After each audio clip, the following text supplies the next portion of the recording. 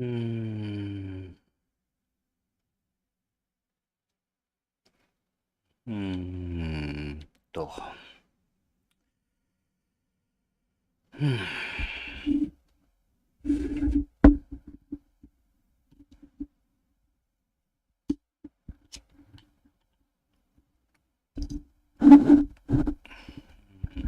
うん。動いた。で、動くでしょ？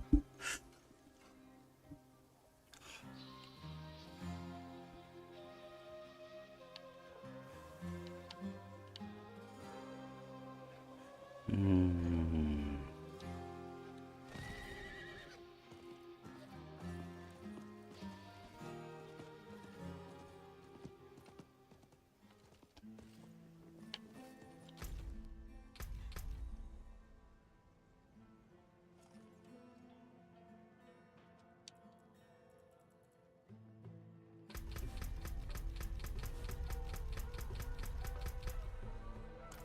うん。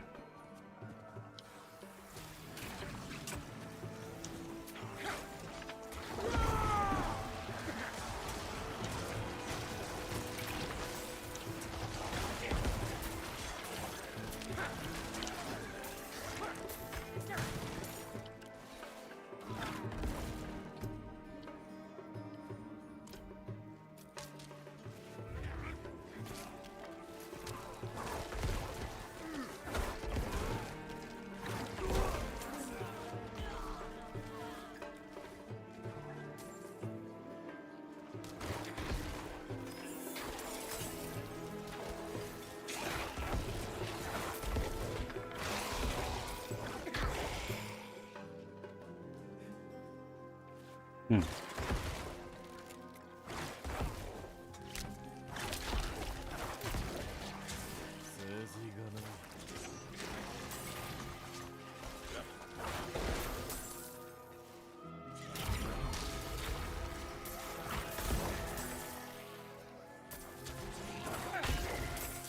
うーん。よ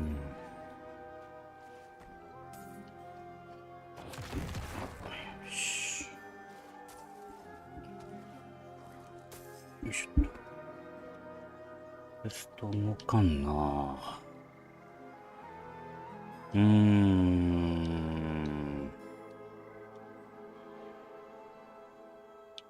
なんでだ？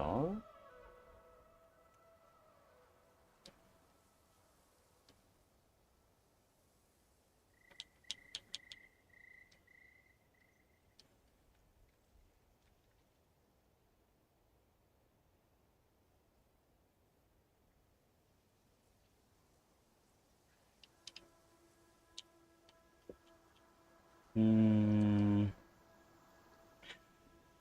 え？それ、う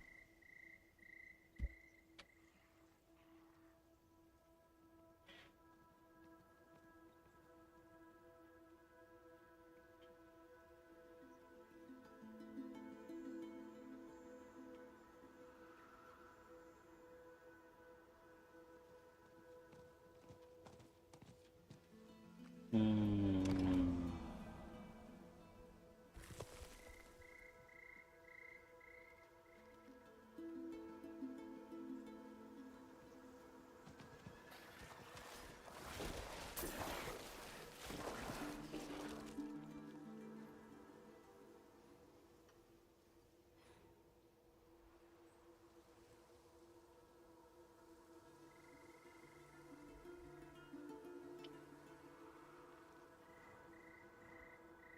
うん。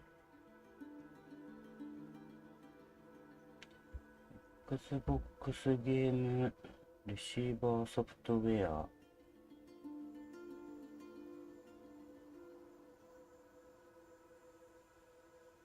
これ必要なのかな？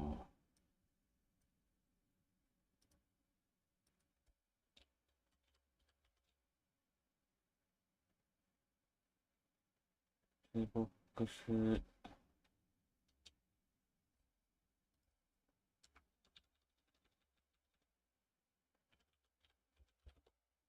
ゲーム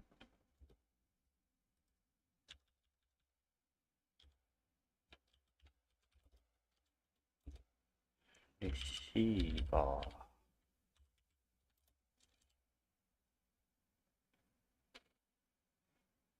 ん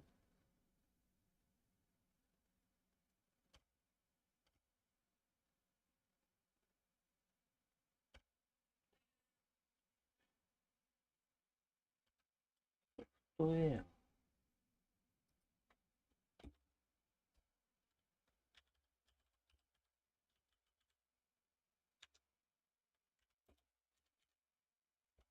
うーん。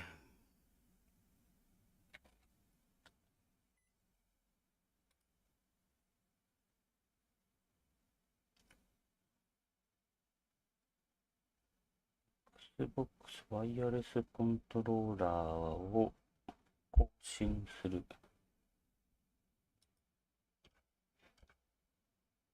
うん。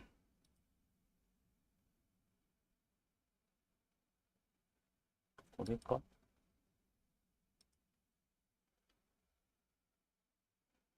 新しいコントローラーが動かないな。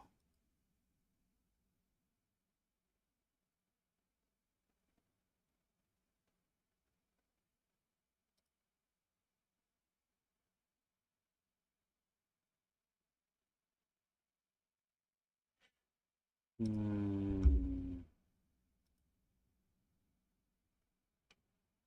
と、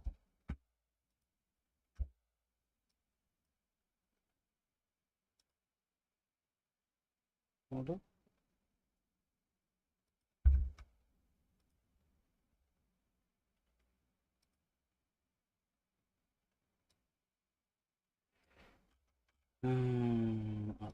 これ、違う。これか。Bluetooth で、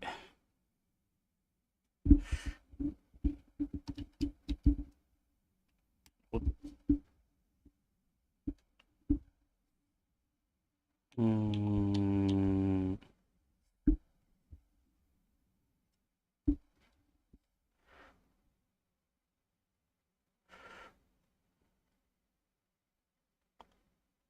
うーん、ん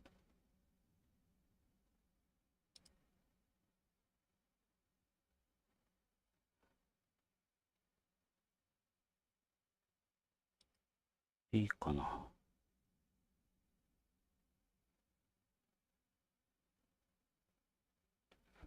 うーん。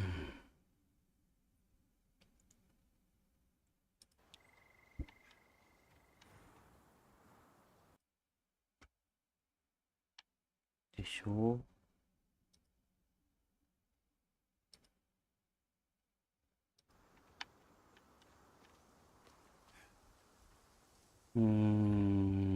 と、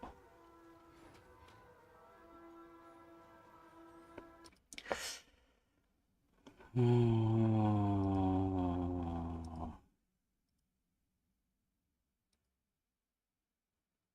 更新が必要なのか。あ、アップデートがいるのか。コントローラーのアップデート。すごいな。あ、こんばんは、ひできんさん。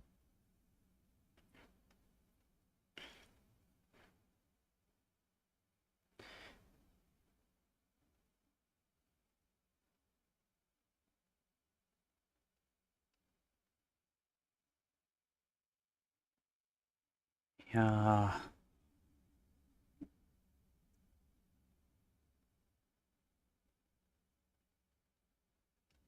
ウーバーリリスは本当に、あれは大変ですよね。避けなきゃいけない攻撃も覚えて、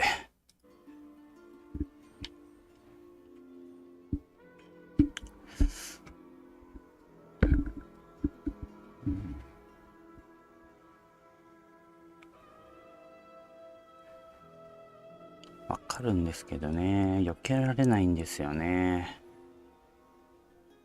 あ、若助さんもこんばんは。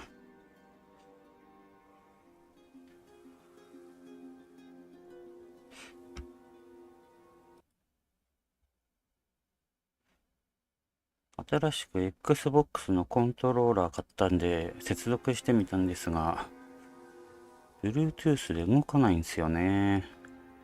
有線じゃなくてないと動かなくて。なんでなんだろうな。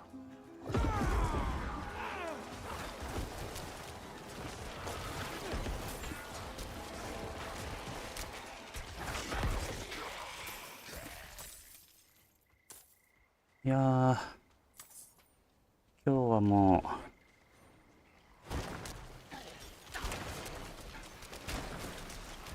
う運営の配信見るだけかな。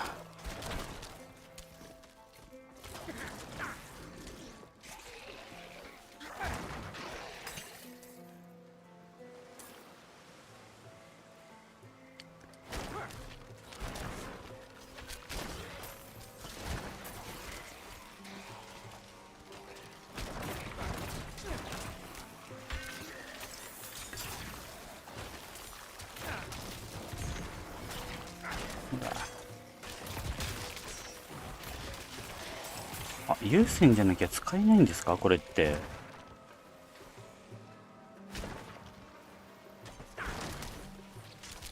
一応レシーバー付きのアダプタ付きのやつ買ったんですが、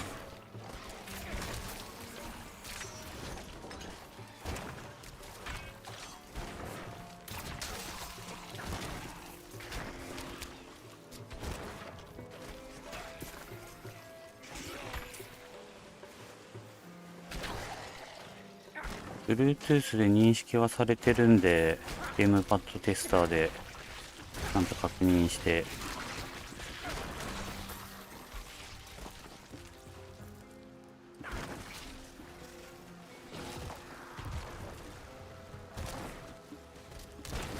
うーん。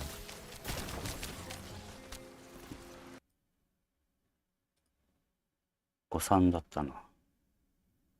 あ、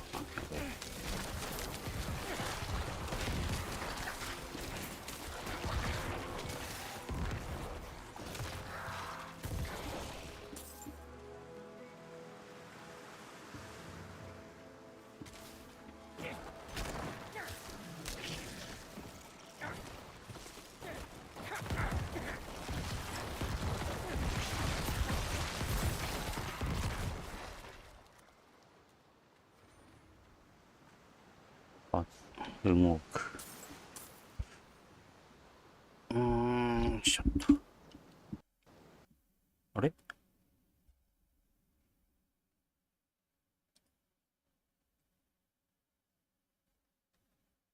ん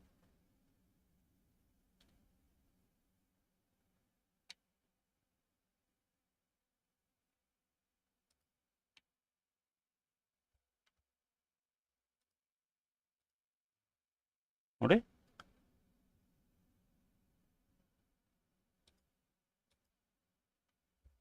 ゲーム落ちた今。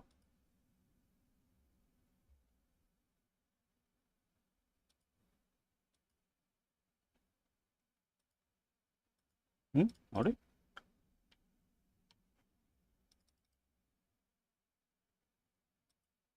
落ちてるかこれ。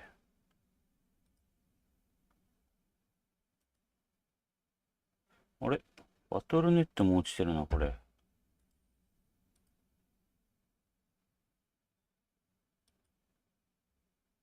え今コントローラー抜いたから？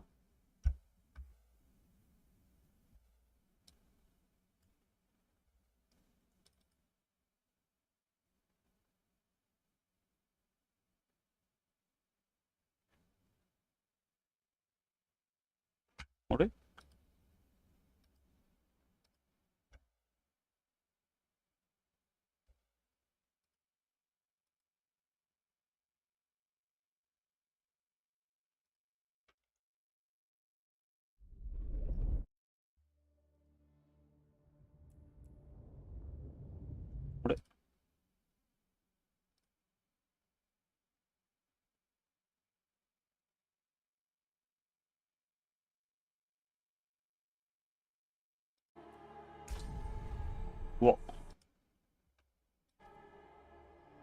OBS の方も固まってるんだもん。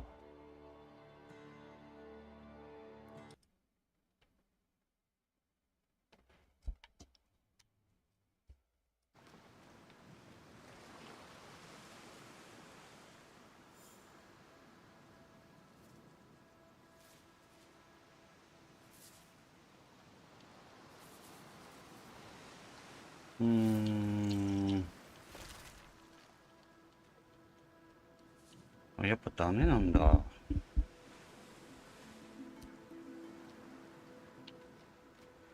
ダメか。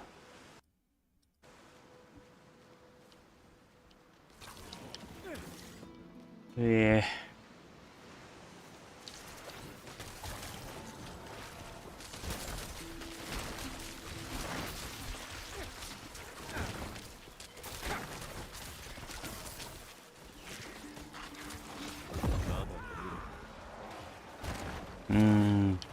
そう。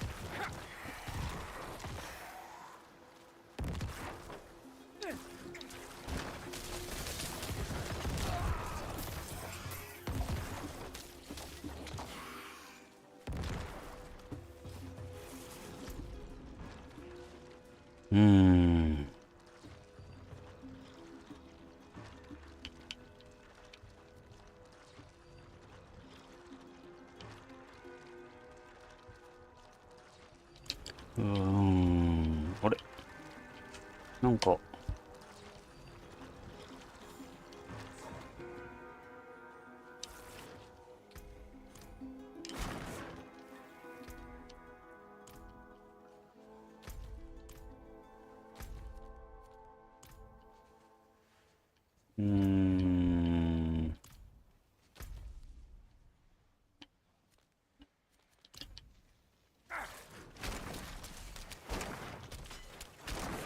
何がいけないんだろう。よいしょ。ほっ。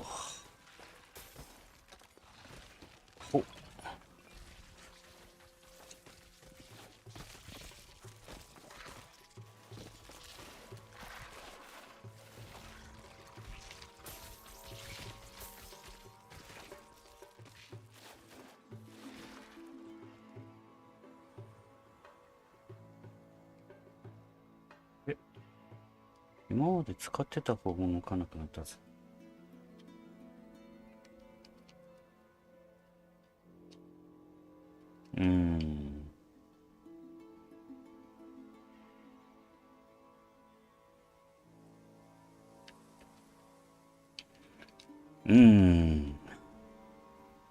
あれ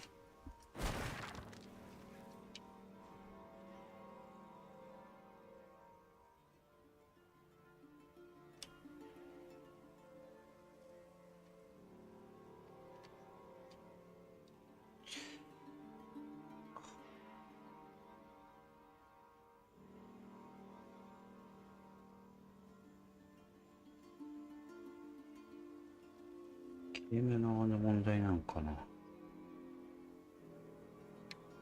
れ動かんくなった。もうなんでじゃあ。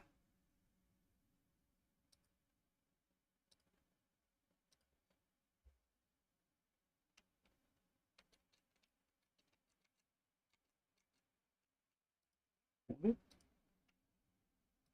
スイッチプロコントローラー。オッケー。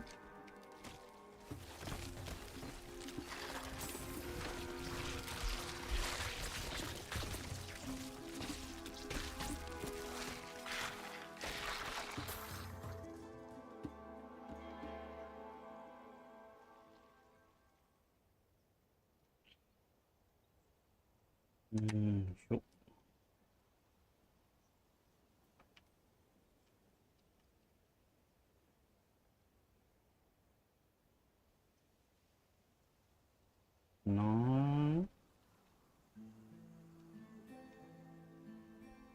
ダメじゃ。よいしょ。ふん。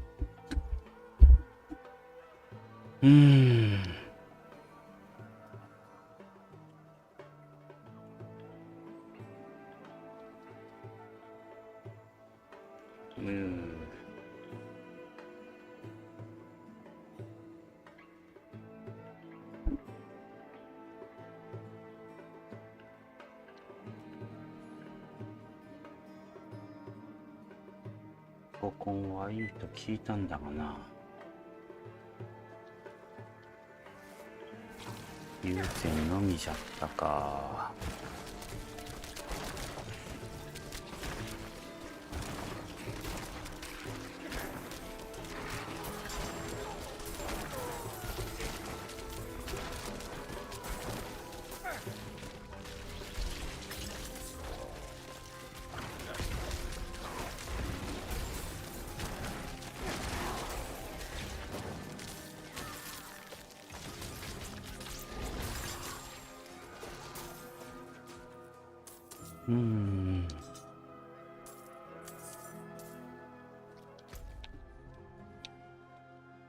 あれ？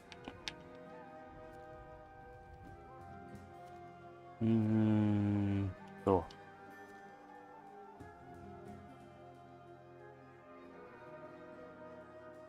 ねじれのうつろ。ムーアデインの山小屋。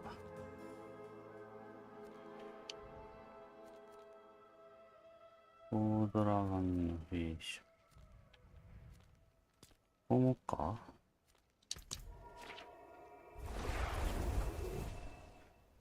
拠点でも解放しとこか。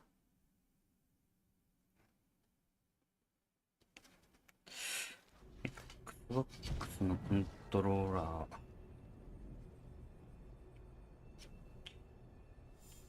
持った感触はとてもいいけど、この十字キーがやたらカチカチ音するね。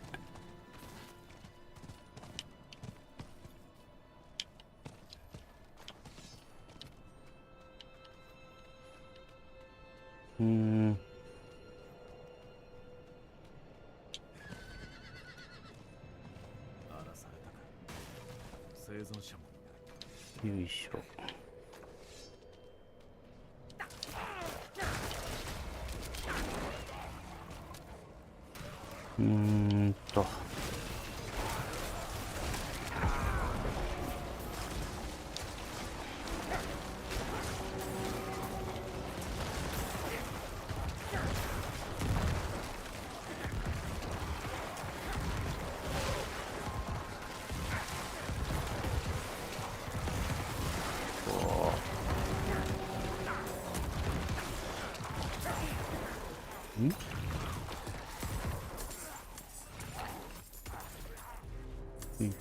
はい。ここは何すりゃいいんだっけね。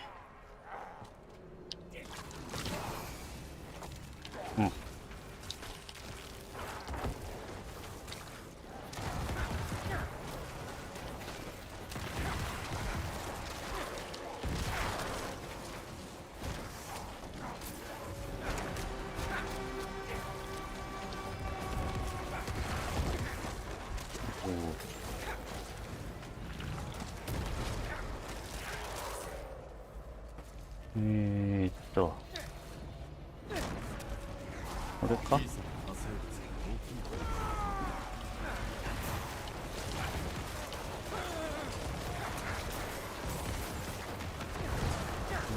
あ。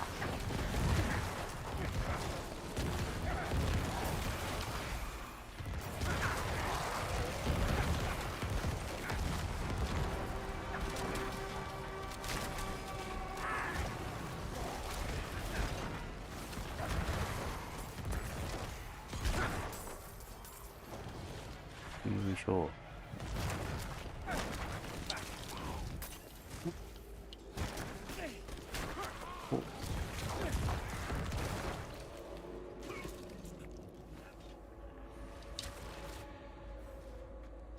灰を取り除く。あ、はいはいはい。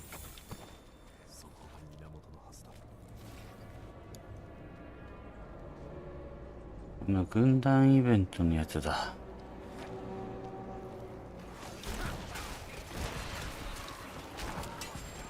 あ、抑圧ね。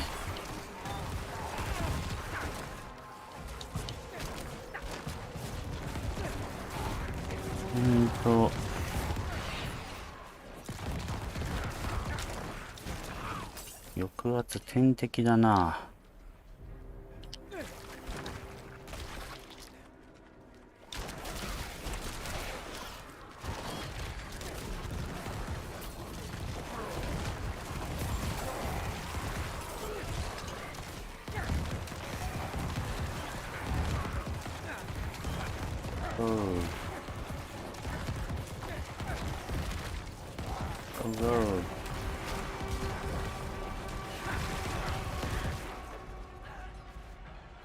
じゃない。あったー。でしょ。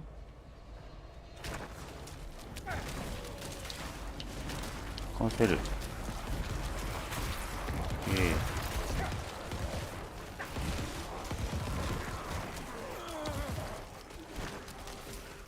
懐かしいね。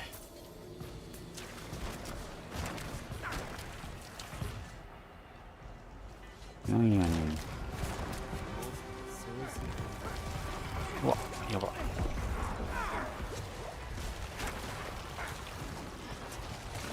毒えぐい。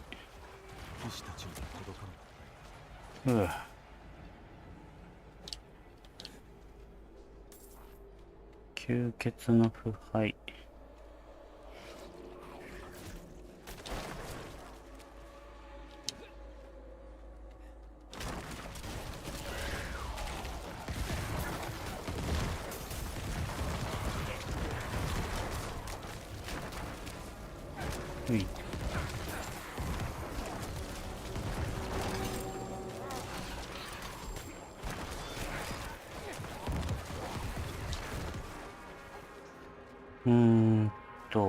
これもちゃうくって、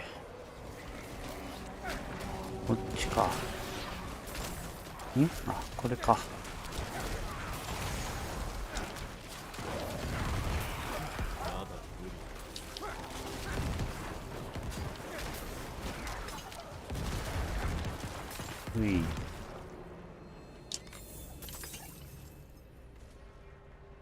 あと、この上だ。いいだな。よし。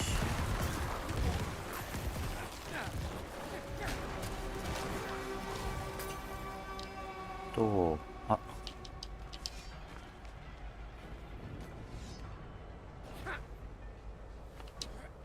ここね。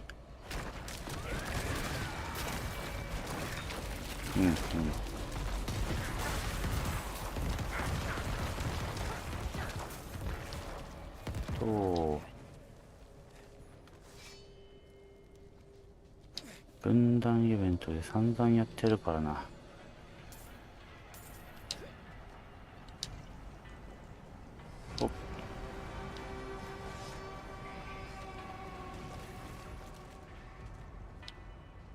リースあったよね。よし。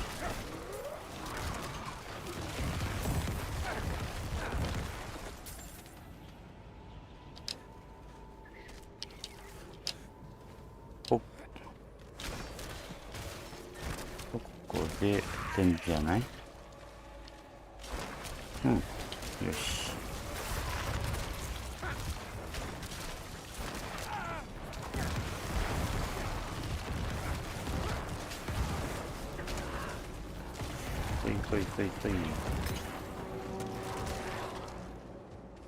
ただあとはでっかいの壊すだけじゃなかったかな。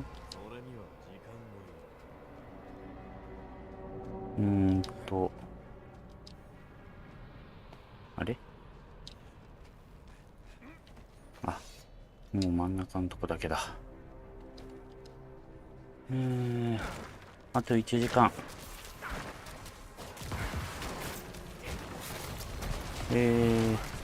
運営のライブ配信は最初の15分がイモータルのことで、残り60分くらいがディアブロ4のことらしい。楽しみやね。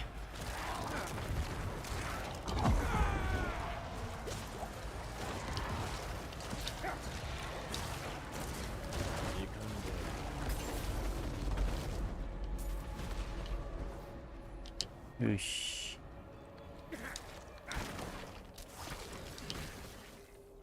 おお。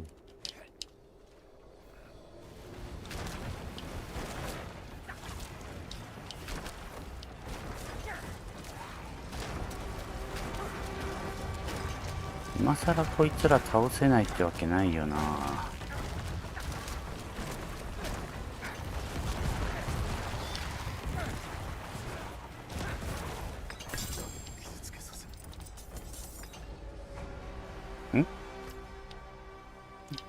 これで終わりか。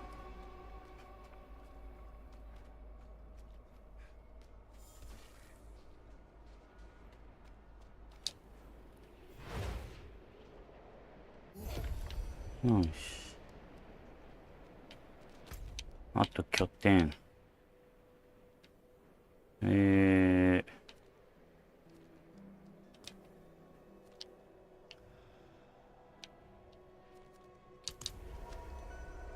いや、ささやきの方よくわからんから、力いくか。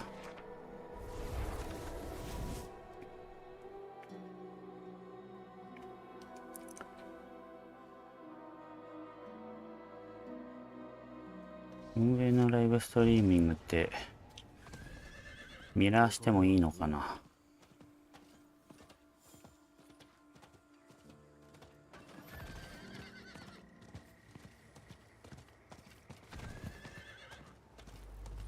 普通に同時視聴でいいのかな。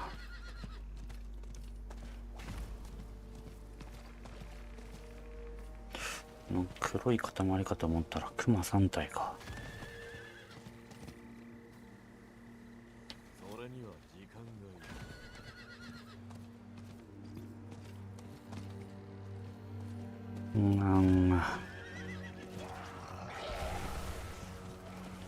いる。時間がいる。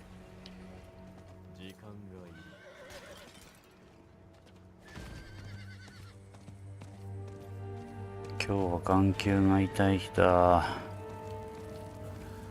凄まじい熱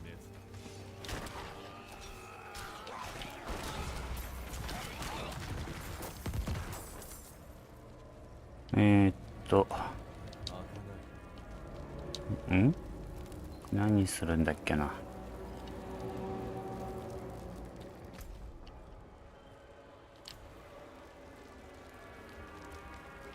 外か。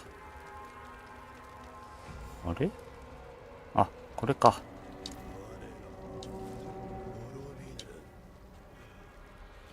つてはこの肉体に縛られたがはいよはいよ。それも奴が同胞に焼かれるまでの奴らを灰にして盾としよ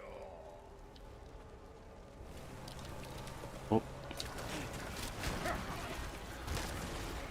ほいほい。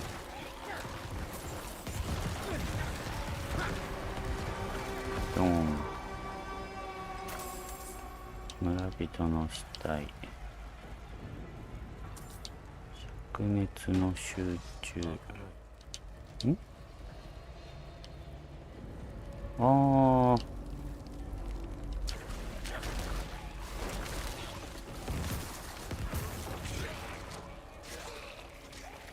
の下か。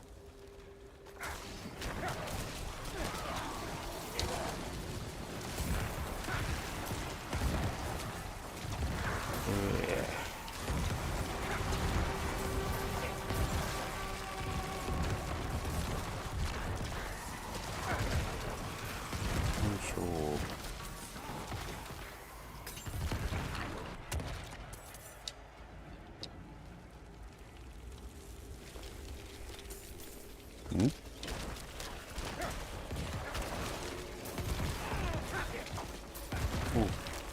いしょ。誰を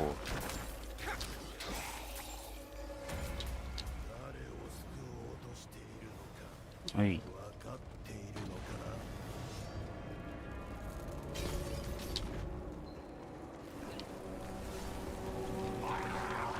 おっおっ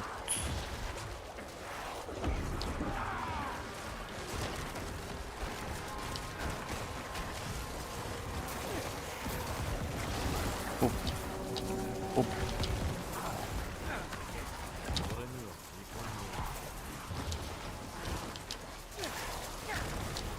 うーい。よいしょ。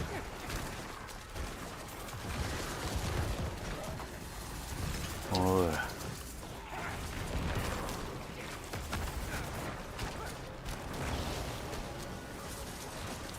よいしょ。奴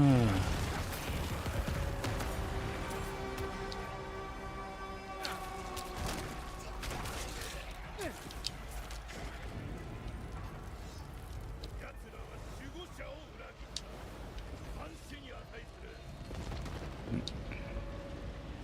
よいしょ。よいしょと。で、よし。早くメンデルンが欲しいぜ。よいしょ。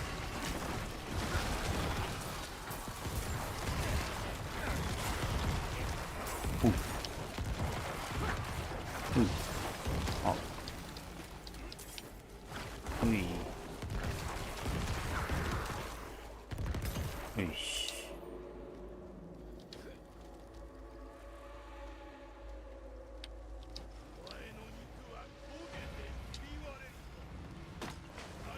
オッケー。おっ。よ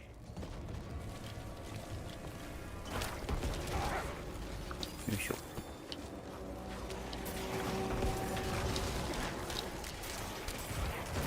うい。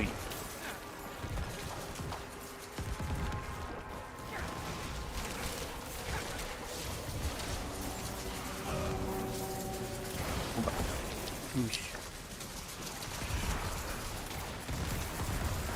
うわ、やべえ。よいしょ。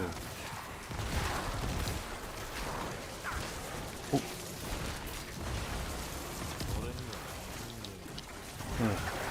ああ。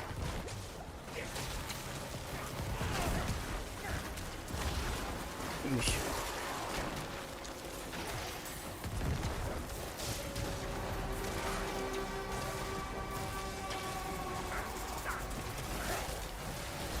おっと。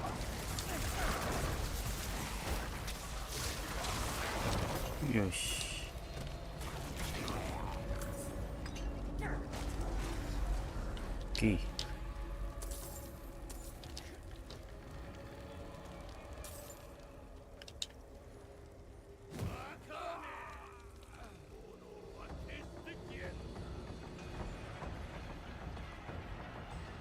はい。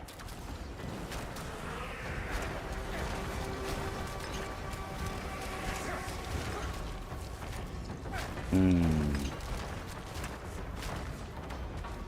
髄が足りない。よし。傷つけさせ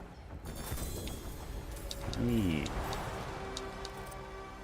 い間恐れていた。やがてクルセイダー。和系にしたことを恨んでいません。皆さん怖かったでしょうから、あなた方を許します。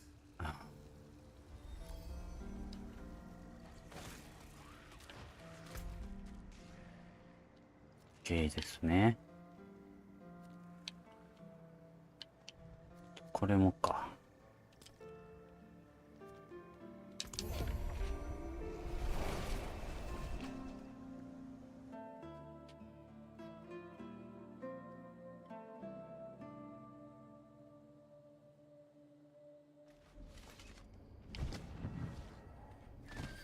街中では無理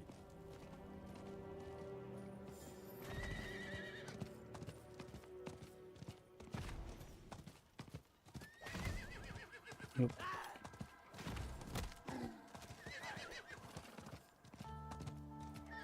それには時間がいる。大丈夫だ。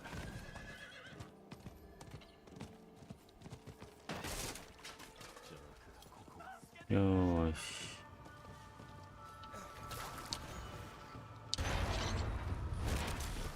これはこの週いつからこの下に拝んでいた。うわ、こんなんとあったっけか。こ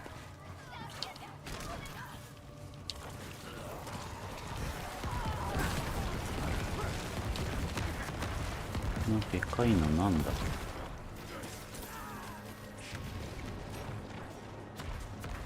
なんだこれ。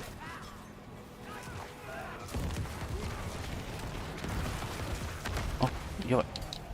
ああ、倒された。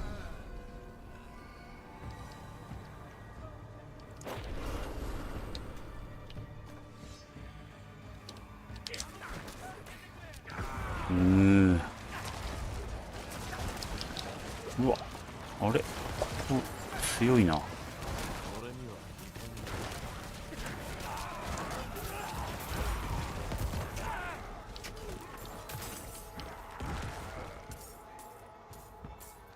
にゃろう。こいつだ。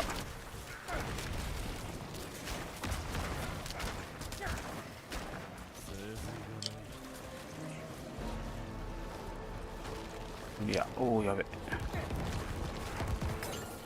よし。にゃろ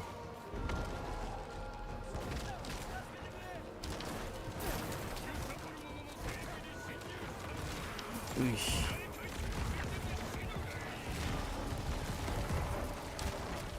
レザーフェイス。オッケー。壊しや。わあ。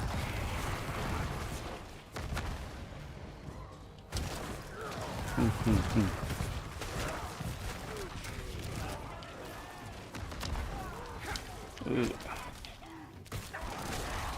うわ、危ね。よいしょ。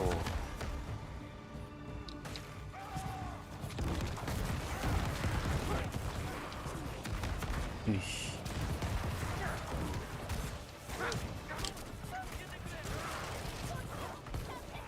よいしょ。いえ、危ね。ああ、マジ。弱え。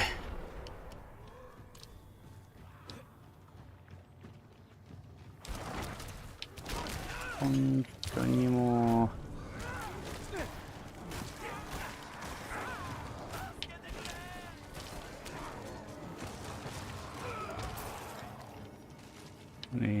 どこだ。よ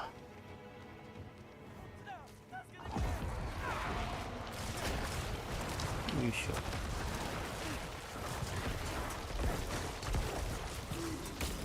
ょ。よし。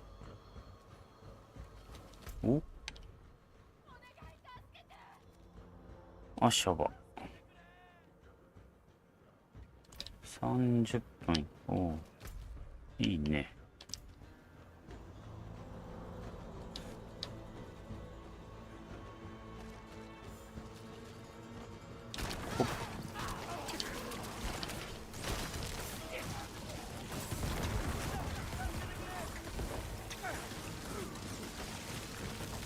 よいしょ。う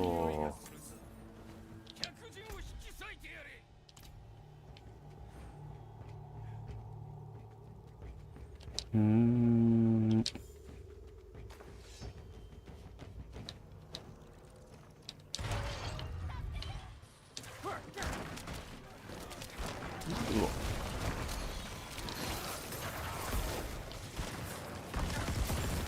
うわ、やばいかも。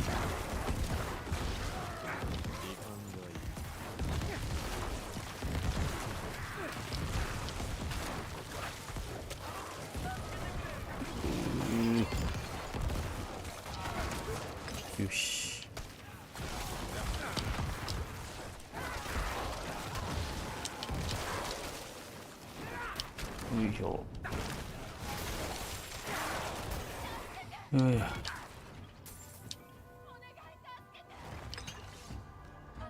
中心って助けなきゃいけないのかこれ。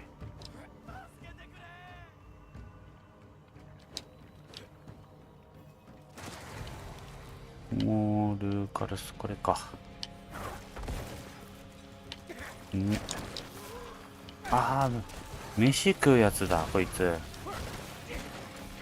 飯食って回復するやつじゃな。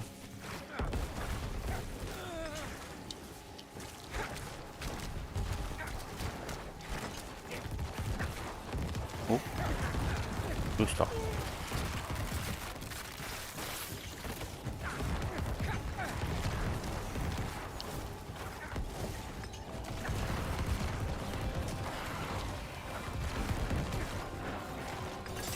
お、ボスが一番弱えんだよな。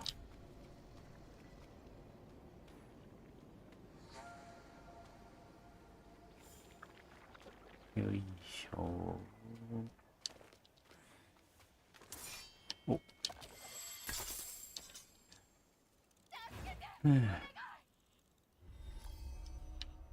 オーケー。あと拠点。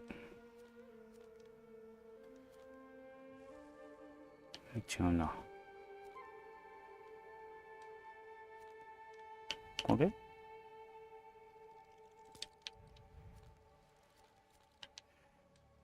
この辺。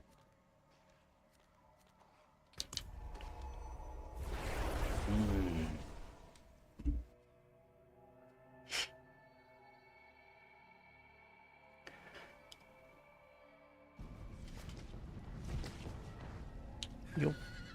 ここでは無理。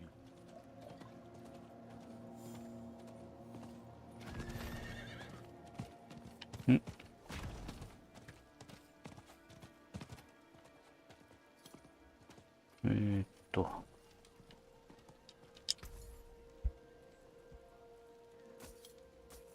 後で手を加えます。知らないやつ。これはいいか。上手ですね。大丈夫です。よし。街中では無理。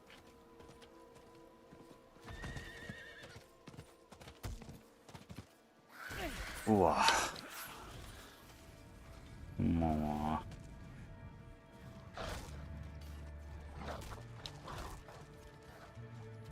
う。よいしょよいしょ。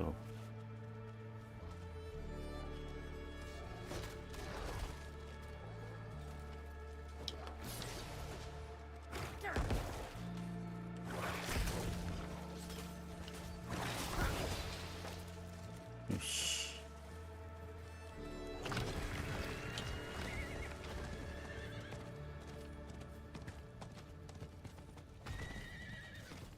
血のスキルは回復できるな。それには時間が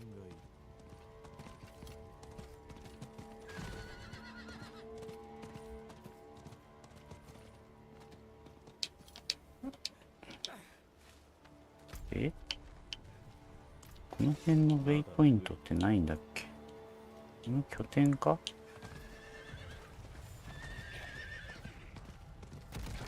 うわー、もう何なの？本当にもう。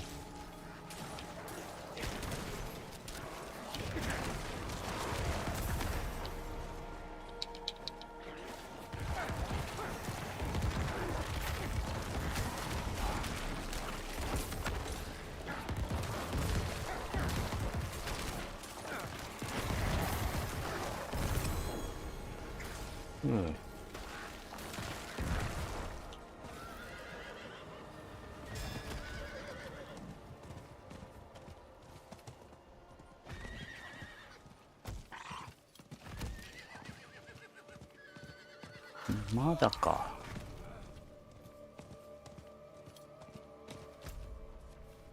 ああ、やってきた。ここ開放してないと入れないダンジョンがあるからな。両が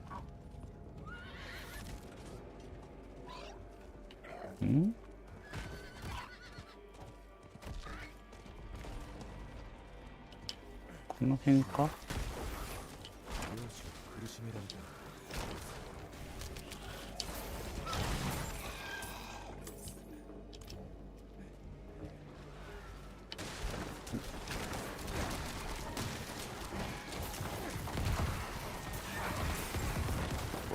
万別をやっぱ嫌いだわ。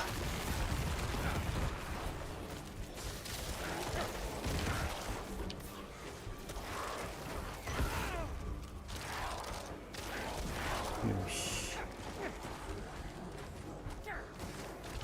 よいしょ。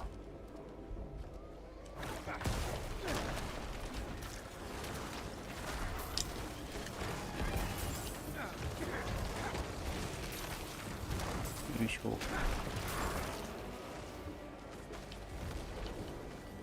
うい。うい。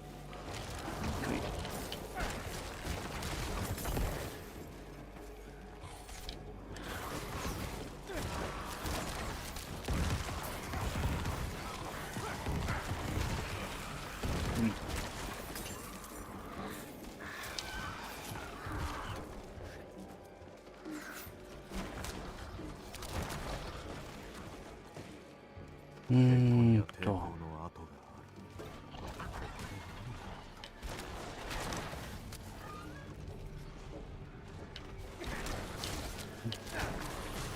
うわー、めんどくさいなあ。万物を焼くばっかりやないかい。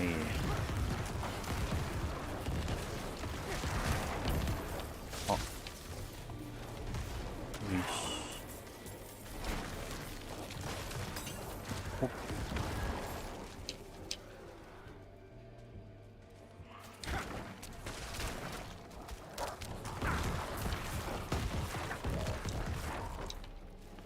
ああ、漁師を探すのか。お、よいしょ。よ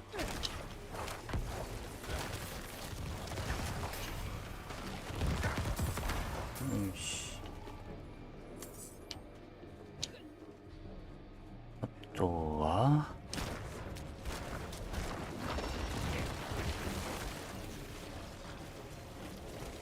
よし。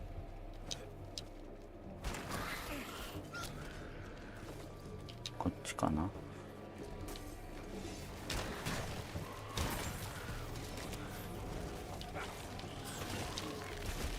これか。オッケー。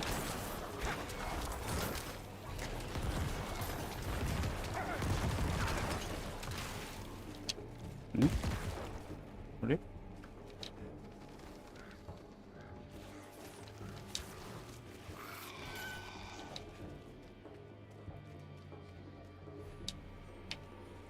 追っかけるのか。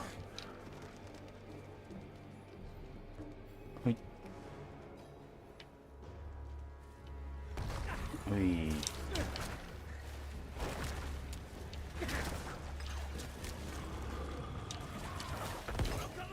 おお。あれ。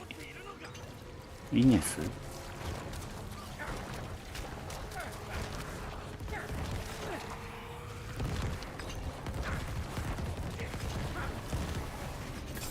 おい。ここまで。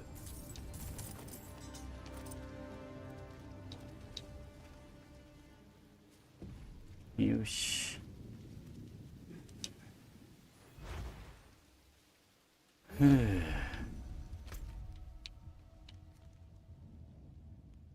で、ここも入れるようになったと。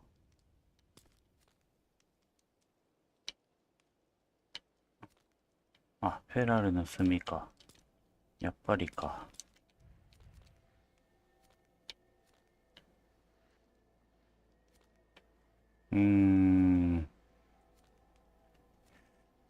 ウェイポイントがわかんないな。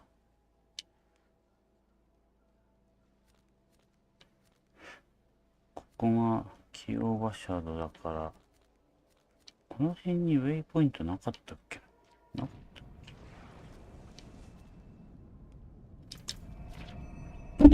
よいしょ。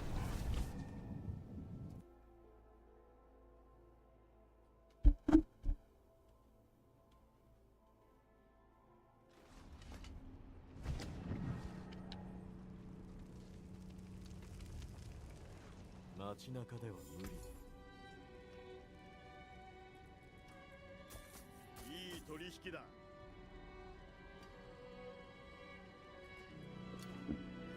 あまた幸運を。来てくれたのか。ノーのロートスさんのやつ見て、ボーンプリズンもなかなかいいなと思ったね。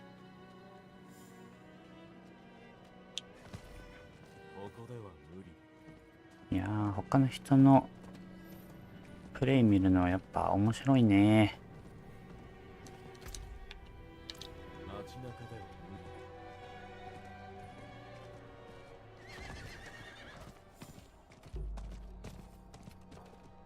やはりドルイドは竜巻一番合う。よいしょ。サイフォン。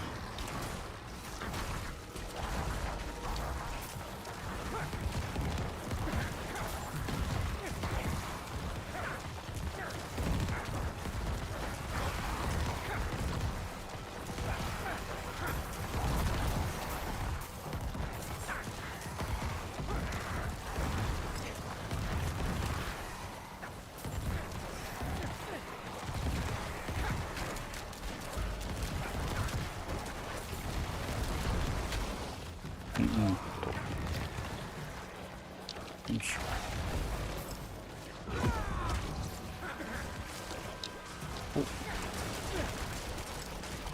ょ。うわ、多いな。な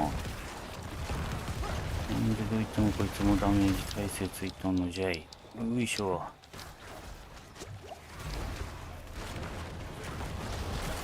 やばい、さばききれない。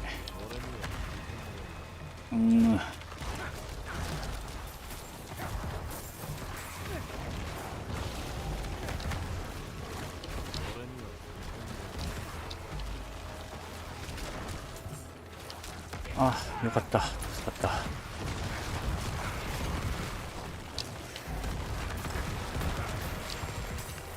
あー、助かった。ありがてえ。よし。ありがてえ。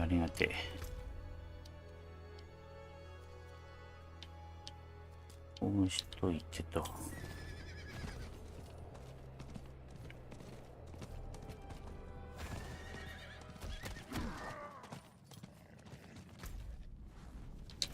よ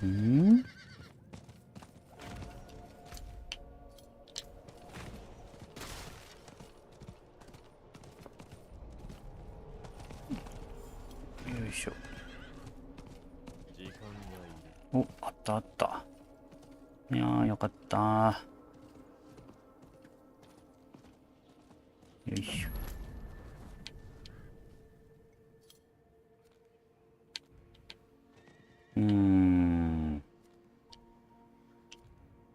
ここなら近いな。よし。街中ではマップ分けんのめんどくさいね。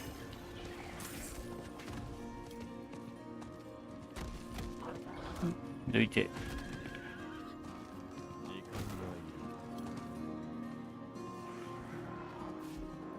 よいしょ。うわ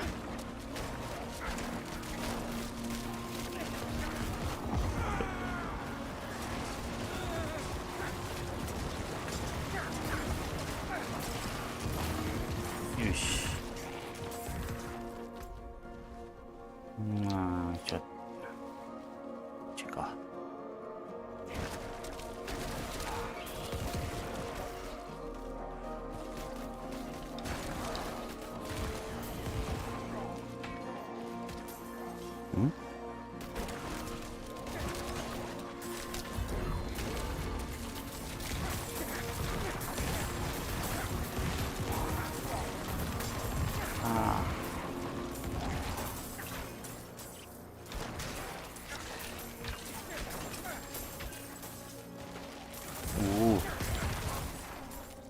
よし。うん。こっちも開放しとくか。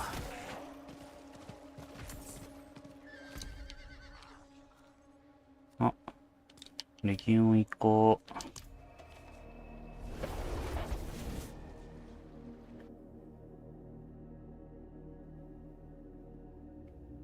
あと30分です。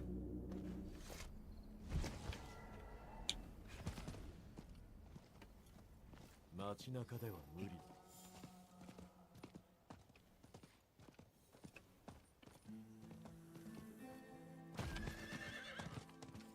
イモータルってまだ盛り上がってんのかな。スマホでゲームしないからな。俺には時間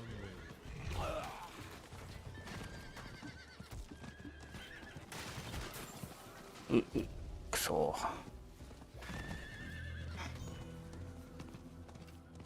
時間がいる。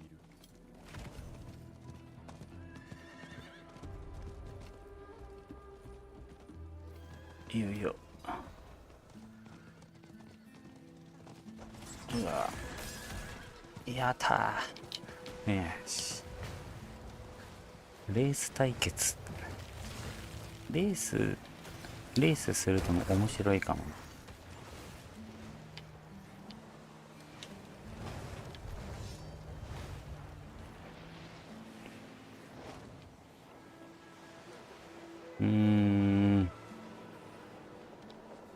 ネクロマンサーはおらんか。いないな。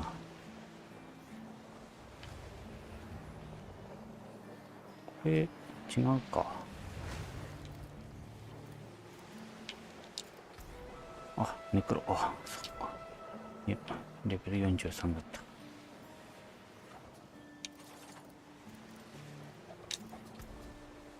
た。あとは人狼。お、竜巻人狼ですね。おーおーおー。あ、血の方向入れてるんだ。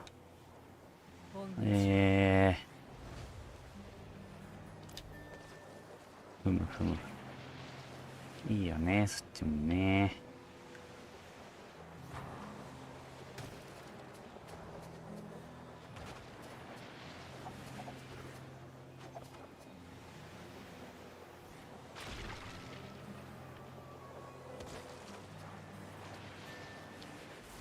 うんうん。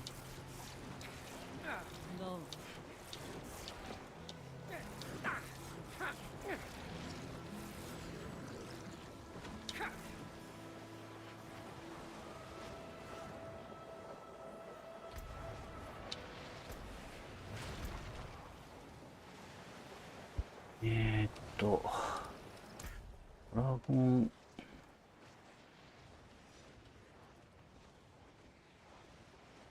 ドラゴン一回やり直した方がいいかな。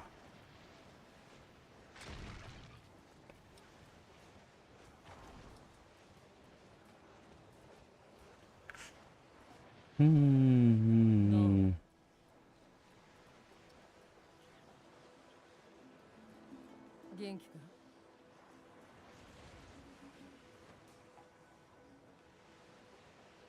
いいよな。じゃあ取っとくか。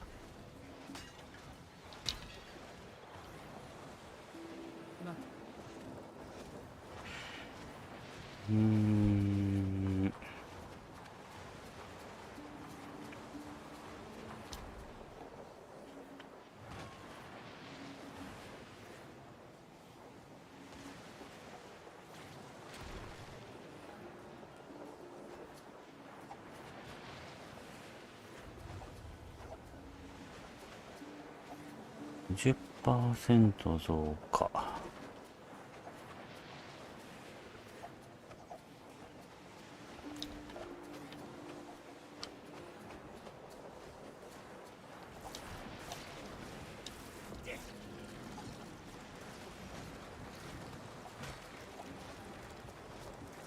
ちよし来るぞ。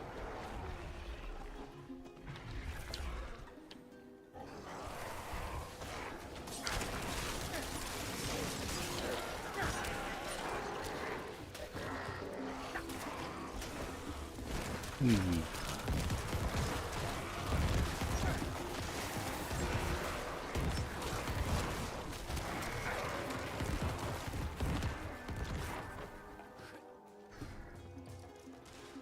よし。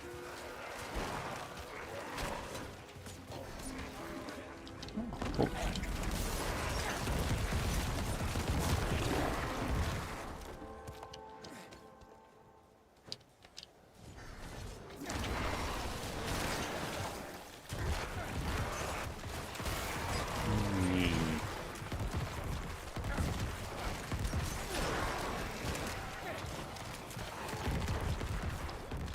ナイスレベルアップ。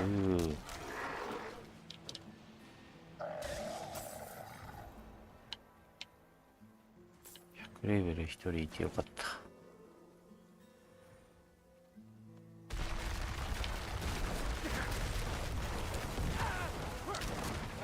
よし。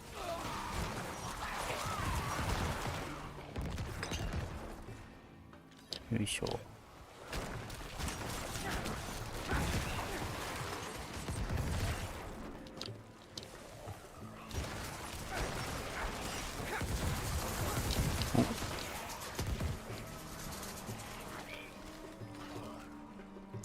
よし。時間があん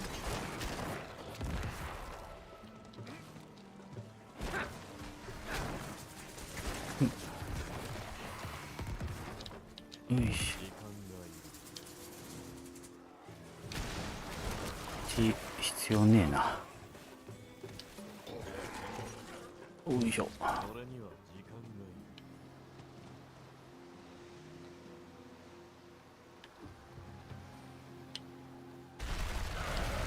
る。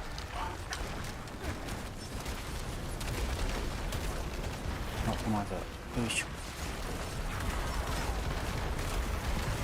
よいしょ。よいしょ。はえ、殲滅力高いな。このローグさんは。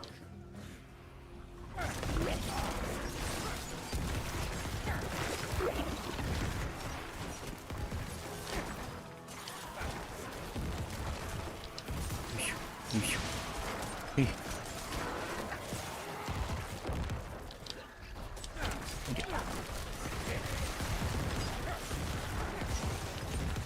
よし。うん。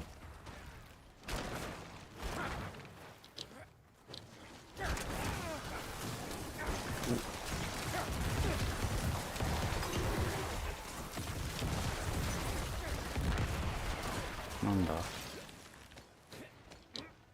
いしょ。よいしょ。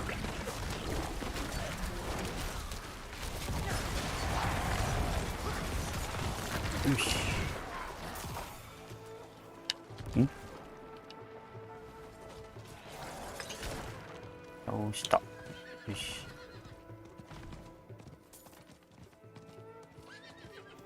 よいしょ。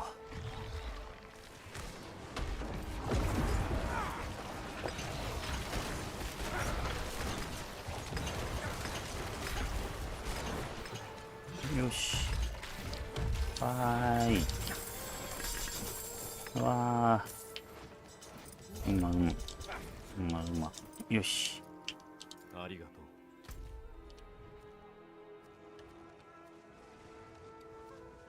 アシャバイ。おう。ちょうど。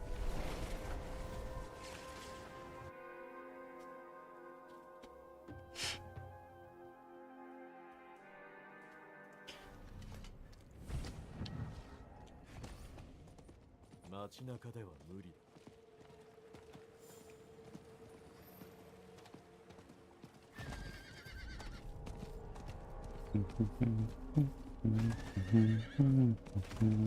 時間がいる。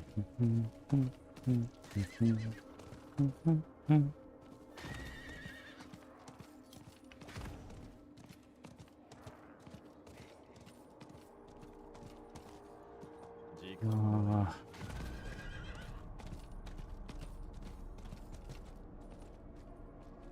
いしょ。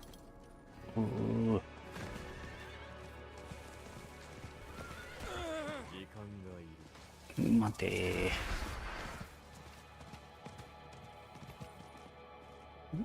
ー。待て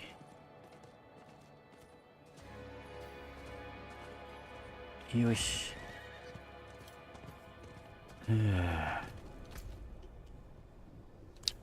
お、よかった。ちょっといっぱいいた。助かる、助かる。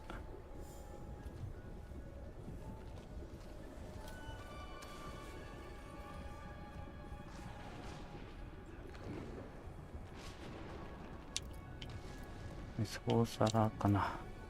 あ、非公開。ネプロマンサーおらぬか。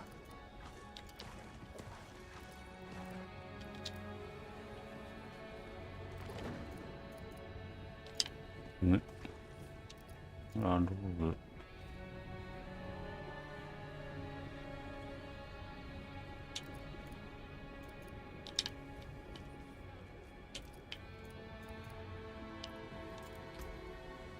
そう、皿だったか。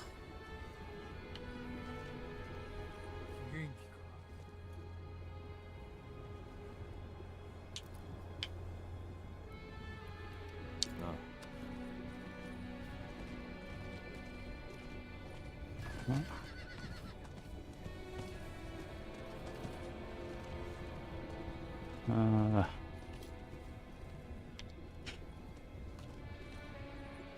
よいしょ。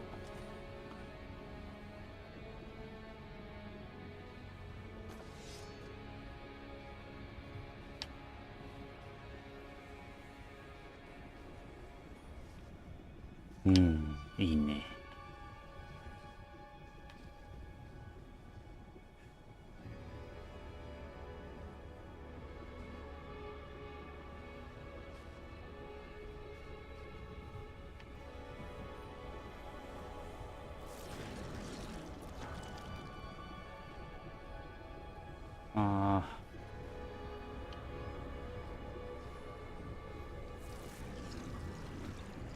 今日は頭が痛いな。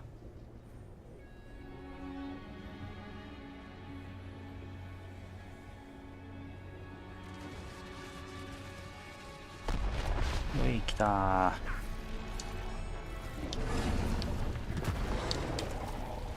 えい。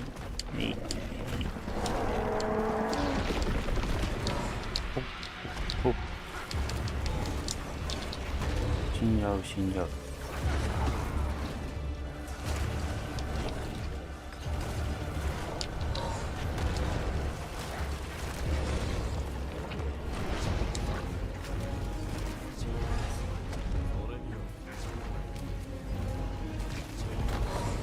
レベバーバリアンさん動いてほしい。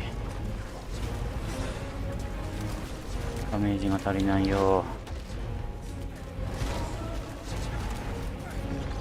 どうするか。いけるな。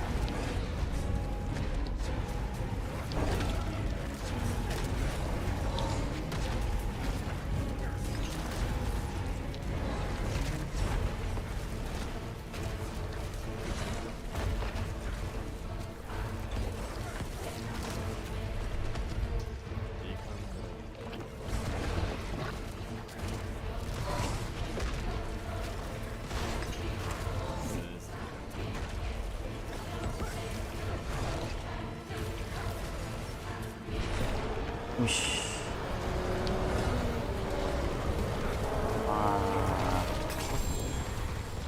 わい。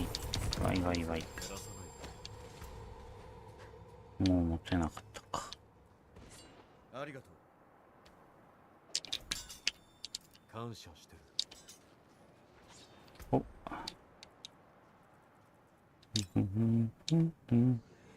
お、フロストバーン出てる。やったー。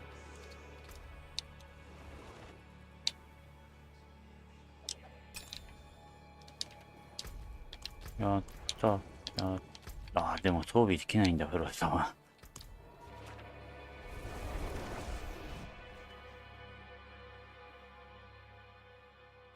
グリーブならよかったのか。でもなあ、もう装備。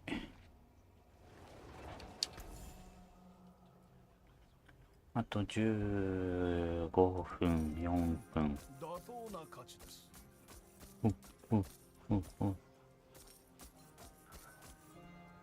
と。よっ。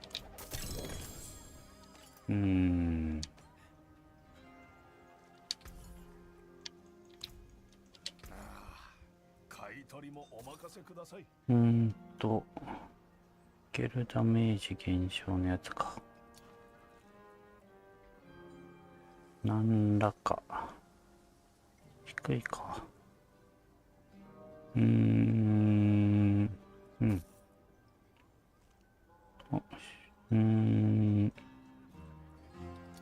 召喚したミニオンがだな。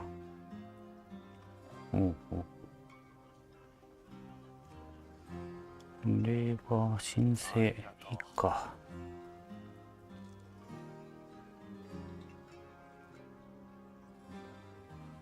虚子の指輪。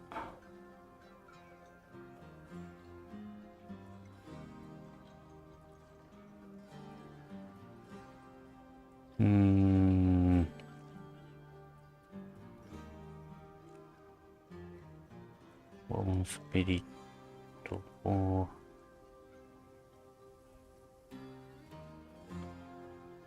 食草移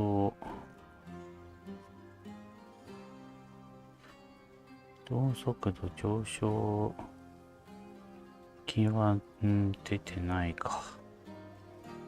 も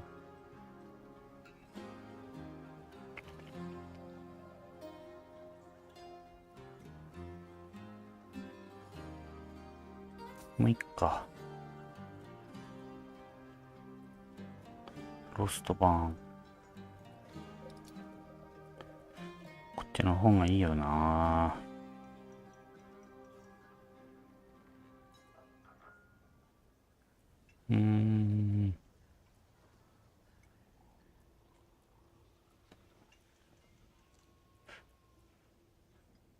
ダメージ減少。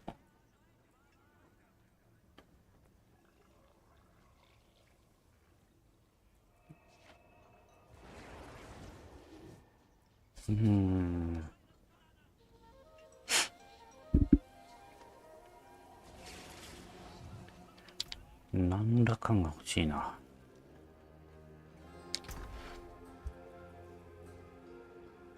80。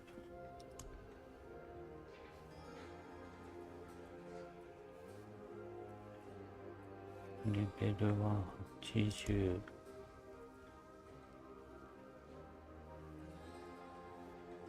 おお。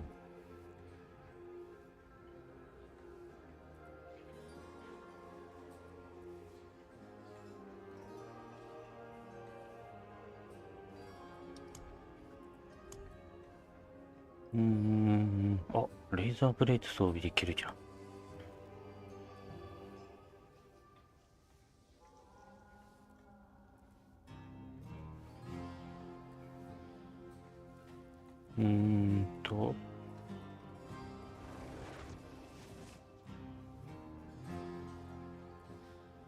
向こう水はさすがに無理か。あ、何らかあるぞ。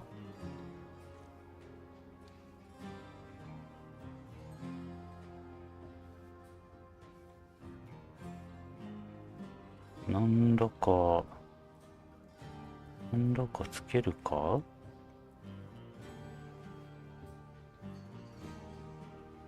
あ、グリーブも。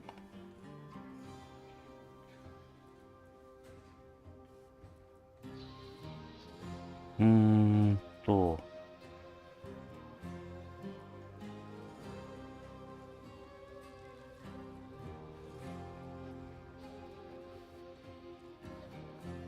なんだかもう一回もらって、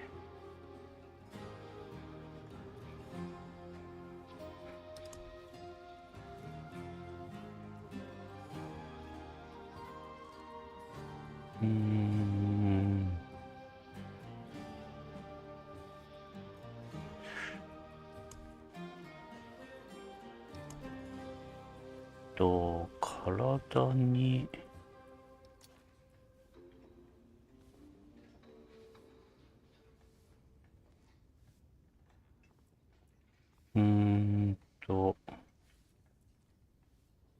ケルトン明治、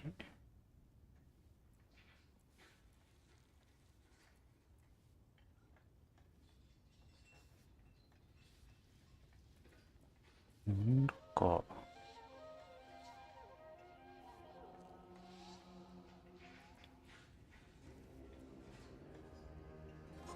体継続シャドウダメージ。あ、そろそろちょっと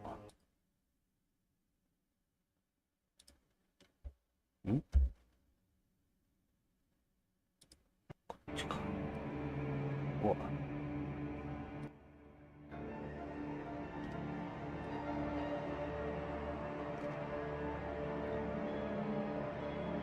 うわー、来てる来てる。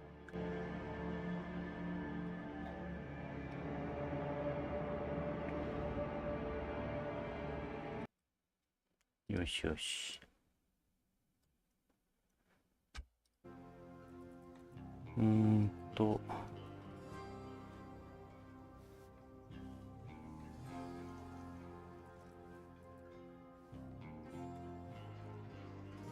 体に何らかがいるから、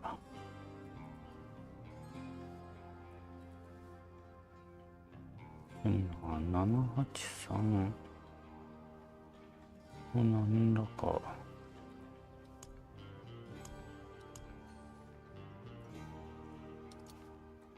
あ、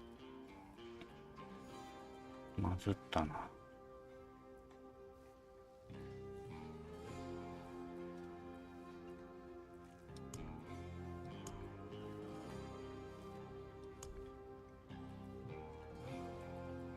ブーストバーン取っとくか。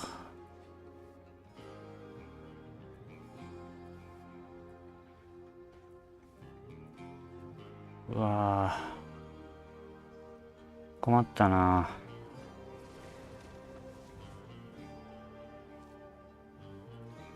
攻撃速度も欲しいな。7体以上はついてるから、これ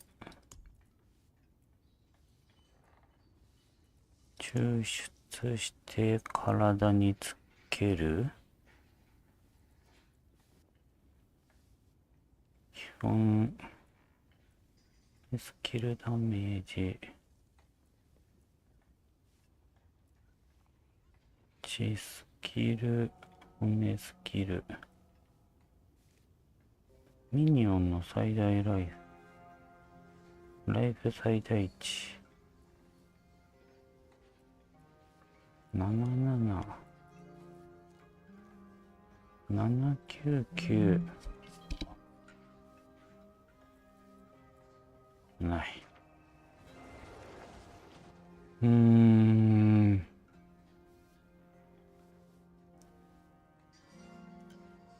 合計防御力、骨スキル。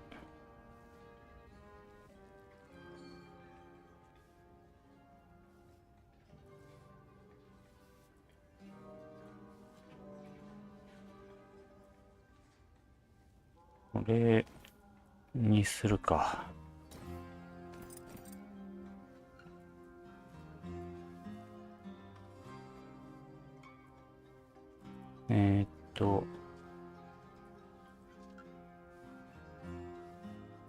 783。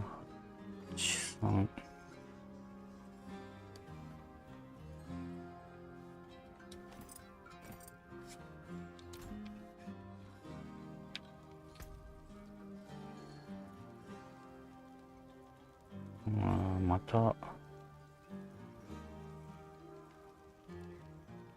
た表示バグ出てるな。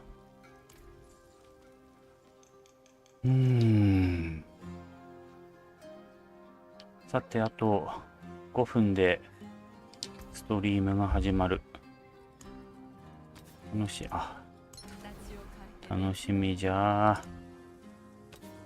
何が発表されるか。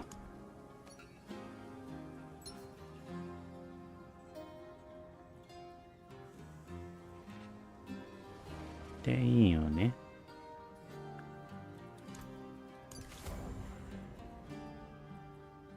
また来るでしょう。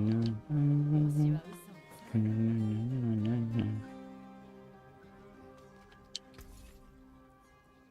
ちゃいます。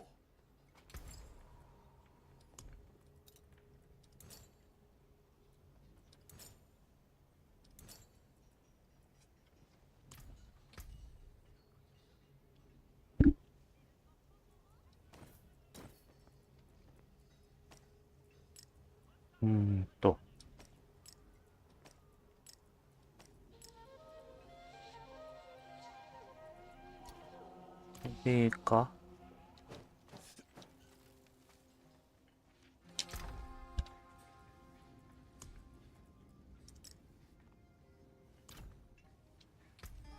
よ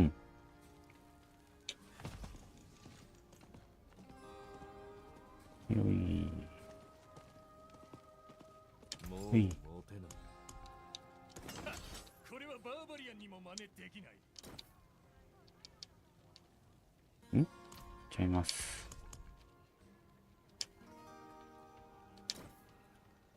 なんでやねん。よし。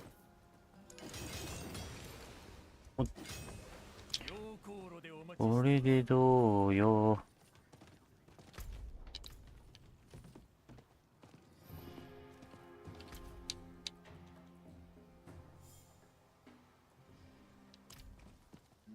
街中では無理。よし。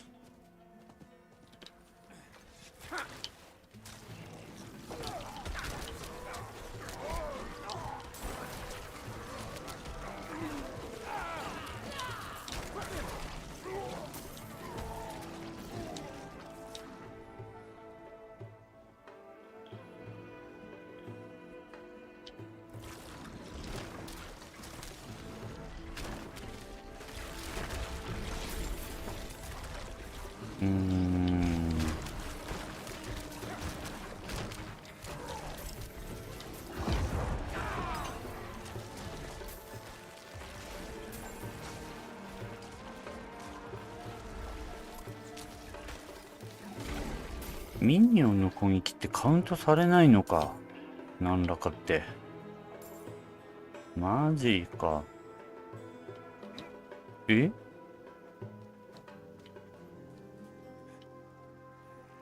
それは、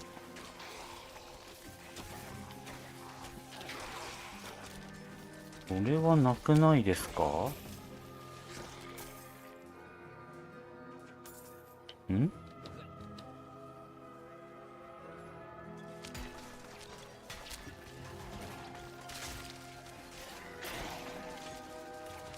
入ってないな。カウントされてないな。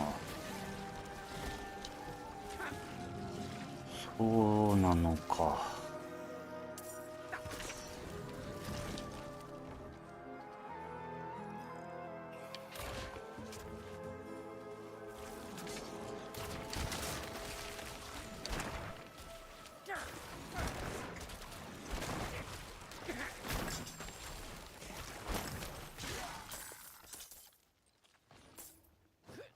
そうでしょう。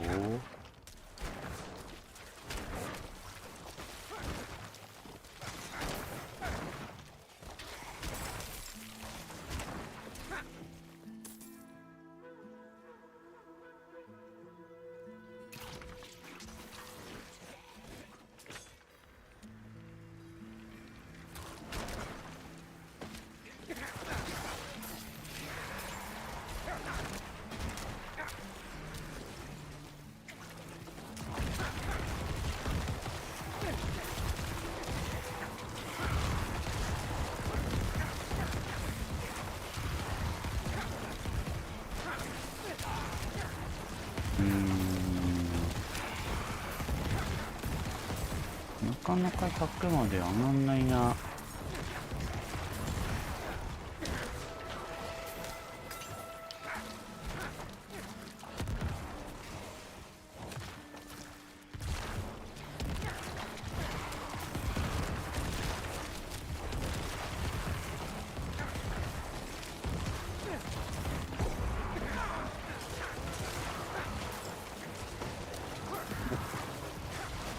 肉度だ。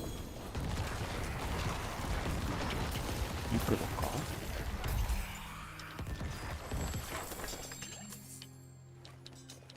よし。あ、始まった。放送が始まったぞー。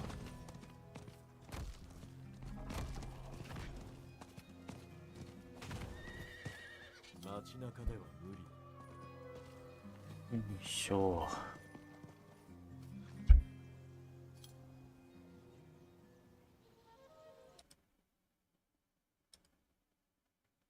自動翻訳。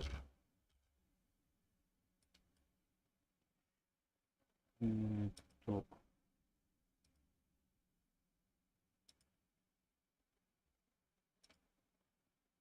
えーっと。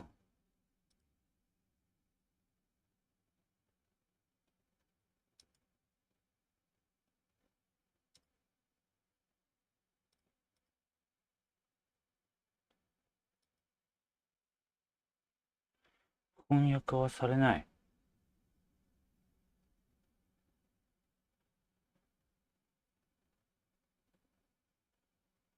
むむむ。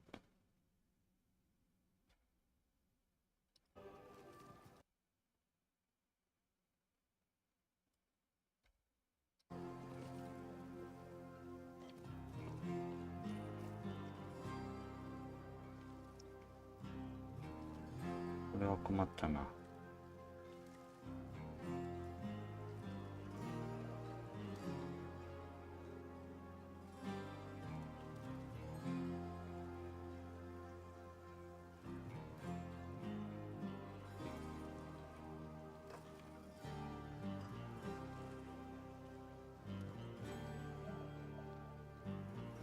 うーん。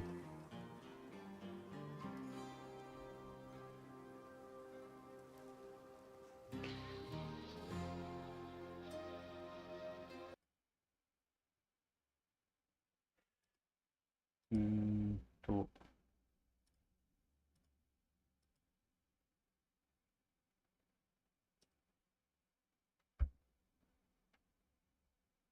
ああ、ダメだ。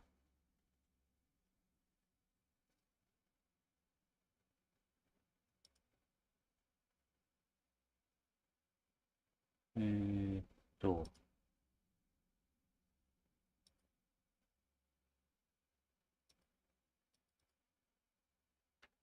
手はダメだしな。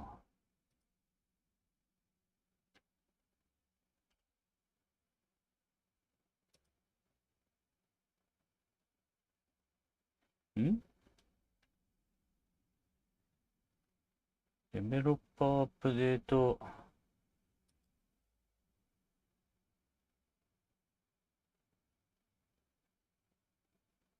ライブストリーミング。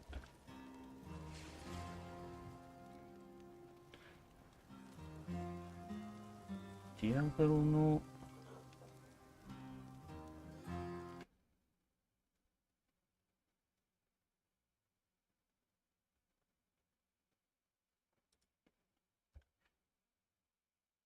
ゲームスポットとディアブロの公式とは別。あ、一緒。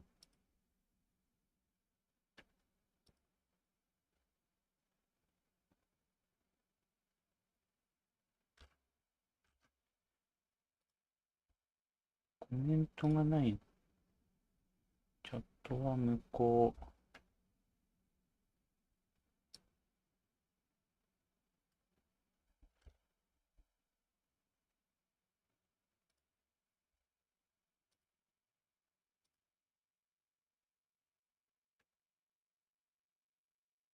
あれ、これ放送終わんないと無理か。翻訳は。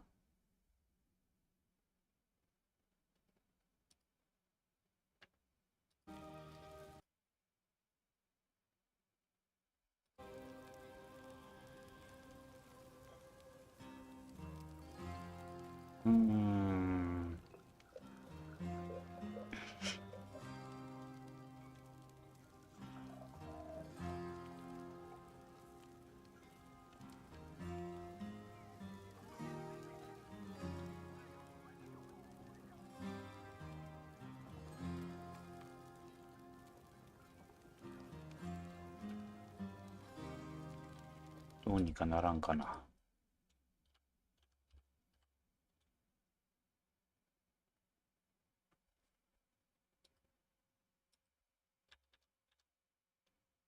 拡張機能でないかな。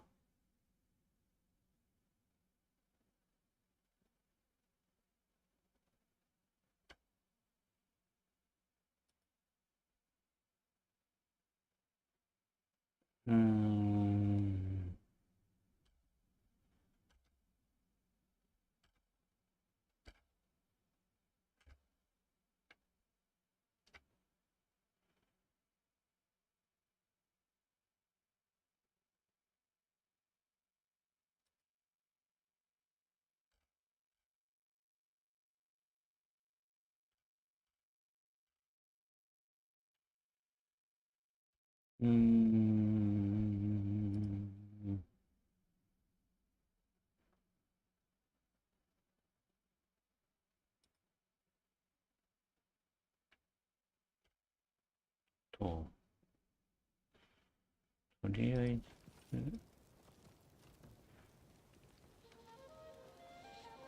They go from hunting ground to hunting ground, they kill people, they bite people, and sometimes people who they've bitten, they suffer this monstrous transformation. They start to devolve into what we call thralls, kind of like lesser vampiric beings, long teeth, hunger for blood, all that stuff. And a blood knight is a person who, through means of an ancient ritual, has that curse of thraldom arrested inside them, frozen essentially in place. They get some advantages, but they get some drawbacks too. What do you mean, the curse of turning into a thrall is a drawback in a way? Well, their thraldom is essentially on pause. So basically what happens is a blood knight, also preternaturally strong and fast, can see in the dark, can smell blood from a mile away, doesn't age anymore, as you've seen in the concept art, very, very fancy. But on the flip side, you know, they have these blood red eyes, they have black veins in their face, right. Makes people uncomfortable. And maybe, why. Yeah, right. And sort of more pivotally than that, you know, deep inside their soul, there is an abomination, a monstrous darkness that hungers for violence. And in order to tamp that down, in order to slow their transformation further, they have to perform a ritual. That keepsake that you saw in our cinematic character's right hand, the little thing on the chain. Oh, the chain, yeah. Yeah, that's basically their lifeline. So, like, a link to their まあ、イモータルだからいいか。 it's got a memento within of the last place that they were kind of truly human. Right. And so every morning, noon, and night, they're doing ablutions with this thing to hopefully continue to keep the darkness at bay. But, you know, it's a process. Right. The ritual, it's hearsay. You know, it's been passed down for hundreds of years. And for basically every blood knight, you know, it may fail at some point. All blood knights are doomed to one day succumb to their curse. And they don't know if that's one day, 1 year, 1,000 years. Could they be don't centuries, know. right? Yeah. They're very, very long-lived. What they do know and what they pledge on is that they're going to use all of the time they have left to push back the darkness.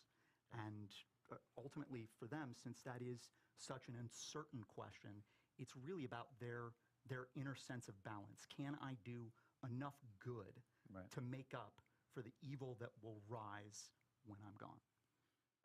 Yeah, I just wanted to give a shout out because we had the art up there earlier, and that art is gorgeous looking. At the same time, they're very pretty. I've been joking about it. I'm like, oh, look, they're so pretty. Well, if you were going to turn into a monster, you'd want to stop Or over it's here, funny right? because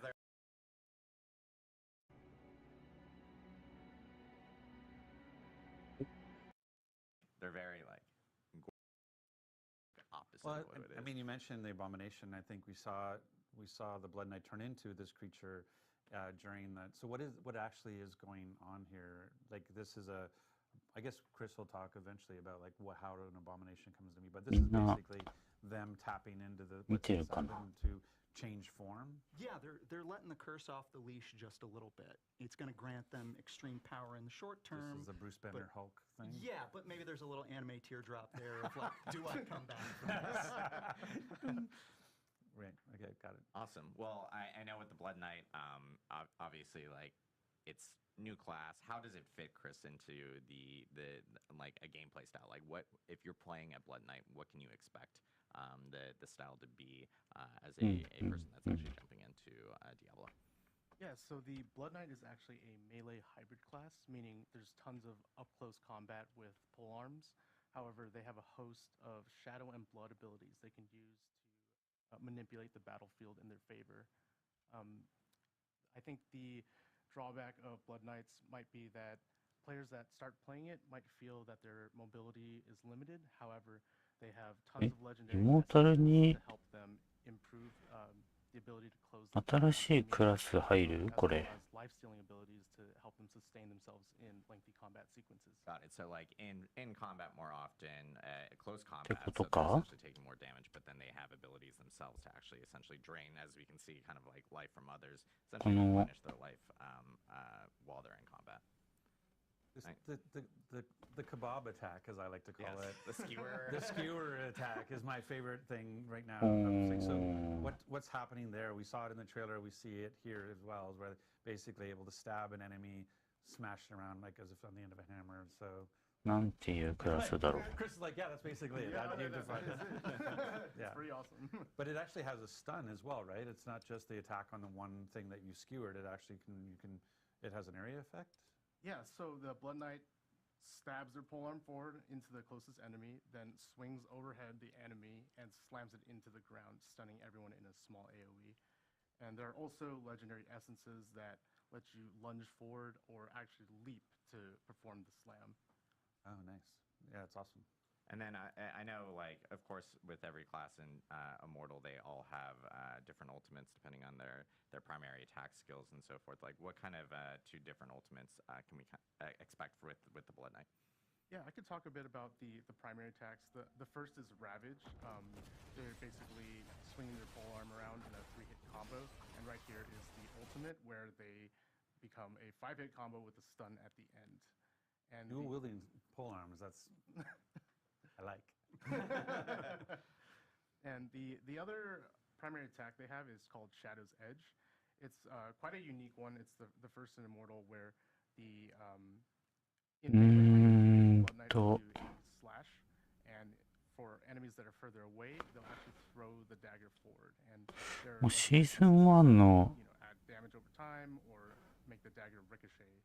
情報って出てんのか It's good room clear type of abilities is what I'm hearing. So if you got a ton of mobs in front of you, especially if the daggers are ricocheting and you mentioned piercing and so forth with the ultimate and everything, you can essentially clear out whole rooms with that. So it's awesome to hear. I know, as you mentioned beforehand, tons of legendary essences and everything that are associated to kind of modify skills. I know, and we're even seeing here, this is like the abomination that we were talking about before. Why would I want to become the abomination? What do I get from that? Yeah, so I'll talk about the abomination a bit. ウーバーハンダリエル It is a transformative skill that requires defeating enemies to fill the bar, much like your ultimate. Right. However, it happens much more ユ often. ニークイベン And ト then transforms your entire skill bar into a new primary attack, followed by two specific skills, a blood rush where the Blood Knight actually dashes forward in a お ball. すげえ変身する And then there's a 3-hit combo attack where on the last hit, they fly into the air and slam the ground, stunning everyone. A lot of stuns. おー、 Nice. That's awesome to see. I think with this update that's coming out on the 13th and the Blood Knight itself. もうコメント欄が早くディアブロ4の情報を出せて、海外めちゃくちゃ治安はすげえいいんだよな。So the things that's really interesting, like I mean, this is, I think, having a new character class introduced on シュラウドくらいならミラーリングも OK なのか。 1 year that Immortal has been at. It's hard to believe it's already been a year. It's crazy. But so having a new character, but I've been like a whirlwind barbarian for a year now, and loving that. And so now I'm going to obviously, well, one of the great things about Immortal is that you can class change. Like, so I can take my Paragon 500 barbarian. I know that's not high. Thank you very much. I can take my Paragon 500 barbarian and turn it into a Blood Knight. Yes. Like, 'cause there's basically 3 ways. We have the player who's been playing for a year, like myself. We have the new player, and we have the test driver, right, is the way to think about that. So maybe you can go through that. Yeah, totally. So if you're brand new to Immortal and have never played before, you can play the Blood Knight right out of the gate, create a new character completely free, and start with the main story complete with custom Blood Knight VO lines for all of the main quests. And for players like Rod, who have been playing for a while and want to convert to this class, I'm happy to say that we've made some major improvements to class change.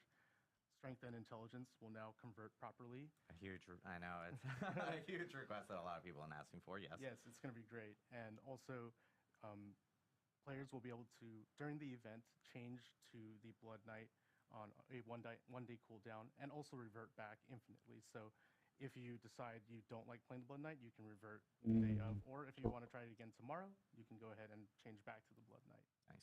Awesome. And lastly, I want to talk about the Crimson Plane event. So これこうしたらどうなるんだ？ there will be a special Crimson Plane event where there'll be So for I mean, I think a lot maybe don't know what Fractured Plane. So maybe just what's the 5-second version of what is Fractured Plane? So Fractured Plane is basically a roguelite inside of Immortal where you're able to try out all of the skills and abilities and build towards 15 levels of defeating enemies just to try out different skills. Basically start with a fresh class, and so you're taking your character, like I have a very specific build with very specific gear, but if I wanted to go play Fractured Planes, it says, oh, you're a barbarian, here's some random skills, see how far you can get with this, and you build up your gear and stuff as you're 配信画面ってどうなってんだこれ。 Exactly.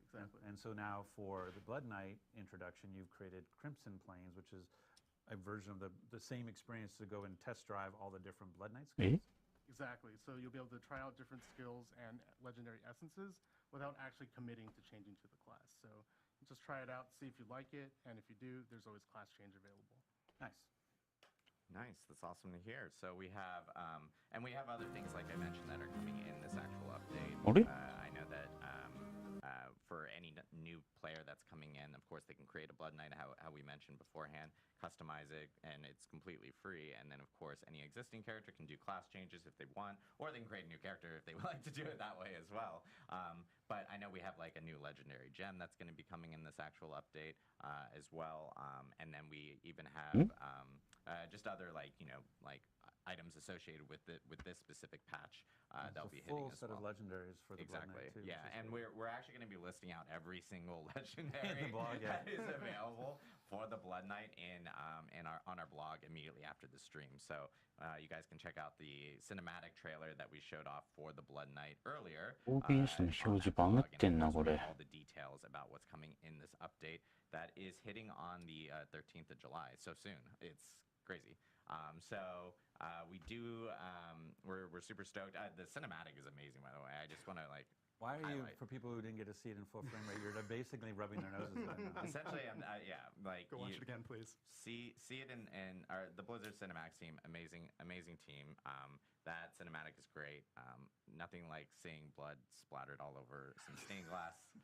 It's Diablo, so it makes perfect sense. It's great. We are super stoked. So yeah, July 13th is when it's going to be coming out. And then of course, again, check DiabloImmortal.com immediately after the stream. We'll have a blog up there for people to check out. All the details. Congratulations, guys, on the. あれダメだな。 For Immortal. And I think people who maybe you tried it at なん once でじゃ and haven't gone back to take a look at it, like the basically every quarter we do major updates and really change the game. So the ability to craft set items, the ability to take your duplicate legendaries and turn that into a currency so that you can make your current legend, stronger, and the way that you do dungeons now, and the tower, the clan play, there's just so much else going on. So it's a free-to-play game. If you want to go check it out, just to see all the changes, like I said, there's been in a year. It's to me, it's a completely different game. In the sense of the different ways that you can approach the content, which is exciting. But hearing the fact that you fully recorded all VO for the Blood Knight for the campaign, I think it'll be exciting to go back and start over. Yeah, it's about 2,000 lines in total. We've got a pair of really, really awesome voice actors, Abby Trott and Ben Prendergast. Absolutely killed it as the Blood Knight. It's just pure haughtiness and bloodlust and action all the way through. They've got some interesting takes on. I was going to say the name of the villain, our Act 3 villain in Darkwood. Some interesting perspectives there. But yeah, I don't think there's ever really been a better time to re-roll, to start a new run through the main story.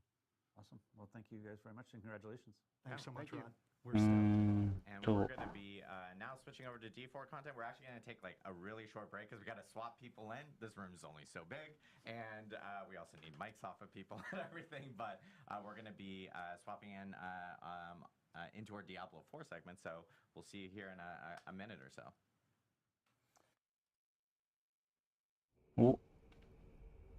お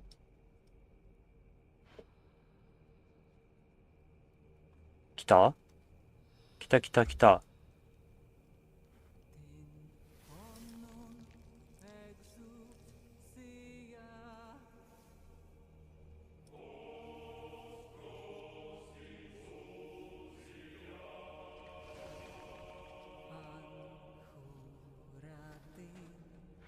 こんばんは、ナートさん。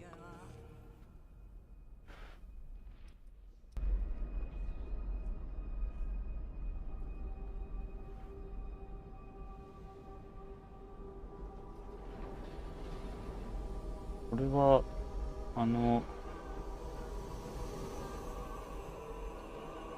6章だっけ？ストーリーのムービーか。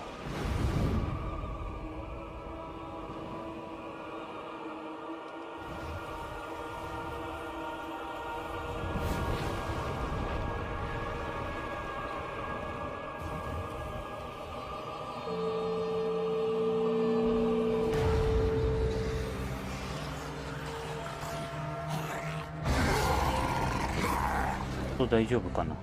でかいかな。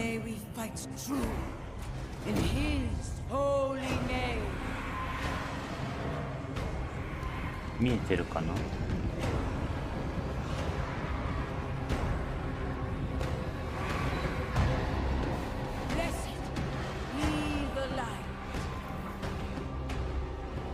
全画面にしたらどうなるか。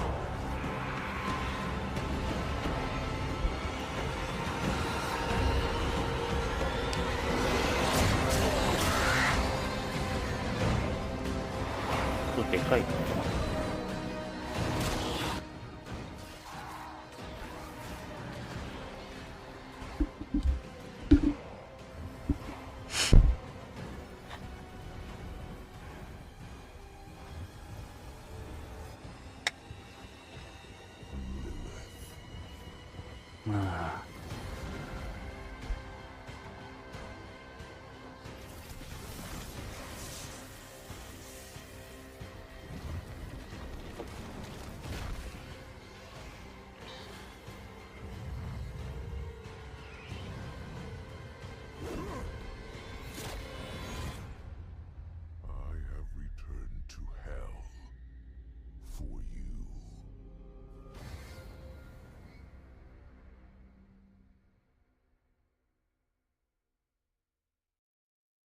And we're back.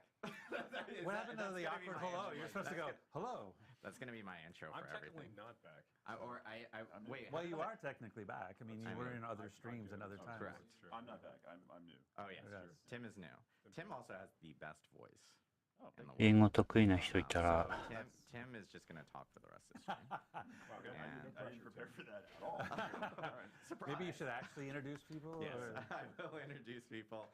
We are now joined by our wonderful Diablo 4 developers. We have Tim Ismay. May I introduce you? Hello, Tim Ismay. I'm one of the lead producers on Diablo 4, specifically focused on seasons. I say that because if you ask me questions outside of the seasons context, I have no idea what's going on. And you said plural.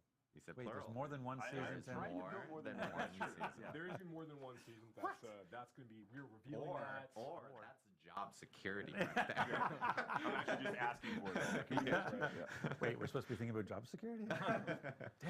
And we have a familiar face. Joey P.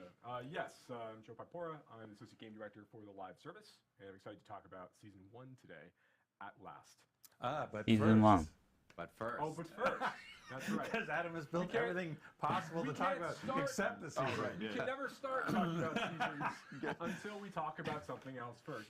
But there are cool things to actually talk about. Correct. Obviously, it's been a little over a month since Diablo 4's launched. It's only been a month. Is it? Well, if you include No, but you're right. It is. Yeah. Like, I always, the amount of feedback we get about, like, hey, this thing, and you're like, it's been like 5 weeks. Like, Exactly. give us a second. Exactly. So, it has been a month, a little bit more than a month since Diablo 4 has wait, actually how did you launched. guys get a season done in 4 weeks? That's incredible. We started it well before the game launched. Oh, that's smart. We actually released it. We're extremely good at our job. Wait, so you I don't want to get in started the weeds, before the everybody. game I launched? don't want to get in the weeds, everybody, but like we did start before the game launched to make sure that we could actually release. I thought you were going to say zombies are really easy to make, and so therefore it was. なしなんですよ。多分 Also, people are アーカイブにならないと無理っぽいですね。 Oh, my mic is Yeah, low. so I don't Okay. know if I'll bring it in a little we'll bit. fix that. I promise. Live broadcast, everyone. I Live can. broadcast. 過去の動画だと He can start screaming. 自動翻訳できてるんで。 So you're talking about the 5 week. I was just shocked by the 5 week thing, but anyway. Correct. So yes, it's been so 5 weeks. obviously it's been 5 weeks since we launched. We've had numerous updates to the game. 映像で把握していくしかない。 Campfire chat in between, where we talked about even a big update that was coming before season 13 1. page. Yes, 13 page. Which people are like, well, that must have been like 14 point font, double spaced. And I'm like, maybe it was, but it still was very big. It was like 11 pages and went on the actual site. But we've addressed a lot of feedback and everything. イナリウスのスタチューいいよ More feedback な。 that we're actually going to be addressing. And I will say that later this afternoon there is going to be another patch, climb patch. Surprise, spoilers, or announcement. We will have patch 104. That's going to be hitting all platforms later this afternoon. There will be patch notes posted this afternoon. Very much not as chonky as 103, but it does address additional feedback and issues that people have been reporting over to us in the actual patch notes. Come on, put you on the spot. Funny enough, I actually have this printed out? I don't think you can say that 1.04 is coming this afternoon and not give an example of something we're fixing in 104. I know that they are actually doing a gameplay fix in regards to, or a gameplay adjustment to Helltide Chess, so that Helltide Chess will now actually drop unique items. Yeah, have the chance to drop unique items, but yes. Sorry. Have the chance, not like a guarantee. Relax, now that's quoted, and I'm just like, yeah. But, So that's okay. That sounds stupid for me as the GM to go like, I thought they already could drop uniques with Helltide Chess, so I was mistaken there. Yeah. It's so there are some content types that the rewards are not dropping like unique items from it. So like like Whisper bounty caches, for example, don't have a chance to drop unique items when you turn in for those. Didn't know that either. Yeah, but I think that there's opportunities for us to continue to like try to expose this more as we talk about these things moving forward. But yeah, this is an opportunity now. We want to make sure that when players are trying to target farm for certain kinds of uniques for their builds, they need to grab and bring those things online. That those Whisper caches really can be used as a way to or not Whisper caches, the tortured gifts you can get from the Helltides events. Those are really good opportunities to go and try to go for those. And that's this afternoon. So once 104 goes out, once your uniques can drop in. That's right. That's right. That's this afternoon. Yep, and I will say, like, we've been getting, like we've mentioned, I think, many times already in this stream, we have been getting a lot of feedback related to bugs, issues, or even just, like, general gameplay feedback, and it's something that the team has been reading through and getting through, and those are things that, obviously, we're addressing as we get through all these different updates in the future and everything. We're building a big backlog. Like, this is the thing, I was making the joke about they started before before, like seasons started before we launched, just to try to set expectations. Like we're moving as fast as we can, but we have to move also safely, because if we move too fast, we can kind of vibrate the game out of stability. And so we're trying to be as reactive as we can, but in a safe way, and knowing we have a large backlog of season 1 was already well in flight, and season 2 is also very much well in flight. And so we're trying to make those adjustments. So we hear the feedback, so please don't take the lack of instantaneous response as in we don't hear you. We hear you. We hear about, I want to lock my inventory. We hear you about all the different types of things that you're giving us feedback on, and we appreciate that feedback, and we're doing our best to address it as quickly and as safely as possible. So, so just trying to manage expectations that sometimes it might feel, but again, it's only been 5 weeks. This is a game that we are going to, we're going to support for years to come. This is a foundation of, we said the launch was the beginning, not the end. And so we're going to be continuing to support this game through many seasons and through expansions and what have you. And so please just allow us some time to catch up and work through our backlog to get to those items that we know that you care about. And I do want to note that we're, as we were in preseason, we were obviously shooting out a lot of updates really quickly, and this is something we talked about a little bit on the campfire chat, but we are going to get into a more systematic way of being able to update the game, so it's not just going to be like ad hoc, hey, guess what, a new client patch type of thing, unless there's an emergency. But yeah, people start to find some familiarity with how we actually update the game around seasons and client patches that may occur, whether they are in between or only on seasons and so forth. So we'll have that actually communicated out, and people then know what to expect going forward when we do have different updates or different patches that actually do hit the game. I think it's really important that we have now talked about things we did in the preseason.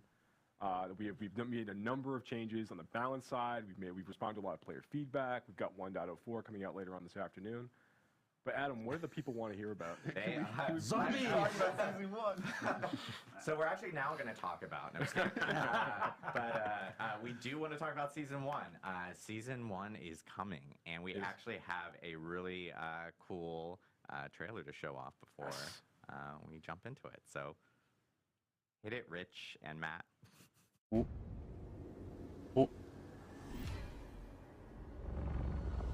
I am writing to you because although a great evil is receding from Sanctuary, a new festering curse now spreads its corruption across the land.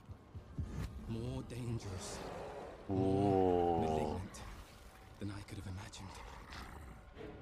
I have found a way to stop this plague, to rip the dark power of these monsters from their very core and turn it to our advantage in destroying them.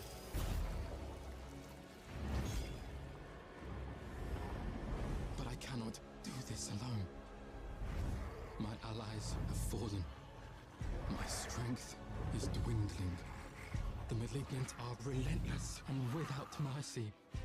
I need help. I need you.4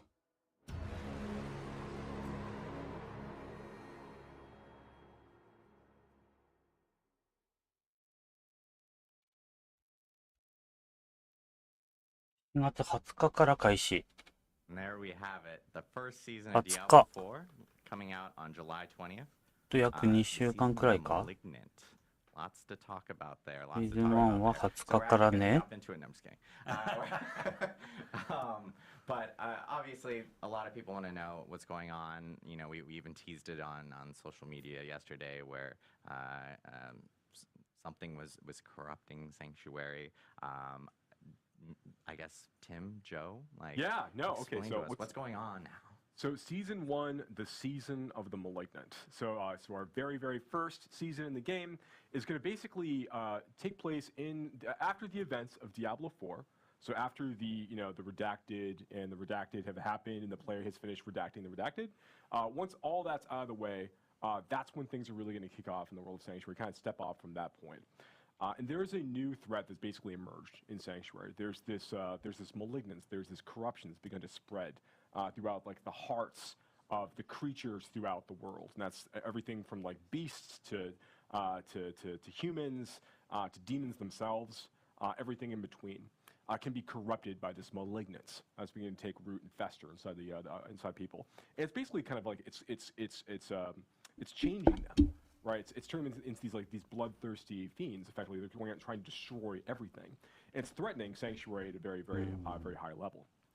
The player's going to come across a new character that they're going to introduce to over the course of the season named Cormand, who we actually saw in the trailer there. Cormand is there he is. Cormand is an ex-member of the Cathedral of Light. He used to be a priest of the Cathedral of Light. And he's taken it upon himself to start trying to dive deeper into this new malignant threat that's risen over the course of these days following the events of Diablo 4's main campaign. But he's finding himself maybe a little out of his depth. You say, Tim? Like, what do you think about Cormand? Yeah, he's trying to fix the problem on his own, and then I think when he's not 100% successful, he comes to the player and says, "Hey, you were really helpful in the past. Could I get a hand from you?" So that's kind of where things start. Yeah, he's very. I think that you'll find like he's a person. Everything in the room is on fire, but he's sitting there like, "I can fix it. You know, we can find a way to solve this, right?" But he's a great new character that the player get introduced over the course of the season. But that's really just where things kick off. Now, and players will start the season of Malignant actually in 新キャラクタ and ー they're going to gain access to like that, like プレイヤーに早い段階で導入できます right away.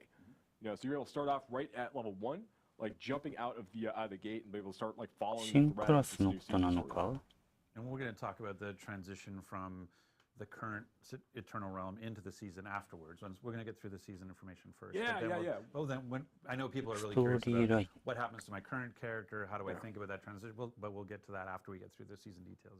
Yeah, that's absolutely right. So that's the kind of the high level, like what's happening in the That's world the of theme, Sanctuary. right? That's the We theme, have a yeah. seasonal theme with a seasonal story, but like キャラクターの移行について on top of the theme, there's usually the seasonal mechanics. So what's the mechanics that we're looking at? We're trying to add ラ more ダー stuff と to シーズンを seasons 分ける that でしょ appeal to everything that a player does in Diablo 4. So we are adding story, the elements of what you're going to find out about what is actually happening to Sanctuary, but then we want things that are new challenges for the player, things that you can fight that maybe you haven't fought before, as well as new powers, things that you can build your ストー character リー in を a 追加 different してい way, ます a different direction than maybe you did in any previous season, or in this case in the preseason when you had just the Eternal Realm. So hitting all of those notes, we're starting with a mechanic around the threat. So what is the threat? The Malignant. We've been talking about it a lot. Where does the Malignant actually show up? That DLC actually のこ shows とか up な throughout the entire game.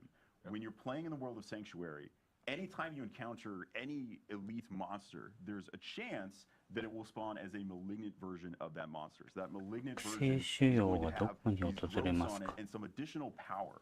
After you kill it, エリ a ートモン heart スタ will ー actually appear, the exposed malignant heart that was causing this. If you then interact with that heart by using a cage of binding, it now starts a ritual where it's pulling all the malignants in and a new, even more powerful version of that elite is spawned. Yep. Why would you want this? How does this 聖 help 腫 you? 瘍 Well, が if 露 you can 出 manage し to ま beat すエ that, リー even ト more のさ powerful らな version に you see 強 these 力 other な minions now 新しい helping バージョンが these other 誕生 malignant します creatures, now it drops the caged heart. You've actually put all that ケイジ malignant ドハ power ート into this cage that is an item that you can use.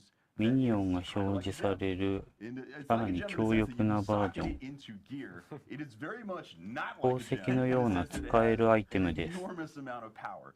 Think of ギア a に吸い込まれ legendary る item 感覚 behind の power 宝 that's 石 in there. It's like の that, よう maybe です even a little bit more than that. So you can take these 伝説のアイ malignant テム hearts, を you can 思い socket 浮か them べて into く your ださい jewelry. 膨大な That 力を gives 持 you っています these kind of stupid new broken builds that are hopefully ポケットに入れることができ They're る extremely powerful. あれ These are new options of how you can play the game. これもしかしてレジェンダリーの宝石みたいな感じか What we want to do with each season, to Tim's point, is we want to make sure that we're providing new ways for players to engage with Diablo 4, new problems for them to solve, new ways for them to customize their characters and kind of do new cool stuff. Right. And that's what Malignant Hearts and the powers associated with Malignant Hearts really allow us to do. とうとう宝石以外に出てきた So, yes, か you can take a Malignant Heart that you've managed to collect from レジェンダリーの the 宝 kill, 石が with these super malignant creatures that you've 来るのか killed this way, ディアブロ and you can 4に socket も them into your gear. We have over 30. We have 32 new. I'm not gonna say like over 30. We have 32 new malignant powers. You know exactly. 装飾品 Technically, yeah, it's 32.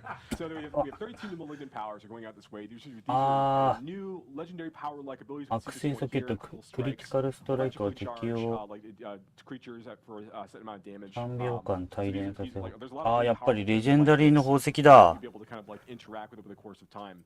But each of the レジェンダリーの宝石来るとシーズンあれでもシーズンだけかな So if like, brutal hearts, for example, ラダーにも適用されるかな and they'll only go in infested sockets you'll find on rings and jewelry during the season. うわこれ of a match かなりビルドに So when you're hunting 変更 for 来る like ぞ finding new amulets and rings or gambling at the like the Opal's も Vendor, whatever う you ソ want ケ to ッ do, you're ト kind of looking for specific socket どっ colors. ちだろう武器かいややっぱり装飾品だよな If you happen to luck out and get Mother's Legendary Embrace, は Mother's Embrace, then like, yes, you can absolutely One get it. will never do.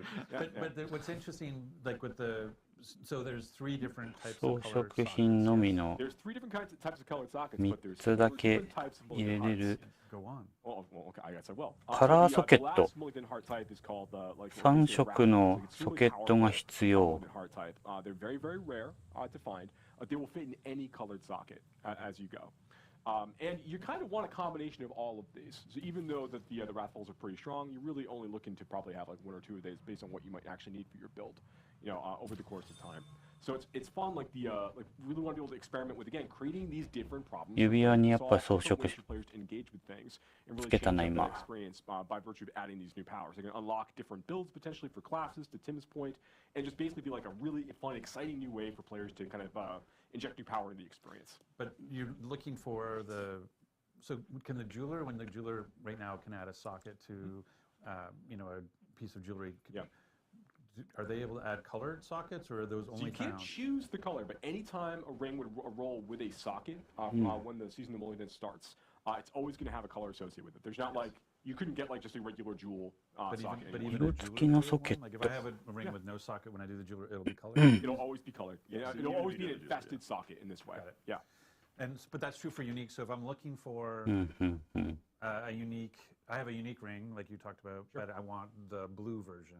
I could find a unique with the red socket, and I could find it with a yellow socket. So Right. I'm looking for a blue. So Yeah, there'll you might be. multiple versions of the uniques as well, right? That's correct. Yeah. Yeah. So yeah, fun, 私 fun は new stuff ブ to ルー look が forward 欲 to. And し that's い just, I mean, we showed in the video earlier, like 感 the player 触ある fighting a malignant creature. There's a chance for, as Tim pointed out, like there's a chance for all kinds of elites out there in the world to be malignant in nature, Right. which makes them a little bit more powerful. But then when you kill them and you go and you actually use the Cage of Binding to capture their heart, then you fight that super consume, the consume version. It's like that's gonna be like buffing nearby monsters. It spawns a bigger like combat in that Right. scene. There's more to look forward to, and those get tougher and tougher. And you want to fight higher and higher level versions of those in higher world tiers to get even better versions う of ー those ん parts. 大きなモンスターをスポーンさせま As you す get further into the game, and you might be thinking like, okay, does that mean like the old, like the crappy hearts that I got earlier? Are those useless? You can actually break those down at the Yeah. crafter as well to get a crafting material out of them that allows you to craft new items, including invokers. So invokers are something that you 強 can use a 力 little な bit バ more ージョ when ン you の finish the ハートを入 campaign 手でき of ます season 1.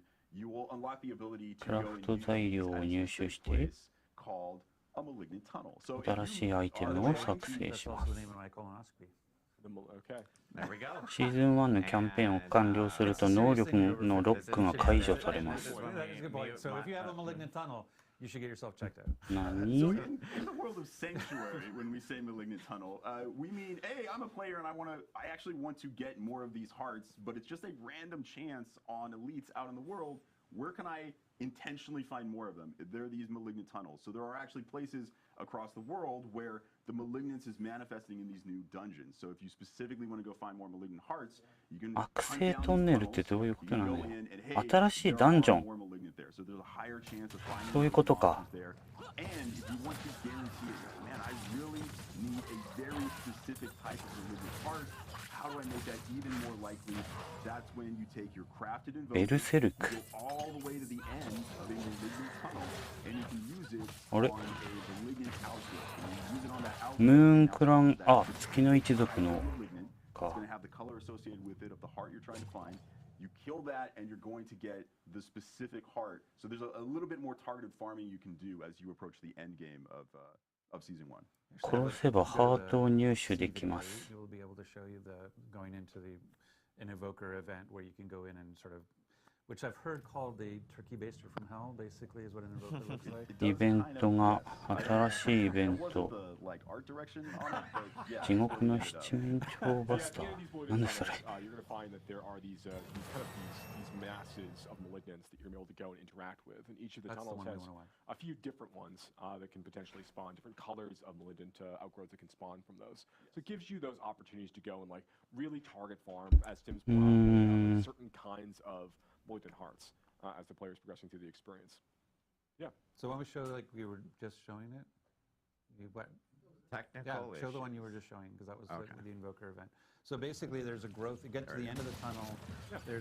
You're able to basically, essentially, you're requesting a monster of a particular color. Yes, you're saying like, I want a blue heart. A chance to get a blue heart by trying to defeat the blue monster. Yes. That's right. And some of these are like 特定の色のリ the ク most エスト。 powerful hearts you can get are going to be delivered from things like these invokers. 青いハートが欲 that し they'll い。 interact with. So yeah, something we're very excited about. So basically, they use an invoker on the one of the pods. That's right. Yeah, the outgrowths from this malignant mass. Which then, Yeah. which then creates あ、 a blue 本当だ、 monster 色が to ついてる fight. な、確かに。 And you have to take that down, which will then. So does this 青 one い go 機 through the 体 same の塊。 mechanic where I have to kill it, try to capture heart to kill Yeah, the harder thing? when this thing pops up, after you kill this one, you don't actually have to capture it. You're fighting the powerful version of it like immediately. That's what I was 惑 asking. 星 Yeah, を so 呼び you 起 don't こ do the す。 one, too, That's right. So that's nice. So it's kind of a little like the sigil crafting, where you basically, I've got a bunch of stuff I'm not using う right ー now. I ん can craft it down so that I can focus what malignant hearts I want. Because maybe my build, I know I want a brutal heart, but I haven't running into any blue 印 malignants 象の out there ク in ラ the フト world. So now I can イ go モー into タ a ルの malignant か tunnel, fight my way to the end, have an opportunity to use the invoker to create a blue malignant to go after its heart. Yeah, That's いや right. 紋章 That's right. Yeah. 紋章か Ryder's called it out. And I know that's all I'm here to do is summarize. That's good. he's like, I will take 惑 everything you 星の said, トンネルっ summarize て it ダン into ジョンの two ことなの sentences. か And I know, like, obviously with the story and so forth, there are like new, like a new boss and so forth Yeah, there's associated new, but with we're it. not really talking We're about not the boss that- so we're much redacted, today, but like, yes. It's worth calling out, yeah. Yeah, It yeah, is worth calling there's new boss monster for players to fight over the course of the season. There are new legendary items for players to collect this season. Correct. There's Yes. new- 伝 there's 説 more 新 legendary しい powers 伝説のアイテ for ム players to collect. There's 新しい new レジェンダリー items だ for players to collect. Now those new unique legendaries and the unique uniques. Yeah, yeah. Thanks for that. と新しい Those ユ are ニー not ク just in the seasonal realm, though, right? Are those things that are also showing up in the eternal? That's realm? right. Those will also show up in the Eternal Realm. So yeah, Exactly. if you're a player who's like really trying to continue to progress your character in the Eternal Realm, there's now a few new items for you to go try to hunt for and use to kind of augment and change your build. This is the moment where I can do the producer thing.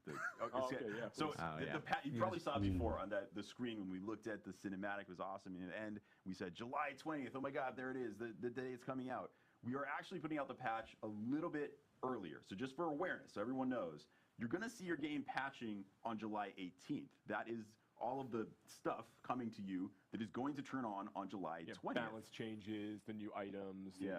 So July 18th is actually anything that shows up on the 新しい Eternal パッチ Realm. 7月18日に新しいパッチが適用される New Eternal character if you want. July 18th, the new legendaries and uniques that they were just talking about will be available to you on the Eternal Realm, as well as any other improvements, balance changes, rewards changes that we've made. Those will be there right away on July 18th. July 20th, the season turns on. You can now create seasonal characters. I think it's like going back to managing expectations. I think one of the things we've been trying to be really clear about with seasons is that it is not a continuation of the main campaign storyline. Like we've been using, trying to use phrases like it's a new quest line.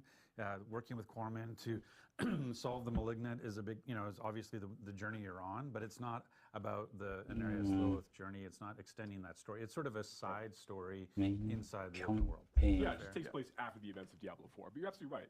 This is a new self-contained story within the season of the Malignant, which is great because it just gives us it affords us a lot of opportunities to tell exciting story, to create like these big features kind of go along with that and support it. So as I'm playing through that now, it would be amazing if there was some way 自 to 己 sort 完 of 結型 track の my 物語 accomplishments through the season.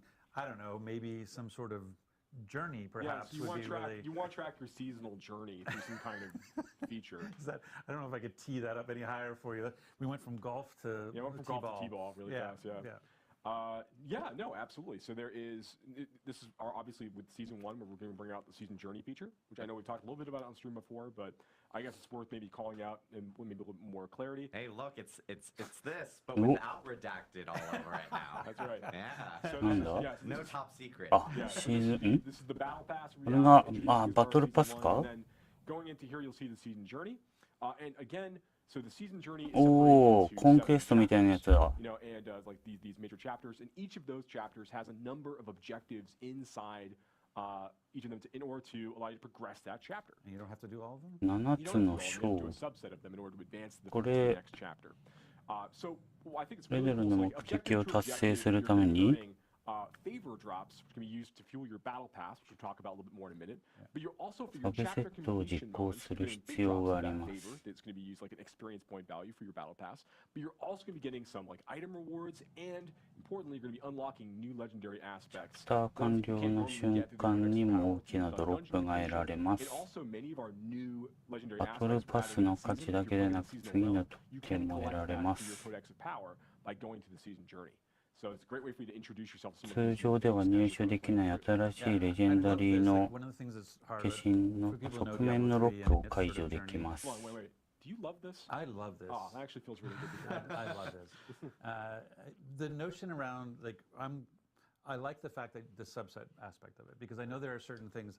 I'll pick a stupid example. It's like maybe I hate sellers for some reason. I'm a seller hater, and so I never want to complete a seller.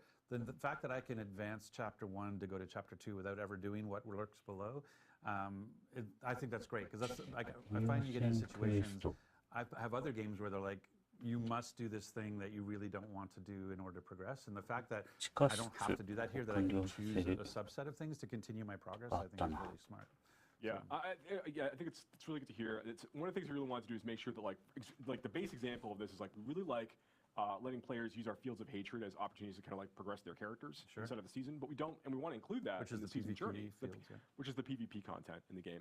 But we don't want to make that like a requirement that you must go do this content in order to progress your season journey. We want to と give players レ the ジェン option ダ to do リー this の if they 宝 choose. 石が One So- thing I do want to call out here as well, 4 with に the も season journey, 来るようで going to call it out in some other places, is that it can be confusing to players initially that you go to this battle pass screen, you click on the season journey button. Do I have to buy the battle pass to get this? No. Everyone has access to the PVP season の journey. コンテン This is ツ a は base feature 私たち that は作 everybody り is たくあり engaging ま with. せんみたいな。 Actually, everybody has access to the battle pass too. You're engaging with, even if you never pay a cent, you are engaging with the battle pass. You're getting In free the stuff. seasonal realm. In the In seasonal seasonal realm. realm. Yes, in the Ron has seasonal always reminded me of saying, like, in the seasonal realm, this stuff exists. There is no season journey if you're not in the season. That's very important. It only exists there. There's 基 no battle 本 pass 的 if you're not in な the 機 season. 能。 Yeah, that's absolutely correct. So yeah, that's the essentially the way the season journey works. Those final objectives, those final chapters are really tough to complete. You can get some like special like cosmetics, シーズンパスは買わなくても towards the end of that 大丈夫。 that path. So Hmm? we're excited to see players like engage with it and for us to continue to support it in future seasons. And so we saw that the season journey grants you a lot of favor to go Yeah. towards your battle pass, but you also earn favor just out in the world killing stuff. And That's right. Anything that's like killing monsters, completing like whispers and dungeons and things like all of these things will be earning you favor as you kind of play through the season. Right. So anything that's getting you experience points is your chance to 人 get 気サ that ポ favor ートが as well. 強 So 化 if され you, ます。 if you have never played the こ campaign の yet, like ス you're キン about かっ to こい buy い the ね。 game for the first time with the season, for example, Right. I'll be like, okay, I'm going to roll a seasonal character. I'm going to play the campaign. The fact that あ while I'm あ playing the campaign, I'm killing stuff, and I'm still earning 課 favor. 金 like, パ this stuff is ス still 買わなく progressing て in も right? In That's terms of- absolutely correct. I just won't run into I won't run into any malignant. 無課金でももらえるものはある That's と。 absolutely right. But you will, as you play, if you make a new character to your point, Rod, on the seasonal realm, and you're playing through the campaign, you will be earning favor as you're killing monsters and doing things during the campaign. But a lot of those, and you can also progress your season journey, but some of those objectives might require you to go and interact with season features that aren't available until after you finish the events of the Diablo 4 main campaign. And that's probably one of the big things to be clear about. I know we're going to talk about the transition later, but in terms of getting access to the mechanic, the idea of talking to core men, capturing malignant hearts, having rings with colored socket or jewelry with colored sockets, that 好意 stuff を得ら all れる takes キャンペ place ーン。 post-campaign. That's And correct. so if you haven't beat the campaign yet, you're not going to run into these seasonal mechanics. Yeah, you won't fight malignant creatures, for example, while you're going through the campaign on the seasonal realm, but you will shortly thereafter. So one of the things you can do, and I know we're going to talk about this, and we keep saying we're going to talk about this, and then we talk about it anyway. But like, so I would say like, one of the things you can do to get ready for the season. リングだけなのかな、宝石入れるのは。Diablo 4, jump in. You can choose to skip campaign when you make your new seasonal character, and dive right into the seasonal story and content immediately. And that's forevermore. That's one thing we tried to say is that once you complete the campaign on one character on your account, one character, for one every character. season moving forward, for any 言ったかな。 character you create moving forward, you can skip campaign and start off in Kyovashad level 1 off. Well, and not always Kyovashad, but yes. Is that the only Foreshadowing. thing that we can be doing to prepare Well, for we should season get to one? we should get to the battle pass. So 新 the 規作品 favor, に so キ you ャ have ンペ favor ーンをスキ flowing ップするこ because と you're を playing 選 the 択 game. できま You're す。 playing the game because you're doing your season journey objectives. You're getting even And more. I was going to say you're getting more, and the favor is really flowing because I'm completing the season journey objectives. And so that favor is feeding into your progress on the battle pass, whether you've chosen to just have the free battle pass or whether you've chosen to upgrade it to a premium battle pass, correct? That's absolutely correct. So can we go back to the screen? Because I think it's one of the things. What we highlight here シーズンジ part ャ of ー the thing ニ is ー。 kind of we use the term. Why would I want to complete the battle pass? One of the reasons you would want to complete the battle pass is you could look like this. And by completing the battle pass in terms of the mount armor, the armor that the characters are wearing. シーズン中 And は so, did you want to talk a little bit about Yeah, kind of I the stuff? mean, one of the things that's really cool about a lot of the items in the battle pass. パスを買ってもいいし買わなくてもいいし Like armors か to。chase for the characters. There are like fun emotes to go chase for different classes. And we have even things like the like what we're showing off here, like the artisan's tunic. We have some things that are like these. And this is actually one of our free cosmetics. Actually, is this the things are like a bit lower fantasy that we can use to kind of like role play different kind of themes out for your characters, just give you more options. And we have like our bigger stuff like this. This is like the Awoken Cold Iron stuff. Is like some of like the like real chase エフェクト付きの装備。 that exists at the end of the battle pass. It's one of the things that, like, if you notice either the role-playing armor, like the artisan tunic, or the helmet, is that one of the big things about the battle pass is, unlike the shop, the battle pass, all of the cosmetics are class agnostic. So we have a preview for all 5 classes, so you can see what it looks like on a barbarian, what it looks like on a druid, what it looks like on a necromancer, and those sorts of things. And that's one of the nice things about the battle pass is everything you're earning on the battle pass. 90いけるキャラクターを作れと。 For those transmogs. The exception is the transmog weapons. There are transmog weapons on there that are class specific, just because classes can equip only use certain specific, weapons. So if your class can equip that weapon, then you have access to it. Just to reinforce, I think it was already ネ expressed. クロマンサーのこと言って There る。 are lots of free things なんだ。 on the battle pass. If you pay to upgrade it to the premium battle pass, クラスにとらわれません。 are い a bunch や of additional cosmetic things. So the only thing you're getting access to by paying is that additional cosmetic unlock. So there's really, really cool stuff, some on the early end, and then especially on the tail end of it, that's what you're buying into. But the free version... Keep going. I'm getting ready to transition. Okay. The free version I know where I want to go after you. still has some very cool unlocks, and anything related to... Well, we wanted to talk more about blessings, right? Well, that's what they're saying with the free side. Like, so we were saying there's 27 free tiers in the battle pass, and part of those 27 free tiers are smoldering ashes that you can get based on the level you are in the game. バトルパスがいくらかによるけど What do ね。 those smoldering ashes get you? So these smoldering ashes the player will collect で in the も battle pass are, as you called out, like 2000円か3000円くらいなのかな。 you have a character of a certain level in order to be able to actually use them. So they're kind of like, they're rate limited that way. We'll take those and you'll be able to use those and apply them to the seasonal blessings system. Right. And here, okay, we can actually finally reveal all of these. So here are the places where, as the player's collecting these ashes, they can invest them here to give all of their characters in the seasonal realm kind of like this advantage to carry through. So whether that is like bonus to like XP or some monster kills out here, or things like boosting the duration of all elixirs that you're using over the course of the season. Right, and you can looks like, I'm assuming that, I don't know if it's linear or not, but if I would assume it was linear, I can do it 4 times at 15%, so like 60%. 経験値ブースト。 in terms of that particular. ゴールドの量増 That's 加。 right. Yeah, we want to make this just be an extra little レアな素材のドロップ増加。エリクサーの接続時間ブースト。惑星心臓のドロップの可能性が高まります。キャンペーンを完了するとハートがドロップします。 I can basically take my 30-minute elixir and make it almost a 50-minute Yeah, elixir. So yep. getting that 5% XP boost. Maybe for me, it's the extra 200 thorns and the 200 armor. ブースターだ。 Okay, that's really cool. Yeah, and give you boosts to like get more opportunities to earn like the or better militated heart drops that can occur for you. この And these are く available す to ぶる everyone 灰を who's in Yeah. the seasonal realm because it's part of the free track. Yes. And they are limited based on they're also limited based on level of the player, so that even if someone were to use 30分のエリクサーが50分になると get か。 to the tier that says free You unlock smoldering the ash, ashes, it might require- it doesn't actually unlock until you get to the level requirement. Yeah, めっ for, like, ちゃいい for じゃん。 example, like the first ash that you unlock in the battle pass is I think it's tier 8 maybe. Tier 8, Yeah, yeah. yeah, and it has a level 40 character requirement. 無料の To make it really, really clear, like, 今のが you 無 will be 料 able to use this in time, but immediately, like, you need to continue to progress your character and like, continue to level up, and then you'll be able to use that accordingly. Got it. ロックが解除されませ Kind ん。 of do my little summary thing. So basically, the この way 灰、 so くすぶる what we 灰 said, は so we have a レベ seasonal ル theme of the 40 の malignant, キ which ャ has ラ a ク mechanic タ of ー要 crafting 件。 malignant hearts and putting it into jewelry. We use that to complete our season's journey. Our season journey is rewarding us favor. Our favor we're then putting into the battle pass to get really cool レ cosmetics, ベ and ルアッ things, but also based on our level and our ティ tier ア in the の battle pass, we'll get smoldering ashes.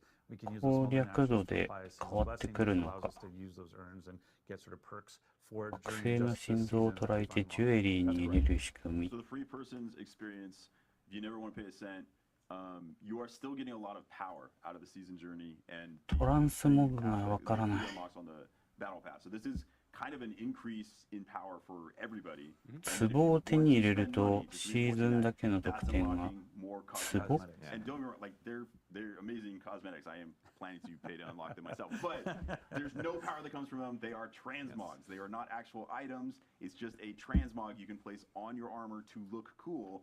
They don't actually cause things to light on fire. Yeah, it's just reinforcing what we had talked about before, like even before launch and so forth, is that the battle pass itself, anything that if you do pay for a ト battle ラン pass, ス all モ the グ paid って items 何 are なんだよ。 cosmetics and for you, it's And no if- pay for if- power. And if you bought the deluxe or Oh, the ma, ultimate demo. edition, this you already will have a ability to make that a premium battle pass. You know, it still doesn't. So バト that's ル great for them. So then let's talk a 有 little bit 料 about アイテムは the 化粧 transitional 品。 side of it. In Yeah, terms of okay. how I go into this or what happens. So there's a couple of different things. There's ウ the ルティメイトエディションね。 one is Ah, like there's a yeah, need, so there's a skip. question. I guess we should talk about it now. Ultimate Like, one of the Edition. big things that we hear That's the most funny. about is, hey, I spent a lot of time, and I know that I did too. I completed all my renown objectives. I've バ got トル full パスのテ everything. ィアは課金で And スキ now ップ I もで hear, きる oh, I っ have て to いうこ reroll と my か character in season.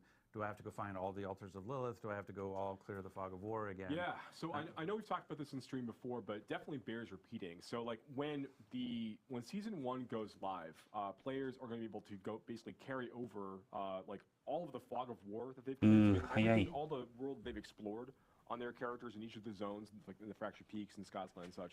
All of that's going to carry over, as well as all of the renown that you have earned from all of that, all of the So exploration. can we that bring you've up done. the screen? So Yeah, basically, yeah. where we see areas こ discovered. れは Let's say I've actually. Okay, we'll say this is this person. これは So あれ right か。 now they've got 30 areas discovered, which is worth 150 renown. Right. So what's going to happen is in the season, I'm going to have 30 areas clear inside of Kyrgyzstan, and I will have 150 renown already in the bank.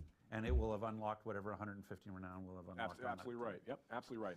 So you're gonna have that, and you're also gonna have already collected all of your altars of Lilith that you've got from your So, partner account as so well. the same thing here. So I will have 12 will be appearing on my map immediately, and I will have 120 renown in the bank with my other 100. So I'll have 270 renown already earned, waiting for me to claim when I fire up the season. That's absolutely correct. So these are the advantages you get to start with, and like if you look at like all the renown you can collect from discovering all of the areas and from getting all of your altars of Lilith, it's going to get you in each of the zones. も Basically, リ through セ the ッ first ト two さ tiers, れ a る little way the way through the third tier Right. for each of the zones for renown. So you get to start with け like, ど if ウ you ェイ start ポイン at ト level は 1 on day 1 of the new season with a brand new character. 残る You'll start, and you've done all of this work with your previous characters and previous playthroughs. You'll have 5 skill points to play with, and then 5 extra potion レ shards. ベル So 1 you'll から have 始めるのと同じよう Level に one, you'll have Yeah. 5 skill points and 9 potions ready to go. Absolutely. You just claim those things down. You're good to go for the season. And your map reveal. And your map. And your reveal. map reveal So that reveal, so yeah. that goes back to what Tim was teeing up earlier. When we think about, hey, I'm excited about the season. I want to prepare for it. I've got, what is it? It's the 6th today. Today's the 6th. Yeah. So I have 14 days. 14 I have days. 2 weeks. うーん。 What should I be doing in these next 2 weeks? And Yeah. so one was I better get the campaign done because I Yeah, really want to complete the campaign. fight the malignant. But now, like, if you had places to go to, like, dig deepでも on clearing the fog シ and ーズ dig ン deep は on とに finding かく altars 20日ま because で。あ、 those are going to carry で into this season. Yeah, all that stuff will carry over with you. Okay, so then やっぱ Tim, マップ how do は I think about? I've got 5, 6 alts. You know, my characters サ are now ブ in the キャラ eternal 作っ realm. た We're talking about carrying 時 over 見たくなるっ progress ぽい based on your. か How な do I ensure that the progress, like the most progress character, it actually impacts my seasonal character? Like, Yeah, Tim, tell us. could Yeah, it's a great question. For various technical メ implementation ッセージも reasons, そうかも。 we do actually need you to log in on existing characters to kind of self-migrate some of your data with this. So this is something that we implemented based on player feedback that we got. So we put it in as quickly as we could. It is in for Season 1, but what we need you to do, once Season 1 comes out, actually once the patch comes out, you don't even have to wait until July 20th. You can do this on July 18th, which is when the patch goes live. You should log in with characters that have the most progress. If you have a single character you played, or if you have one character that, hey, on this one character I unlocked all the altars and cleared all the fog of war, awesome. You just have to log in with that person.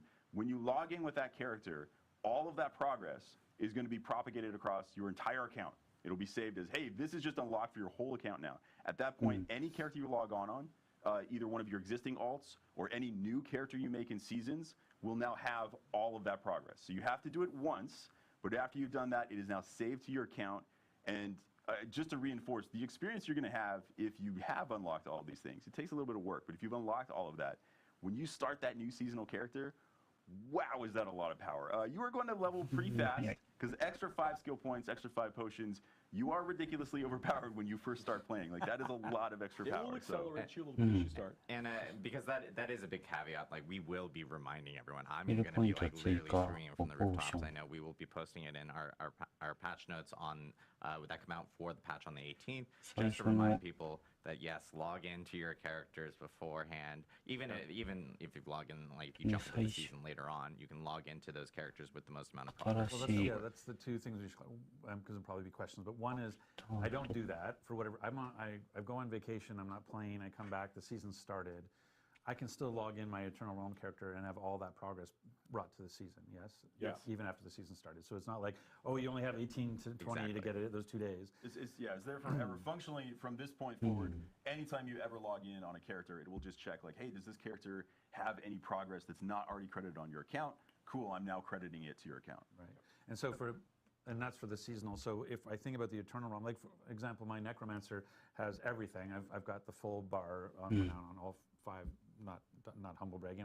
That's a point of fact. Humble bragging. Yeah, Not humble he's bragging. absolutely So for the next humble. 5 minutes, we're going to talk about So this. let's talk about how good my Necromancer is. No, but all I'm saying is I have a Sork that has not had the same level of progress in the world. So after the 18th, when I log in my Necro and all that progress gets put to my account, when I go to log in my Sork next, even on the Eternal Realm, my Sork will now have all the progress that my Necro has. Correct. とりあ Absolutely. えず Exactly right. And let's say, like, you know, 18日の so let's say that you've got, I know, you've got 2 different we should do characters. some sort of you've dev got- stream where we can talk and go deep. That's true, actually, yeah. So let's say you've got like 2 characters you play. Like one has done everything in the Fractured Peaks, has uncovered everything in the Fractured Peaks, and has uncovered like all the altars level both. You get another character who's gotten everything in Scott's Glen, who's unlocked like all the field, the Fog of War, has found all the altars Lilith. If I log in on my Fractured Peaks character, and just by doing that, all of that credit will now be transferred to my Scott's Glen character. When I log into my Scott's Glen character, all of that credit will be applied to my Fractured Peaks characters. リリースの At 祭 that 壇 point, all は of the credit of the progress I've 自 made on 分 either が of those 始まる characters まで has に been 見つけ propagated て to the おけ entirety み of たい my な account. とか Right. So it becomes an and. It's not just like, yeah, it's and. It's not like the one account that has the most stuff and then I want to log into that one. No, you want to log into every account that might have like tons of progress if they've made in different directions. Right. And I think to just again, hey, let's talk about managing expectations. Some of you might be saying like, wow, that sounds a little clunky. And I think the point that Tim was trying to make was, hey, prior to season 1, we had actually talked about that you wouldn't have any renown progress carryover. You would have to go find the altars of Lilith. You would have to go clear the Fog of War. Like the original plan when launching the game, or prior to launching the game, the original plan that there was no transition of state from Eternal Realm to Seasonal Realm as part of this. And so hearing the player feedback as we talked about seasons and hearing the response that we got about, what, I have to find all the altars again? What, I have to clear the map again? And wanting to make sure that we were listening to the players, we put in a system that allowed us to do that, but is not the most smoothest, most sophisticated, because we were doing it under very tight time constraints as quickly as possible. Hey, did you want it done? Yeah, Did you want it done? The answer is I'm yes. just saying, like, that wasn't the design from the start was not to do this, log in a character on the 18th and make it pass. Yeah, That's what we had to do to make it happen for season 1. And this was based off of, obviously player feedback that we've gotten since launch. So this is us implementing it quickly to address, the feedback that you guys have been giving. And then on top of that, I like a huge shout out to our engineers for getting this all implemented before we actually jump into the season. Much like the Nightmare Dungeon teleport, Exactly. like miracles can happen and very quickly. So a lot of these actually end up with us going to an engineer and asking how long it would take to do it, and the first answer is to do it right. First answer is they cry. Yeah. And then they say, okay, well, what about to make it work right now? And always, if you told me you wanted to do this X months ago, I could have done it way easier. because you ナイトメアダンジョンにテレポート Yeah, we make it work, but の sometimes it, 実装はめちゃくちゃ大変だったみたいなことが We would have made it a smoother version if we knew months ago. All right, But look, all right, like zoom in on me. Zoom in on me. Come closer. Let's do that. Okay, it's not gonna happen. There it is. Okay, yeah, all right. It's a live game. We know we need to it's a live game. We know we are looking at trying to make improvements based on the feedback that we're getting from players. We're playing the game ourselves, and we're kind of seeing how everything is really feeling as it's all coming together with a giant audience of players playing and プ enjoying レ the イヤーのフィードバック We want は to make sure that we are making リ the ア right ルタイム changes みたいな as we can for the community. Some of those things are a lot harder than others. But like all the feedback, like Adam, you called out some things really early on at the program. Like, we're hearing feedback about, this and this and like, inventory space. We talked about gems last time and things we want to do there. We're trying to move very quickly in a lot of these things. Some of them are a lot more いいも challenging の technically は to do than others. But we are rapidly moving on. ゲーム to に make 取 changes り込ん we でい can. くみたいな Fervently trying to make the very best version of Diablo 4 possible in the fastest time frame that we can to deliver to ナイ the トメ player アダ base. ンジョンの We're players too. We also want the same things. So ポー just タルも know that we're working hard. We are こういうフィードバッ we ク love か our ら来たん engineers かな and our designers and our producers and the staff's been helping with like all of like the hotfix and everything else. We are trying to make sure that we are delivering a really, really high quality experience to players on a regular basis. So just stick with us. Keep giving us that feedback. We're going to keep making adjustments as we go between seasons and other updates. I can attest that whenever Joe would like to make a change based on feedback he's seen from reading it wherever he reads it, the first version is always, can we do this immediately? That is always the first request. Never like, hey, let's get this in eventually. When it makes sense and when it's comfortable. No, it's always, could we do this right now? Is it possible for us to do this right now? Well, So I want to that's move the first version. I want to we move the use. Overton window where I just expect everything to be done in 6 seconds. But this is the thing about like why about doing it safely. Like I think one of the sort of the junior mistakes some people can make is this idea of like time is only what it takes to implement, and it's not. It's time is also what it takes to test and make sure that it's robust and stable. And so that's one of the things that like when you look at we have a follow the sun QA organization around the world, and that's what allows us to do, I don't know, we're what, to 15, 16 hot fixes or more now. Yeah.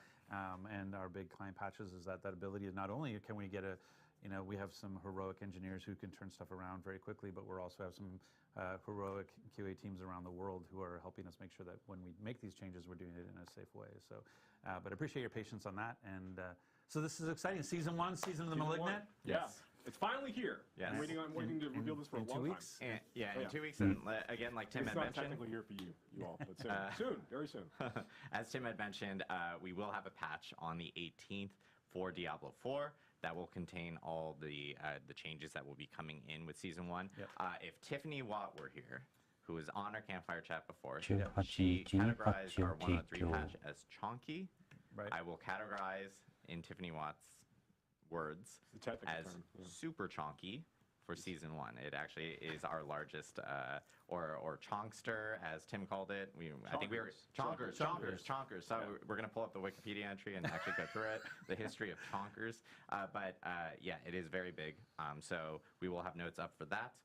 And again, players can prepare for Season 1 by completing the campaign for sure. Completing the campaign, and making clear sure, the fog of war. clear fog of war, discover the map, and of course, get all your altars. So lots to come for Diablo 4. And then again, we also have just more improvements that will be in that patch.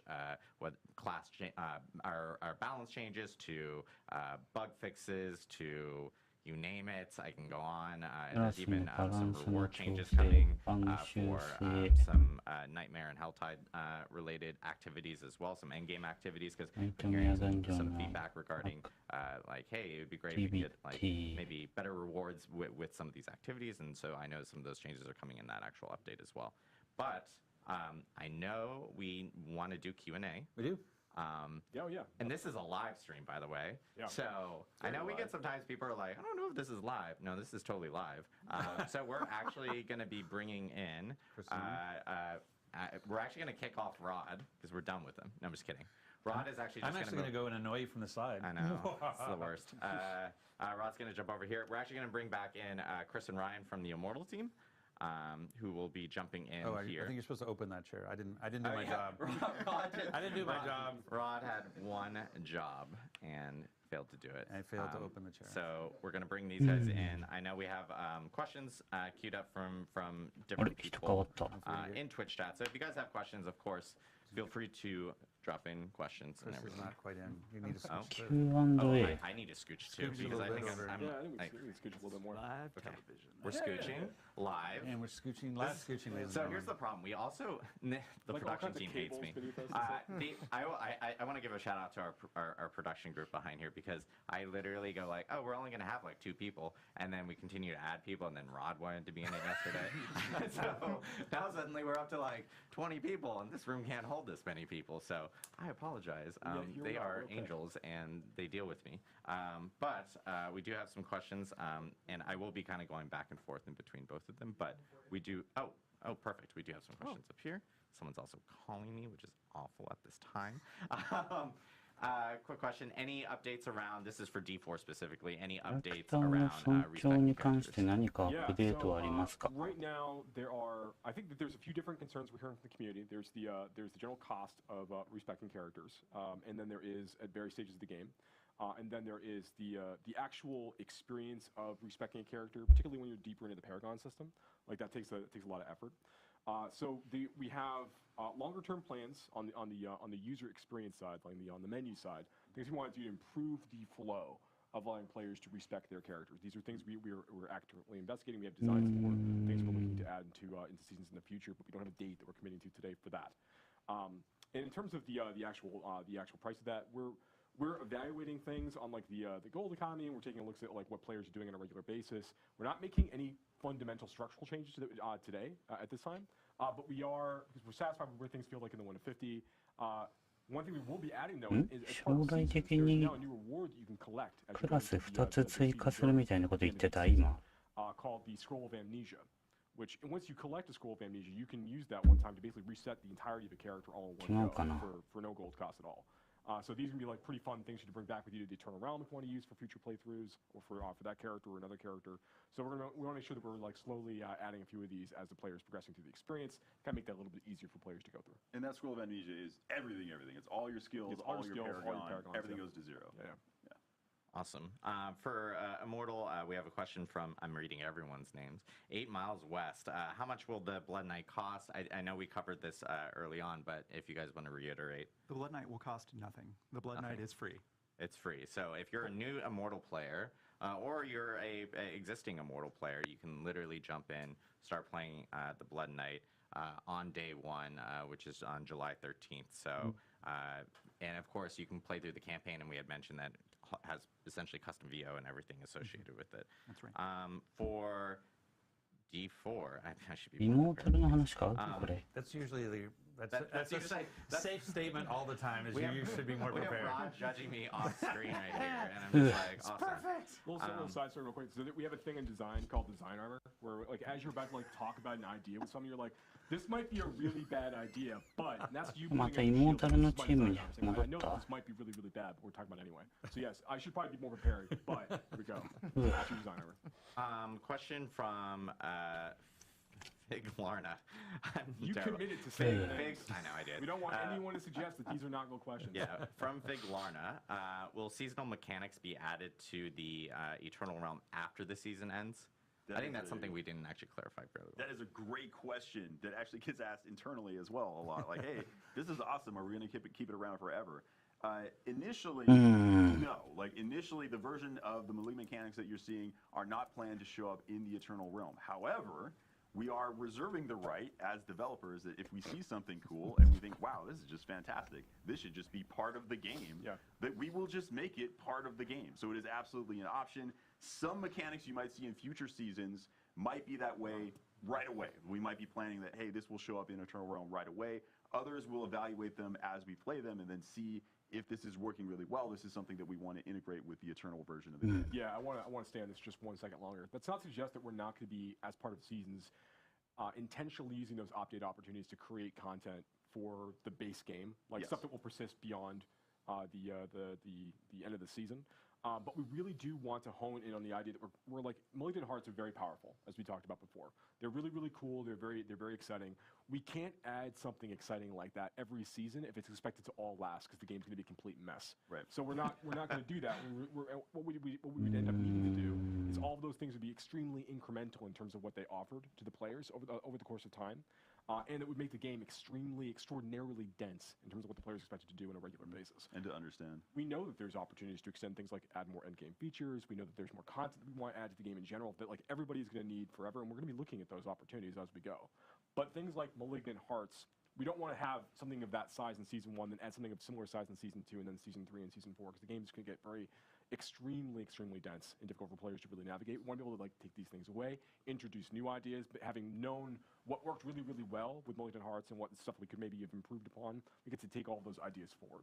It's also part of the cool factor of the season is that when you're going in, these Malignant Hearts, it's there for the season. So even, let's take a player that, let's say, doesn't like to play alts except of the same class. I just love playing Barbarian, and you know, I have 3 different Barbarians already on Eternal because it's the perfect rogue class. player, and all you play is rogues, and all you do is build rogues. There might be a lot of those too. But let's say a Barbarian, that's my hypothetical, I'm sticking with it. So I'm a Barbarian lover and I've made all these Barbarians. Season 1 is still an exciting time to make a new Barbarian because we have all of these new Malignant powers that allow you to make radically new builds that are completely different from Barbarians you played in the past. Your endgame is going to be very different. So that excitement goes away if we just say like, oh, all of these powers just exist in the game forever. The whole idea is that no, every season is a fresh new experience that gives you builds that did not exist previously. So the idea is some of that stuff is always designed to go away. Yeah. So Joe, I mean, one of the things. This is Rod off camera speaking. Rod off camera. Hey, voice right. Joe, yes. maybe speak to the fact that everybody starts at the same place of the season is one of the benefits, so that people aren't like a year behind when they go to play season 4. Yeah, that's an important part of this as well. One of the reasons we really like the idea of letting players start back fresh and have like an economy reset, players really jumping back in the experience at level 1 with characters, is it allows us to focus on making sure the entirety of that journey is really engaging and exciting for players to go through. And we want to make sure, like by the end of the first session, for example, like you're getting exposed to like the new features and content available that we're introducing in that season. That everything feels like it's balanced in such a way that players can really enjoy the new things that we're adding, in the way that they're kind of intelligently mixed with the rest of the features in the game itself. So that we think that experience is part of what makes a Diablo game anyways, like making a new character, getting those item drops, like building up towards the end. With regards to like the way that we decided to conduct our efforts in seasons for Diablo 4, we think this is a really like the prime example of the way that we can make this work. But I wanted you to hit on the point, the fact that if somebody buys the game, they're not like fundamentally behind. Yeah, if somebody before. like, I'm gonna mess with the camera people. Can you? You can't even do it, can you? You can't even get there. All we can do is I can just have my talking and something. Oh, hey, what's going on? The notion of the thing that we're talking about is that we want, again, the game is a live service. The game's gonna live for years. We want somebody who buys the game a year from now to not feel like they're a year behind when it comes to. So one of the benefits of seasons is, in season 4, on day 1, you and I are both level 1. I bought it that day. You have owned the game for a year. We're in the same place. We can play together and have fun together. And so as opposed to everybody from this moment on is now falling behind, seasons allows us to have that fresh start for everybody, right? Yeah, that's actually, I could have put it better myself. That serves as a really, really good opportunity for us to make sure that players have a starting point together when you want to come in a little bit later into the game experience. If you've taken a season or 2 off because something else came out, we want to make sure that it feels like, the most important thing for us in seasons, kind of going off script in a different way now, is that like when you're playing seasons and you're playing Diablo 4, you're having a great time. And when you've reached all the goals and done the things that you think are really, really important, 発売日にゲームを買った人も、 Yeah. 最近ゲームを買った人もシーズン始まればみんなスタートは一緒。 Check out. That's a great time to come back, particularly if you had a good time playing before. That's exactly when you should come back and check out Diablo 4 fresh. Okay, I'm out. Sorry. I'll be honest, when the next WoW expansion comes out, there's a non-zero chance that I'm going to play WoW for a while. But it's great to know there's a point that I can come back to Diablo 4 and everybody's on an even footing. Yeah. Question here from Jeffrey Allen, and didn't specify the D4 or DI, so I'm actually going to ask both because I think this is relevant to both. Also, Why do you have a new mic? I actually don't know. But yeah, 2 mics, guys. I'm very I'm too like Adam. You have me in レ stereo. ベル1から始めるのは一緒だけど、 Can you こ say こまで which 得た知 cosmetics 識 will は be 一緒じゃない transferring からな。 between characters? So for instance, like for Diablo Immortal, we'll ask this specifically for Diablo Immortal, and then we'll talk about Diablo 4. But in regards to transferring cosmetics, like if you ended up buying a cosmetic in Diablo Immortal, does that actually also appear on the Blood Knight? So cosmetics purchased prior to the Blood Knight's release will not be retroactive. However, the sorry, what was the Mother's Lament set? Hatred's Heritage. Hatred's ブラッ Heritage ド will ナイトっ be てイ available モー for タ the ルの Oh, nice. Okay, cool. So going forward, there will be now追 new 加 cosmetics DL み available たいな for や the つ Blood か。 Knight, just as they are for all the other classes in Yes. Immortal. And then I guess for D4, will cosmetics be transferring to seasons, and will they need to be reobtained? I know this was like a question that we get a lot from people in regards to transmogs, and if you salvage specific stuff, how does that work between characters from Eternal and Seasonal realms? Yeah, Bluefest is all transferring over with you when you go into the new season. And obviously, every cosmetic set that you're purchasing via the store and via the Battle Pass, that stuff also is going to be carrying over with you. Yes, if you ever unlock anything, your whole account has access to it forever, is the current functionality. Nice. I shouldn't say it that way. It sounds like we're going to change it. Yeah, That don't is use the word forever, functionality. ever. Yeah. Let's see. Nightmare. This is from Kincho Kimo. This is Nightmare Teleport was great, but why can't we just teleport right into dungeons rather than just to the entrance? So this one I think is interesting because Nightmare, we obviously incorporated the teleport here in 103. It was another thing that we had talked about where it was community feedback that we had gotten, and the team jumped on it really quickly to implement it in a specific way. We have been seeing a lot of feedback in regards to players having to teleport outside of dungeons and kind of go through like a couple load screens. It was a quick, implementation from the team and everything. So I know it's something that we've been hearing from our side, and it's something that we're going to be looking at more here in the future for optimizing 中になんでテレ and ポート making で sure き that we ないのか implement みたいな maybe こ in と a か。 better way from some of the features that we've been just kind of adding in really quickly. On Immortal, we have was there some sort of Castlevania inspiration with the Blood Knight? Looking very, very similar to some popular characters from that franchise. Very pretty vampire-ish people, but not vampires. I think we discovered Adam's kink, by the way. ああ、イモータルの新キャラクター。あれやっぱりあれなんだ。吸血鬼ハンター的なやつ Was か。 there any inspiration kind of thrown with the Blood Knight? I think, when you're でも working 吸血鬼なのか。 tropic idea in fantasy, like vampires, you take inspiration from ヴァンパイア all ハンターっ over. ぽいな。 The spear thing puts us in mind of Vlad the Impaler. The aesthetic, you've already talked about some potential references, but I think for us is as much like what we take out as what we leave in. We don't want the Blood Knight to feel like a grab bag of all vampiric myths. They are very specifically grotesque, blood, shadow, knightly weapons oriented, and so there were things like turning into mist, like turning into wolves, etc., that we immediately said, hey, these need to be off the table. And so in that regard, I think there's a lot of familiar that we're channeling, but there's also like a very dialed in identity for the class. Awesome. Everybody knows that it's necromancers that turn into mist. Let's see. In regards to Diablo 4, we have, will you guys be nerfing or buffing in the middle of seasons, or will you be making changes after the season starts? Yeah, it's a really good question. So, This is from Godic, by the way. So there you go. Okay, I just so wanted this to. is a real person. Yeah. Yes, this is a good question. So we made a number of adjustments during the preseason period to make sure that the brains build back into where we expect them to be functionally and performance-wise.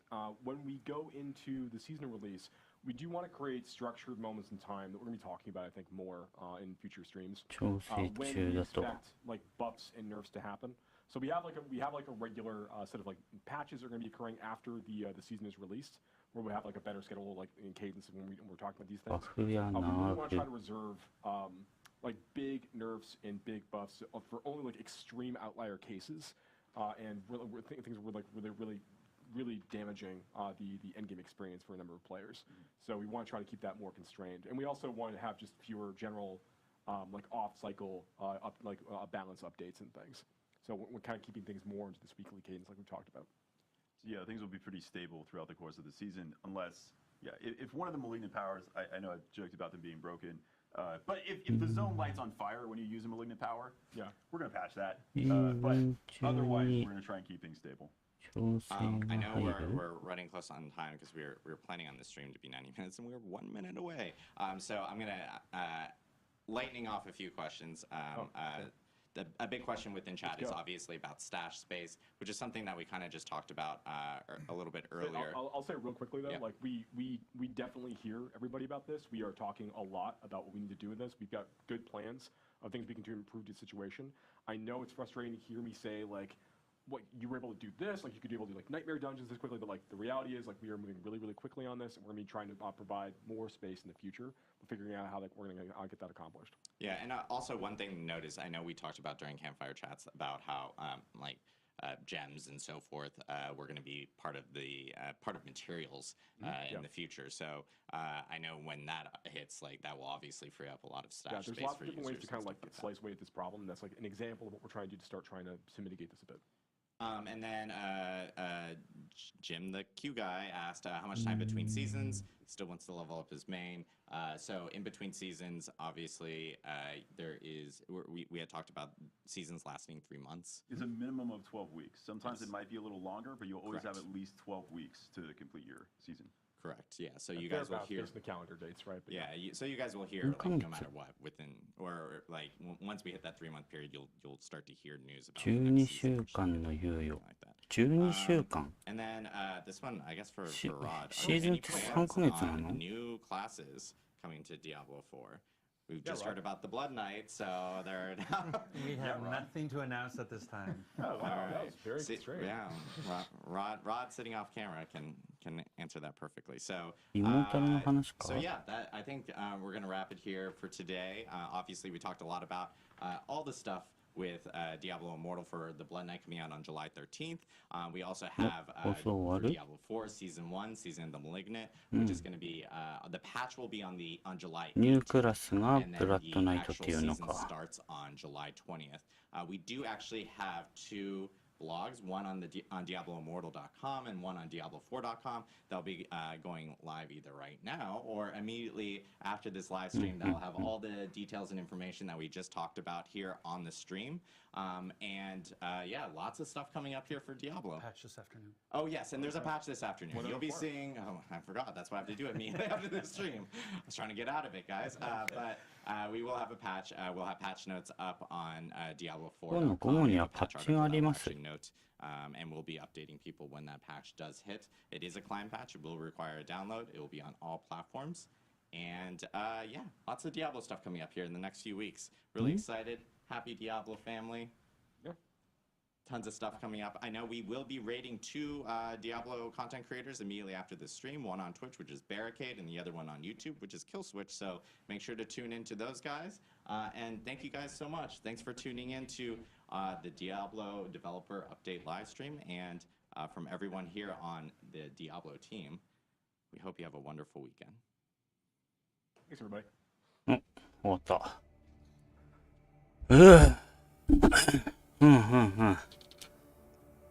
ああ。よいしょ。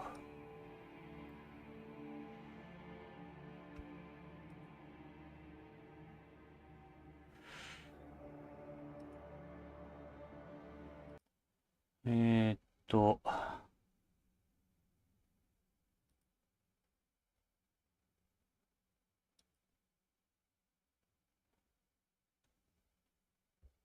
うーんと。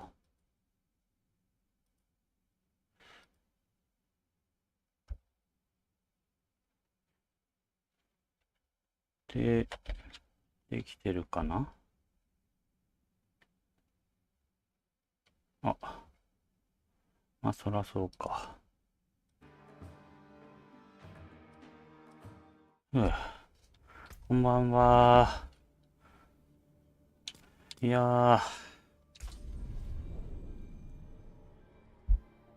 ー、や、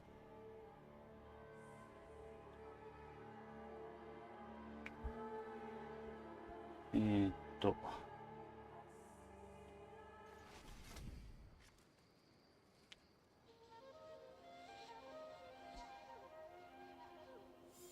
今日の午後にまたバッジが出るのかな？入るのかな？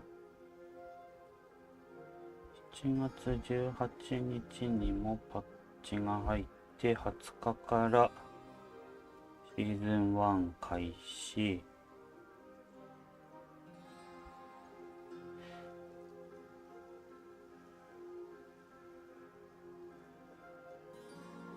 よいしょ。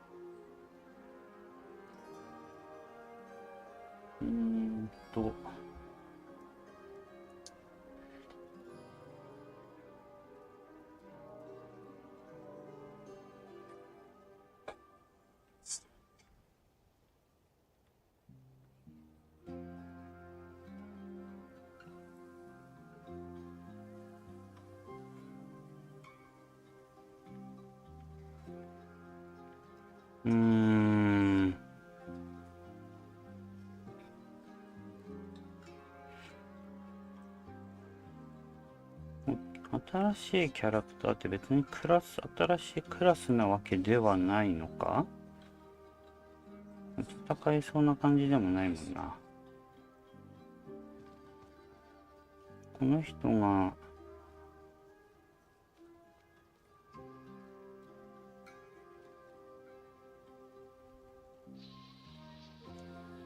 シーズンオブザマリグナントイズカミンニュースリートイズコラプティングイズサンクチュアリ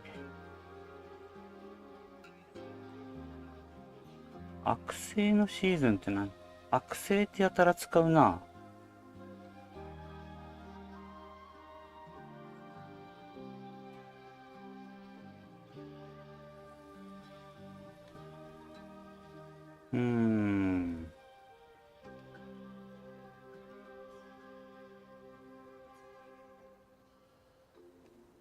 で、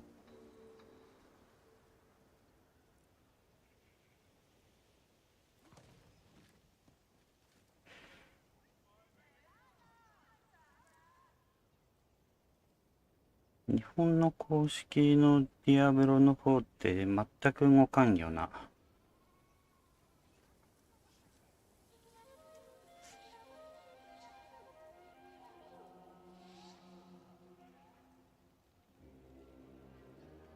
ああ、薬剤のマリグナントってことか。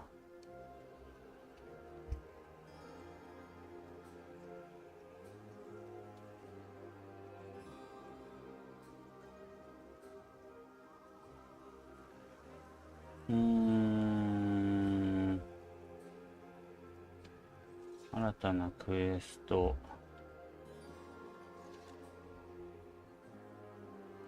悪性の心臓、マリグナントの心臓。新たなボスバトル。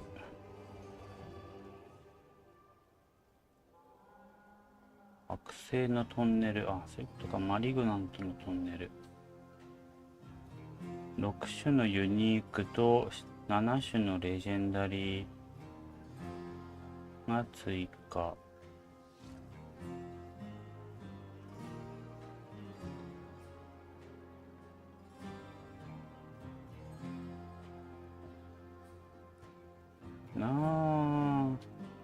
バトルパスで入手できるくすぶる灰がブースターか。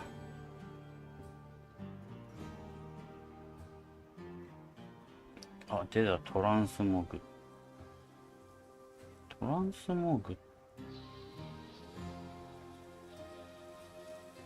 見た目のことなんか。防具セット、冷徹。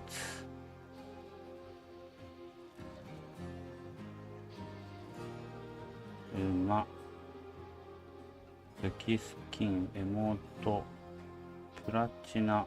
あ、プラチナって、ああ、お金だ。ゲーム内マネーか。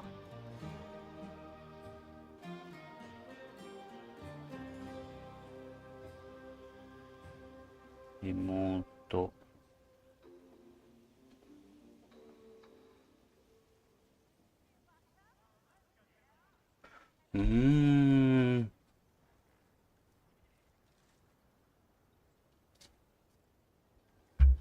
そうか、そうか。おっと。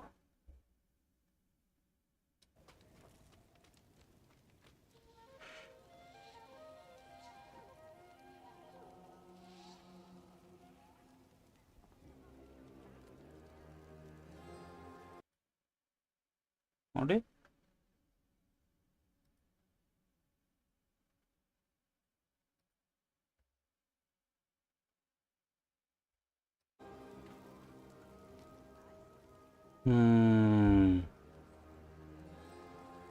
よし。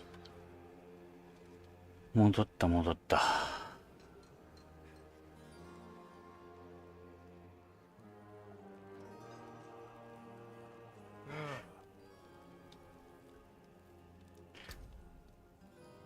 いやー。元気か。美しく削られた貴重な宝石です。これは売り物になりますね。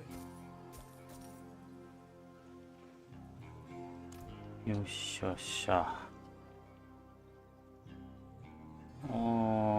かっこいいね。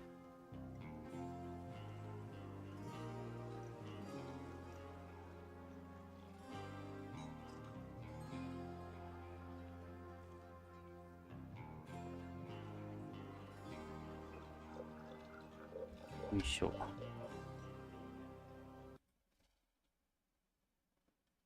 ーっと、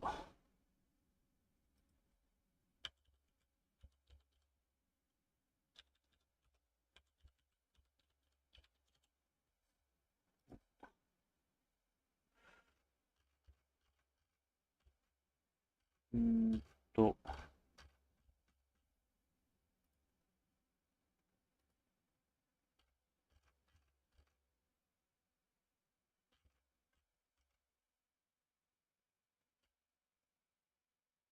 重りしバージョン。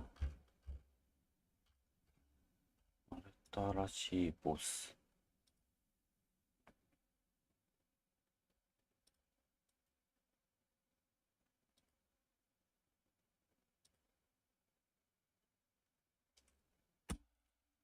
うーん。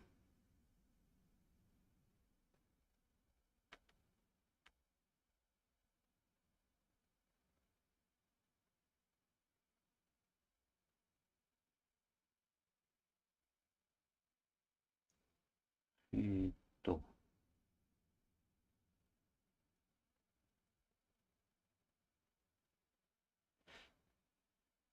れを、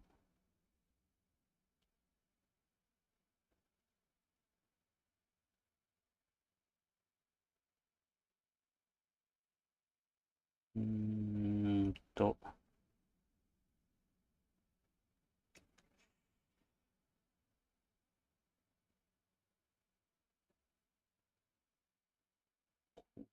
え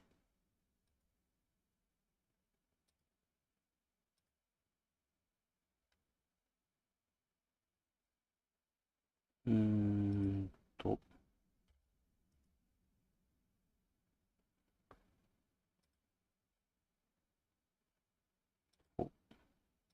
こうして、よいしょ。で、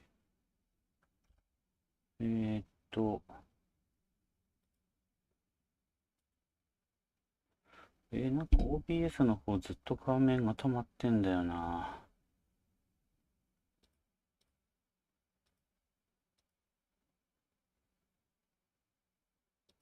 あ、こっちか。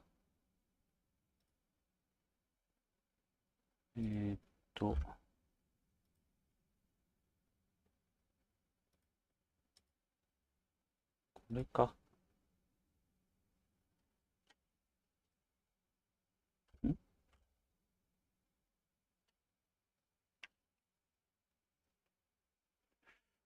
んと。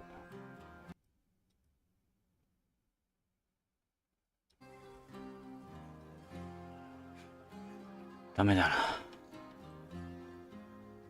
OBS が終わってる。あー、出た。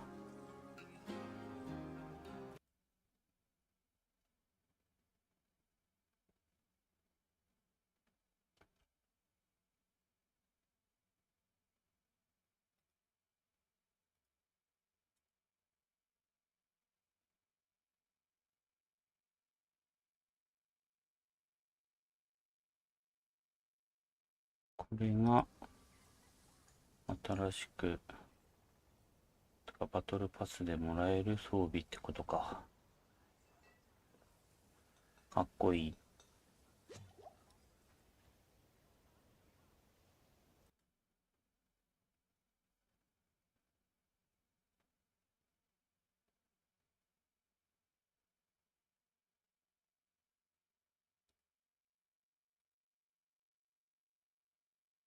うん。よいしょ。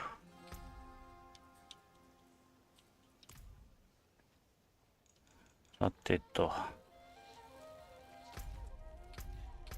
お、ショップも更新されとる。これは用意した伝説を楽しんで。何か感じたかしら？馬か。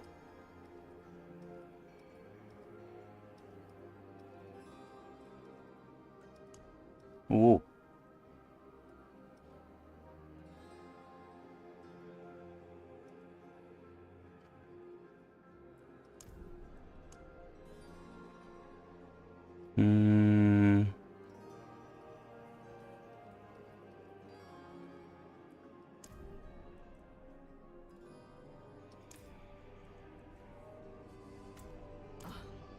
これは前のやつか。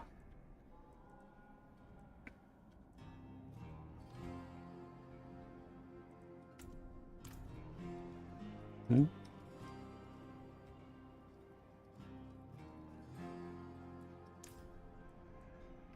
アタシンクリードみてえだな。あれ？まっとうな選択ね。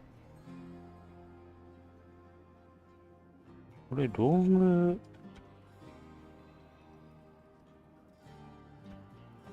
のやつなんだ。あ、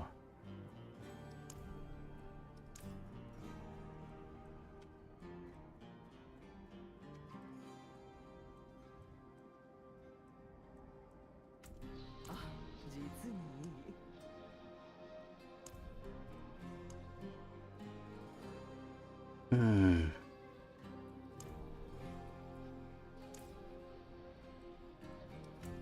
興味深い選択ね。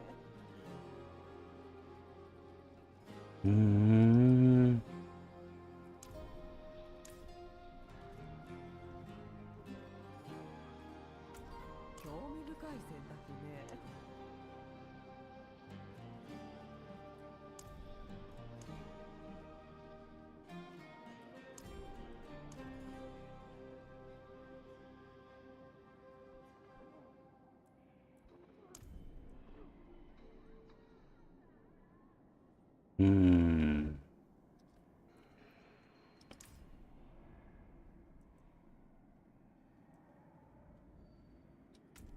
何か感じたかしら？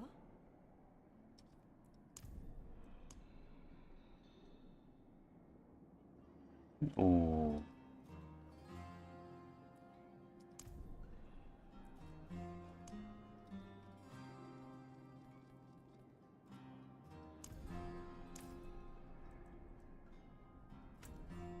胆な選択ね。これもローグ。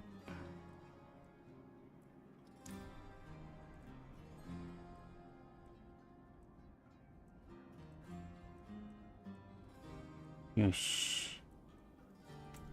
まっとうな選択ね。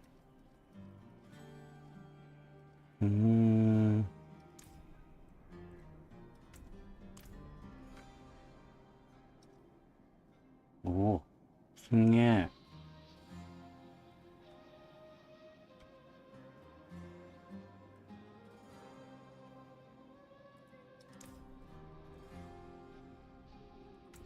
興味深い選択ね。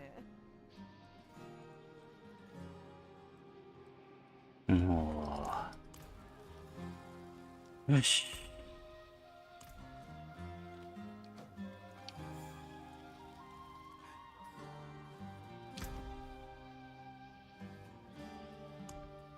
さてと、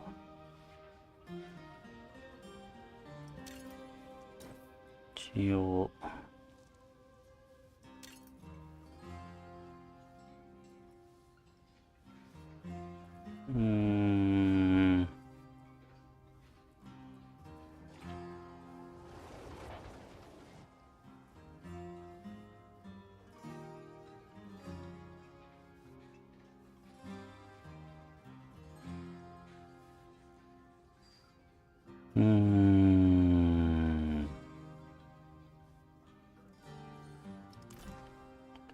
国家した精髄。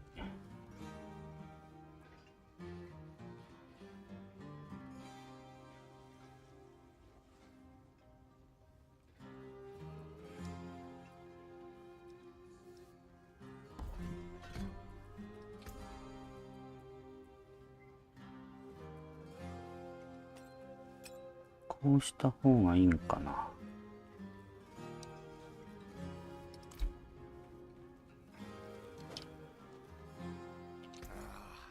買い取りもお任せ。王族には気をつけて。あのハゲワシどもめ。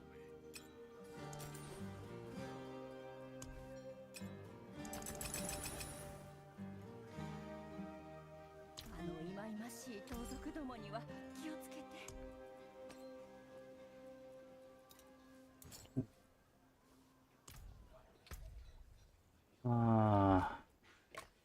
よし、さて。ナイトメアもあるか。今日は、本当に人が少ない。ここでは無理。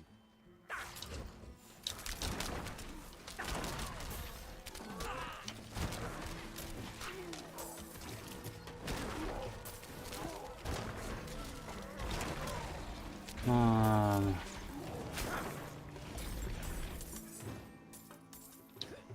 みんなやってないかな。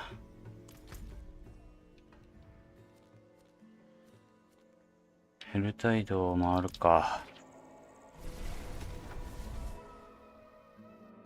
いやー、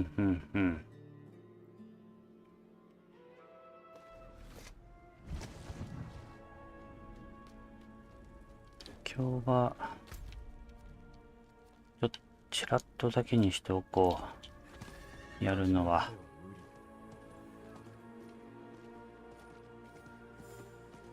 いやー、渡辺さんもここでは無理。秀健さんもみんな毎日長時間やってらっしゃるのか。ママトさんたちも。それには時間うがいる。い。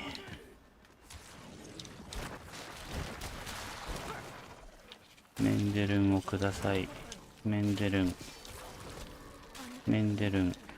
死んでいたわ。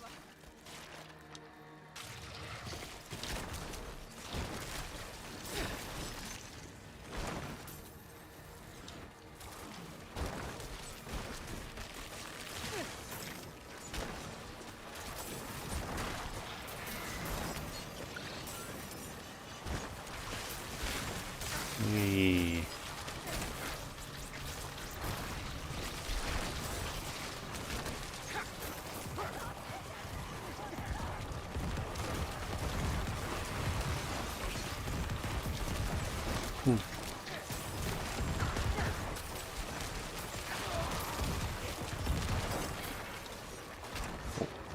やべえ、レベル100が2人もいる。心強い。よ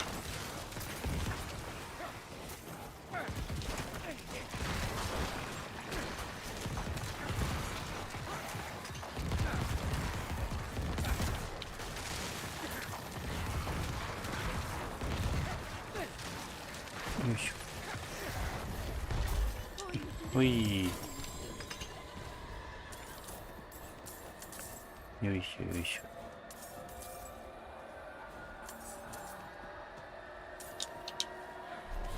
ほい、はい。オッケー。この、よいしょ。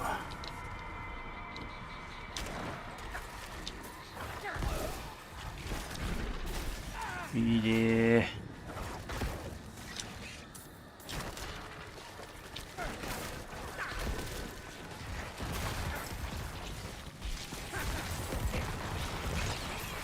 ー。よし。この辺マップ開いてないから全然わからんな。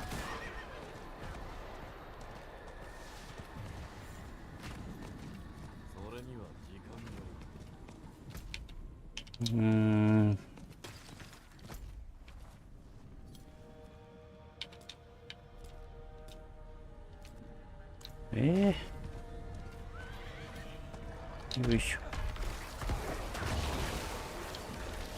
やばい、死んじゃう。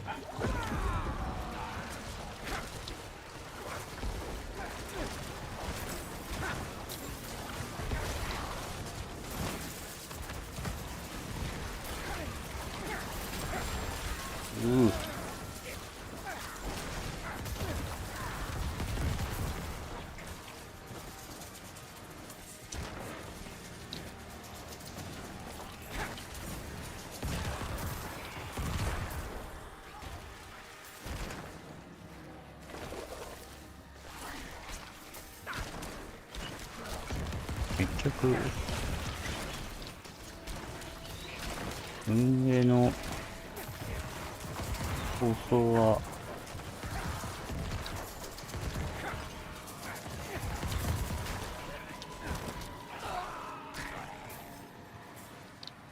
あまり重要なことには触れなかったような気がするが、あんなもんか。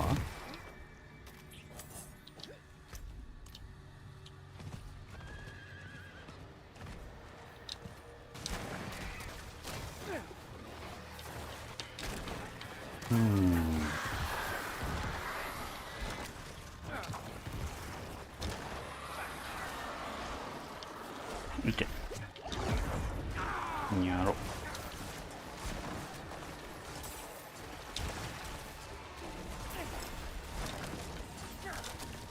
よ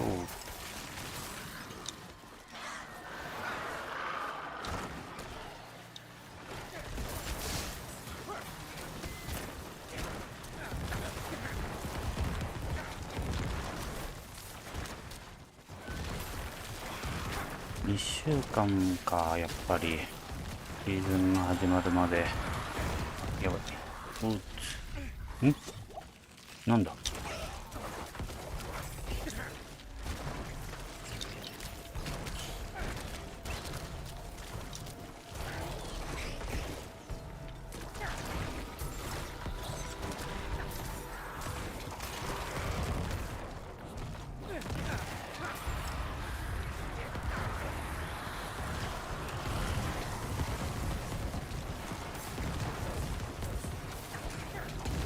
どこだ。よ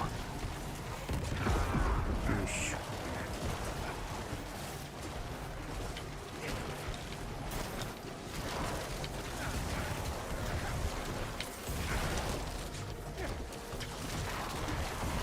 スキルの保存システムは誰も望んでおらんのか。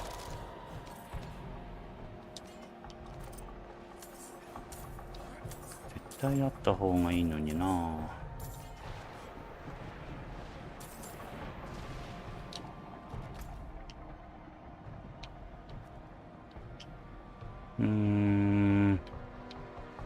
ち全然空いとらんやん。こっちとこっちだよな、確か。神秘あるとこって。開けに行くしかねえ。うわあ。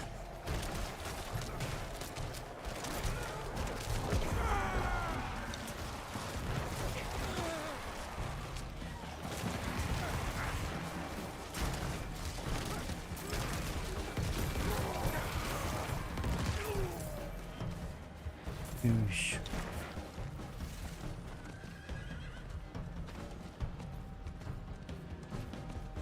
うん。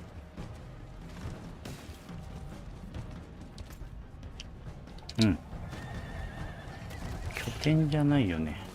お、ナイス。よいしょ。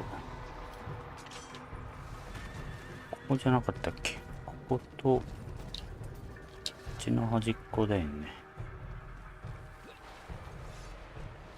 ないか。おお。にもないっつ。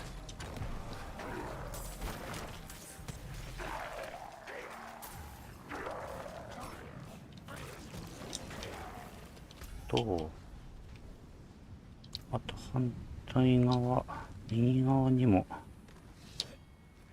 よっ。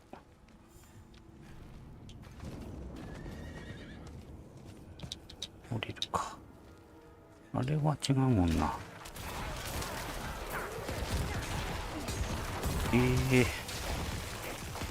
や、使っちゃおう。よいしょ。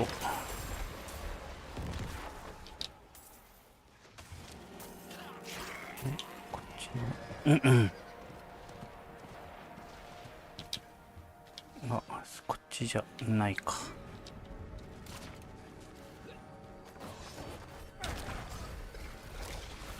よいしょ。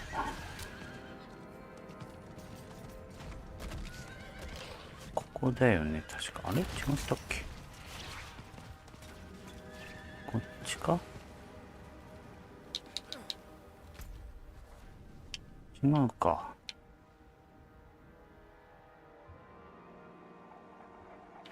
ここにこの辺に3つくらい。ここかな。だった気がしてきたな。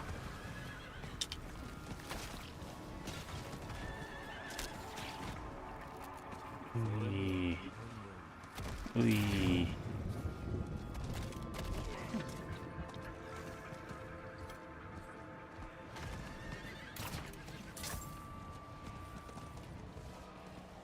よいしょっと。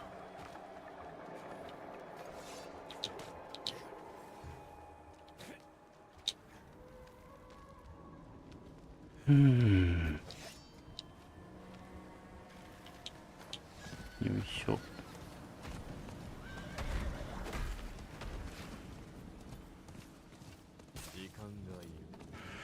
違ったかな。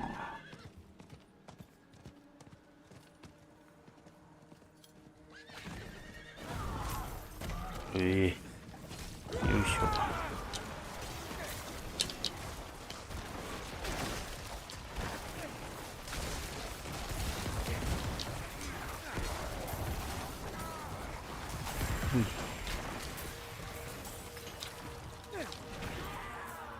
よし。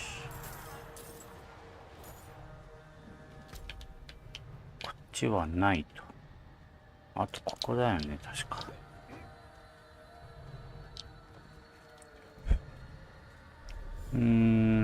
なんかちっちゃい虫が飛んでるのが気になるな。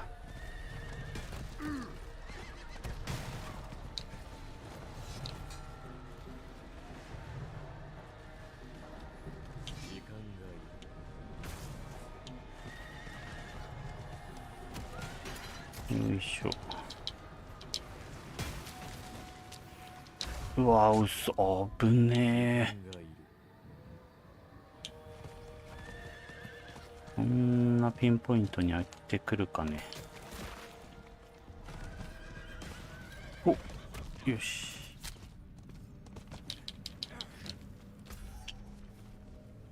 ネクロマンサーだ。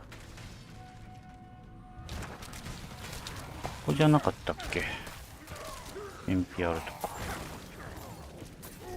ないっちゅうことは、全部下やな。うわぁ。下も開いてねえ。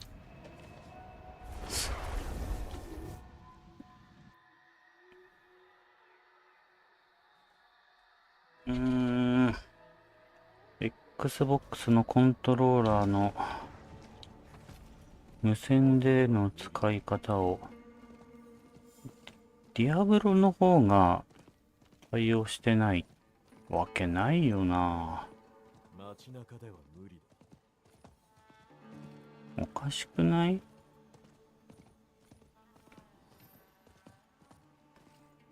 ？PC はだいたい箱コンをベースにしてるでしょ、コントローラーは。箱コン対応してないわけないよな。なんだよ、もう。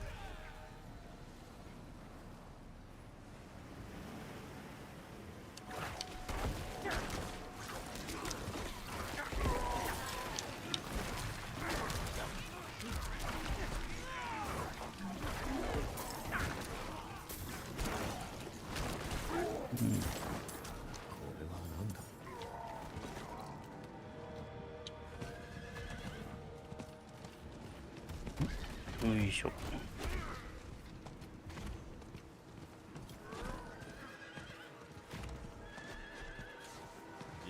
よいしょ。あ、これあったー。イエーイ。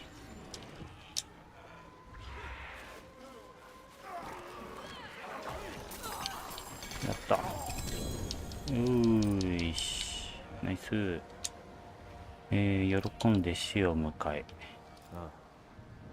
ちゃうか。礼を違う。言う。これは違う。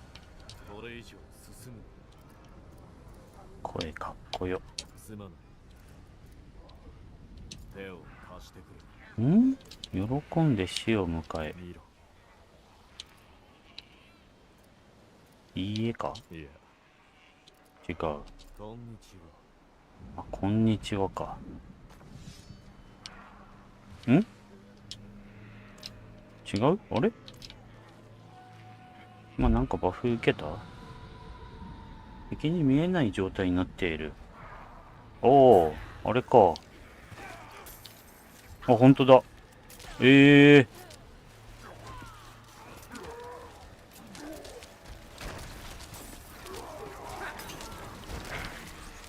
一回だけ？ど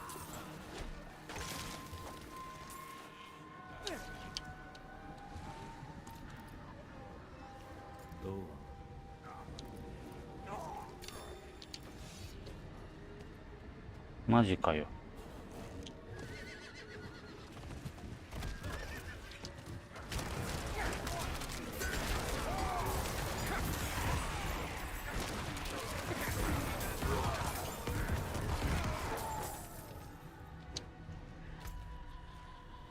あらー、反対側に行くか。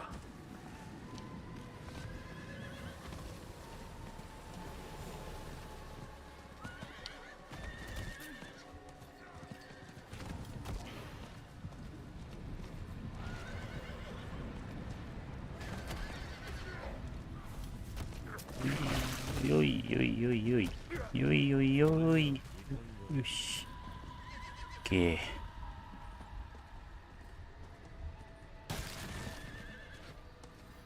イベント。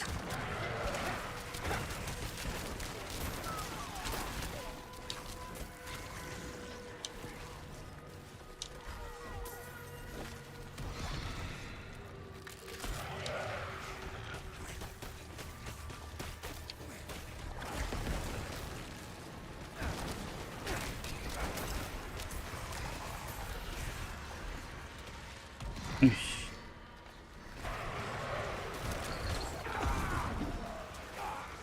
遠いな。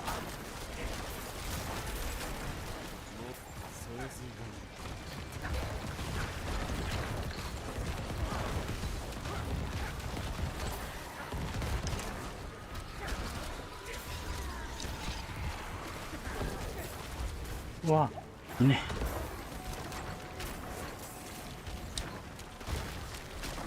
よし。よいしょよいしょ。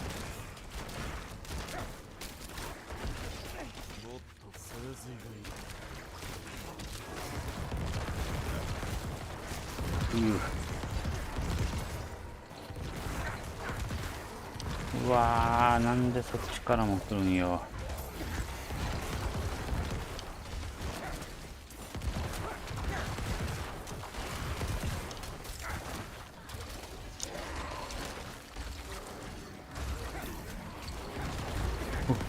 うい。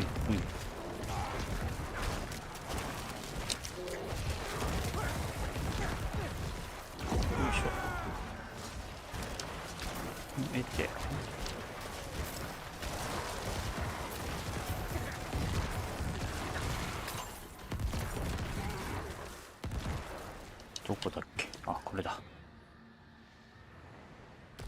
し。ラスト。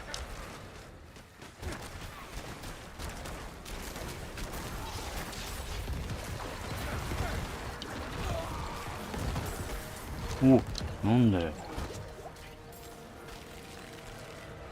間に合い。よし。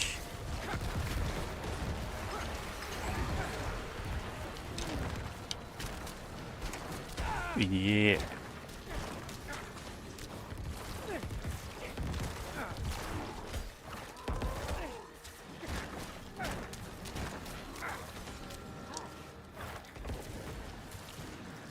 お、助かる助かる。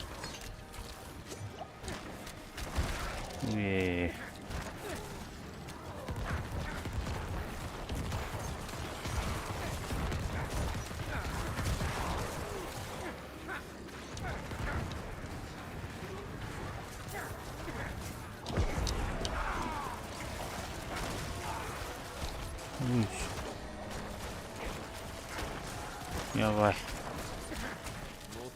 全然火力がない。おっ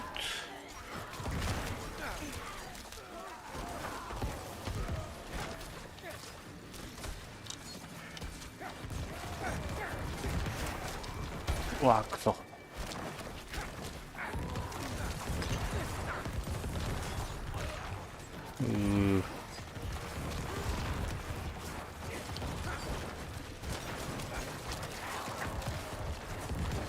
Me too。よいしょよいしょ。よし。よ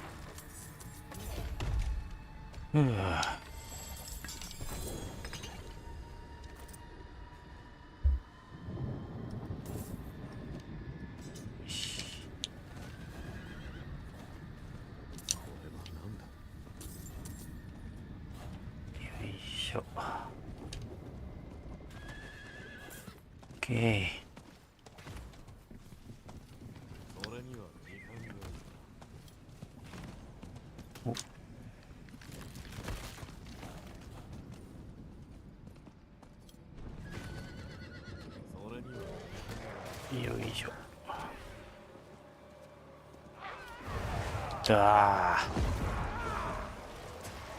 なんかすげえいっぱいいる。こんな湧くことある？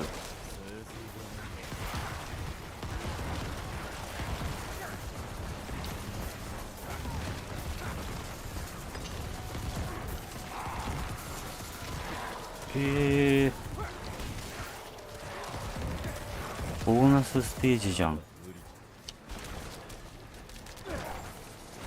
やべやべ。全然ボーナスちゃうかった。ちょっと待って、ミニオン全滅しとるかな。待って逃げられん。おぶねえ。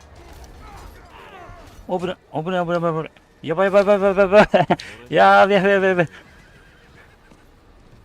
やばし。やばし。マジ強。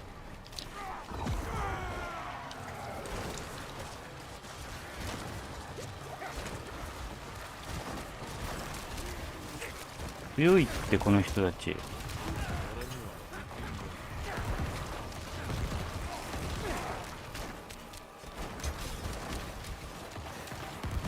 マジ危なかった。うおー。うい、乗り切ったー。危ねえ。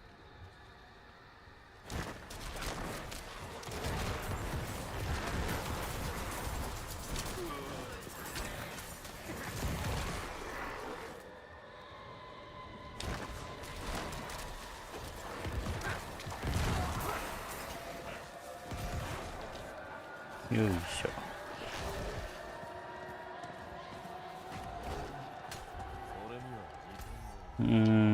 この辺、お、いいね。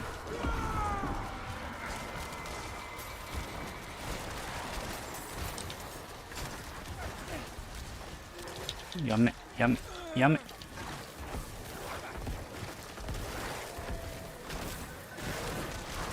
オープン、オープン。よーし。よーし。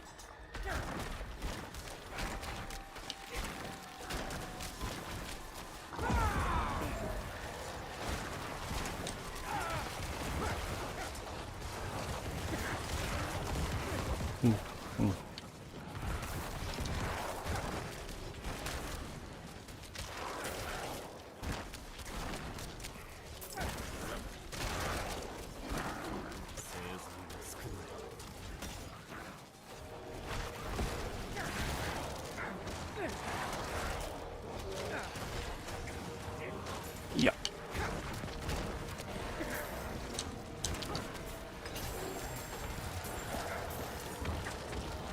よし。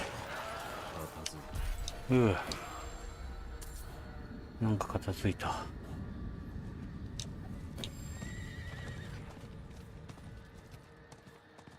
こにはない。ん？何もない。え？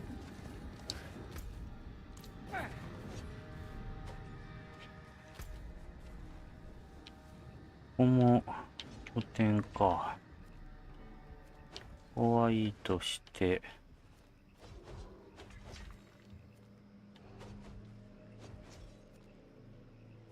ん？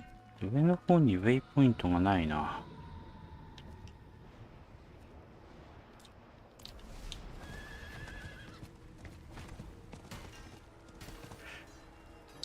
どっか終わってない。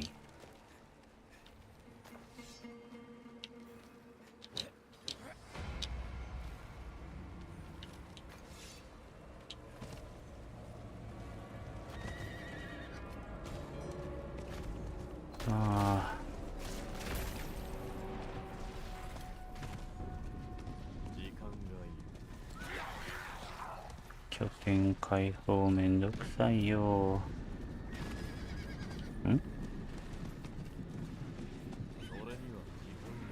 よいよいよいよい。いやー。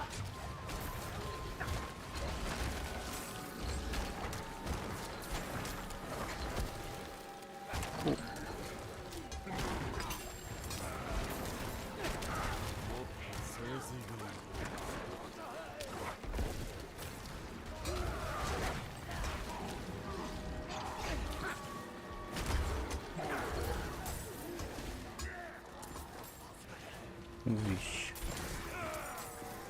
ょ。おー、いいね。あ、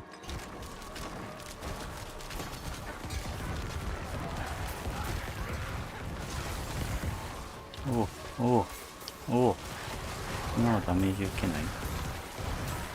ワンちゃん。あ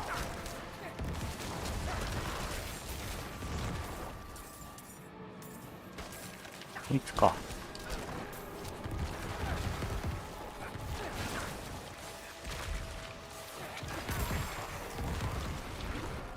うい。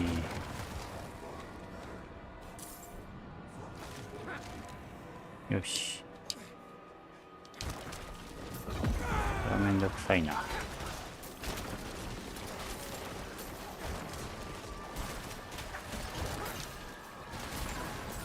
お、やったー。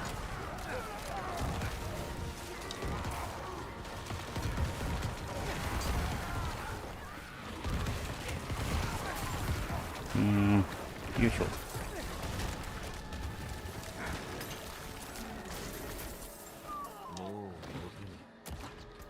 おう。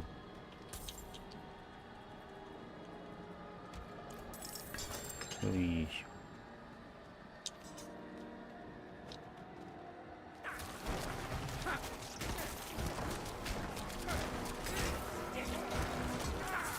よいしょ。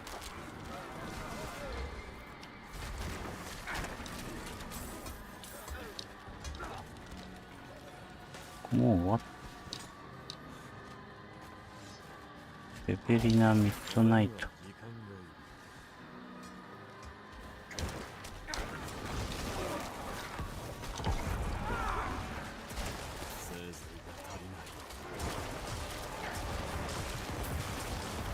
おいし、危ねえ。危ねえ。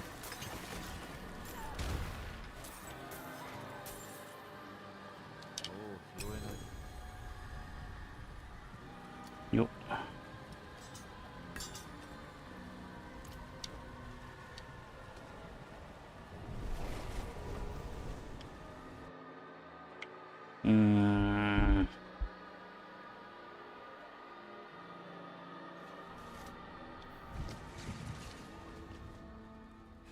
なんでコントローラー優先でしか使えんのじゃ。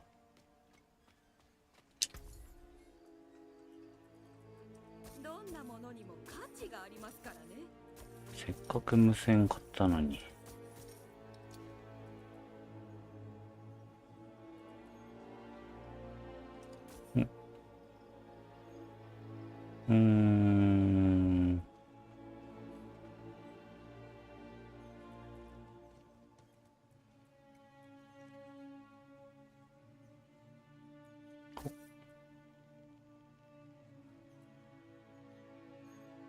これは縦はいらないか。もう大丈夫。いいね。よし。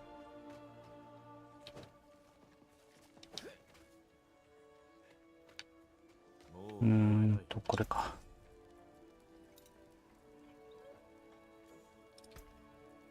はい。よっしゃ、オッケー。街中では無理。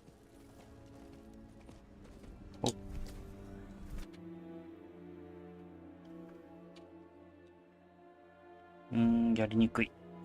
もうやりにくい。合図の角笛？なんじゃこりゃ。おう。なんだ。馬のにつける角。あれ？持ってなかったかこれ。持ってないから出たんだよな。やったー。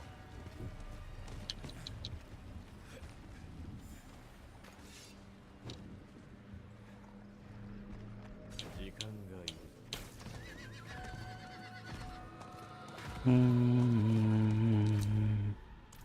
と。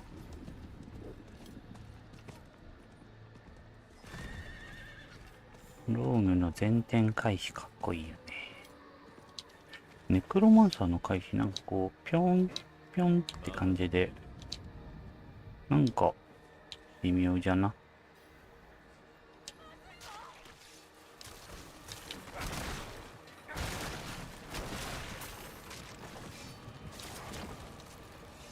よいし。よいし。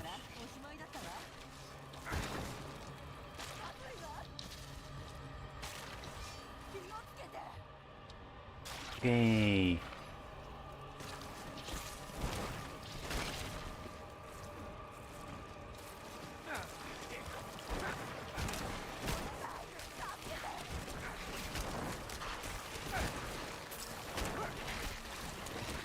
エラチプリーズ。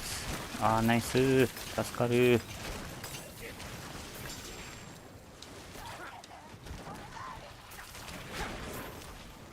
点滅力が高いからね。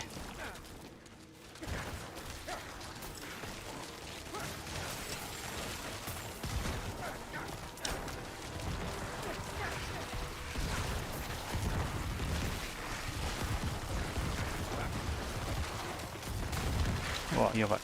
頭来てない？お、危ね。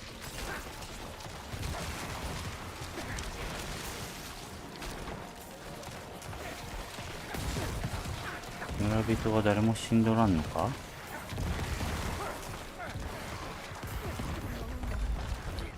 よーし、助かった。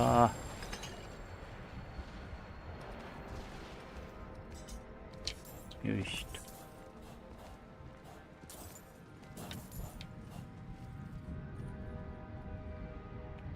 うん。お。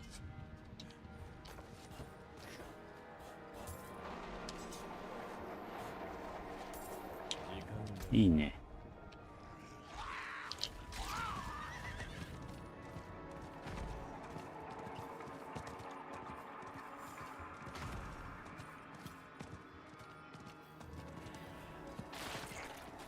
お、やっとくか。この辺イベントいっぱいあるんだね。いいね。ボールが、ボール集めがはかどる。ほいほい。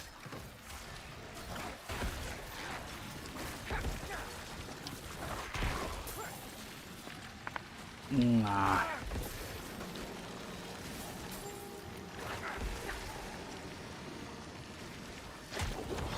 よし。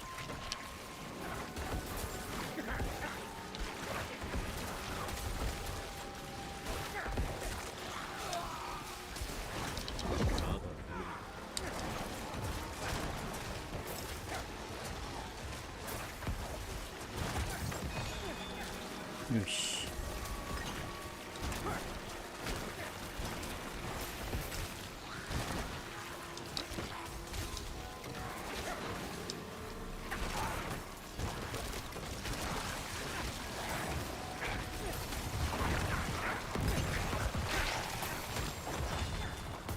お、助かる。うん。うい。よ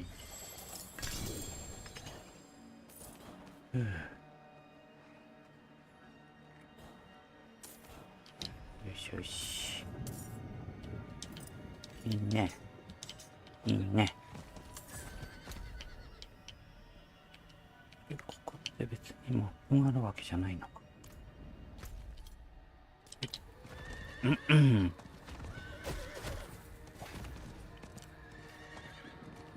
それには時間がい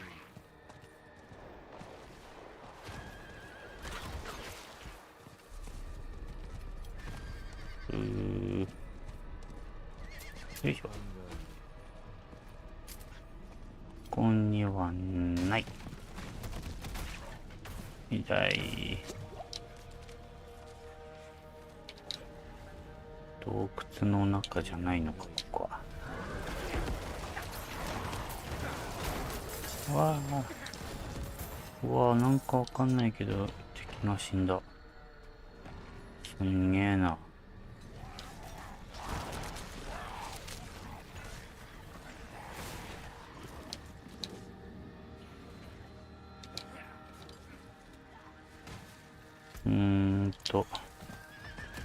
おう。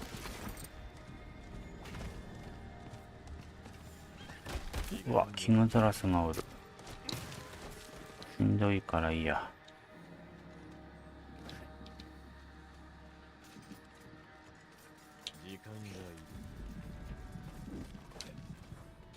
あるかないか。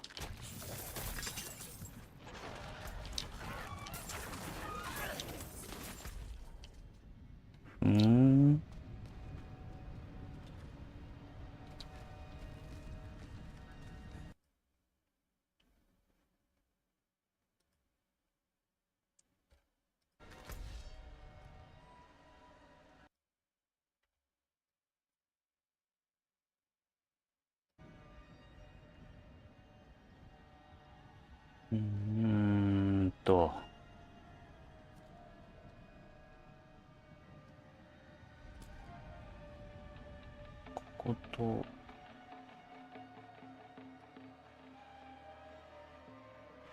やっぱこっちの先にもあるよな。やっぱり。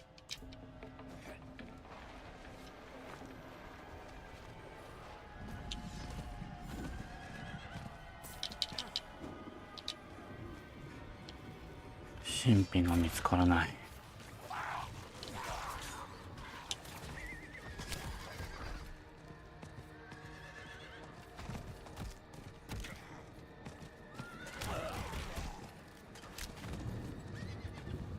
よし。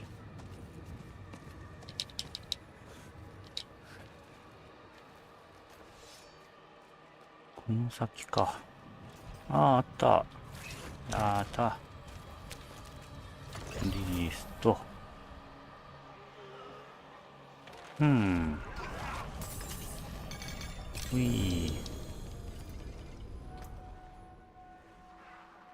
おお。移動、でも、移動速度マックス欲しいな。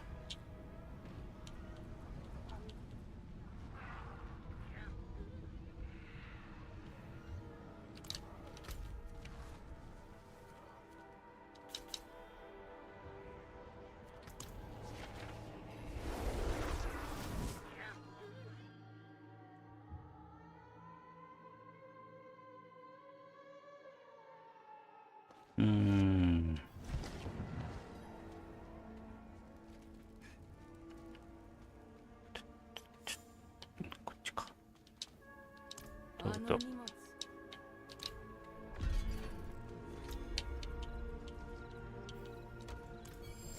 はい。はい。はい。いかがですか？どんなものにも価値があります。昨日かなりお金稼げたから。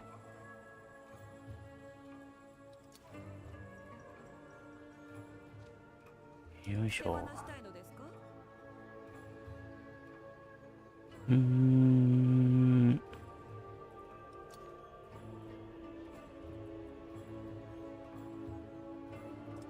いらないか。ラッドウィーブ。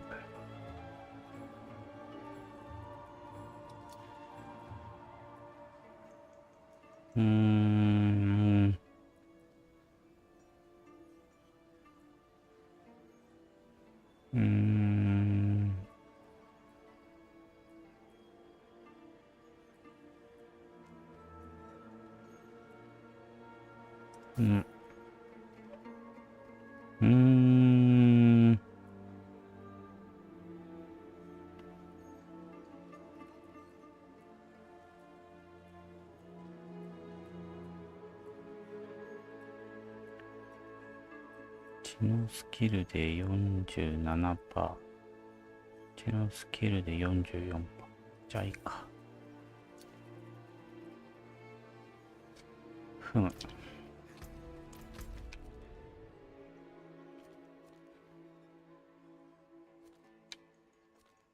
よし。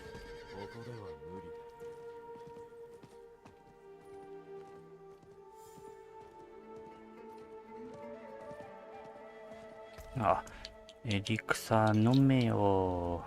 もここでは無理。う。お。先生か。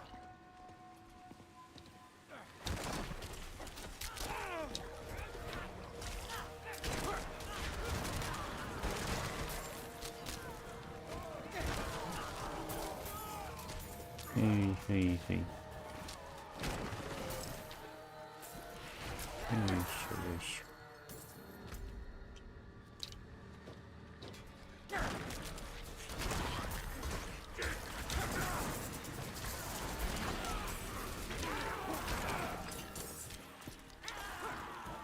おいいね。赤くないね。赤い。よし。軽量武器。ん？あ、上か。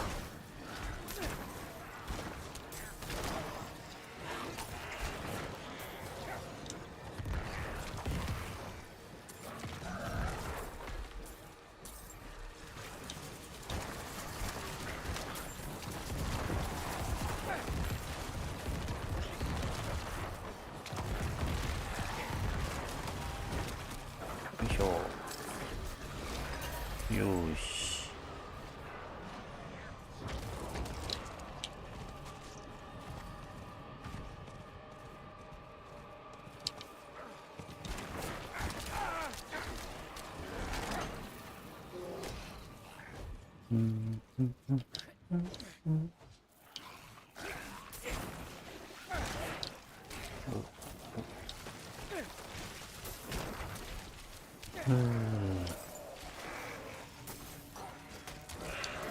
よいよい。よいよい。よいしょ。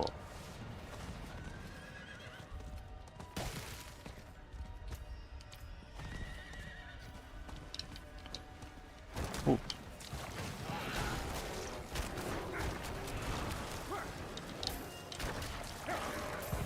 う。おう。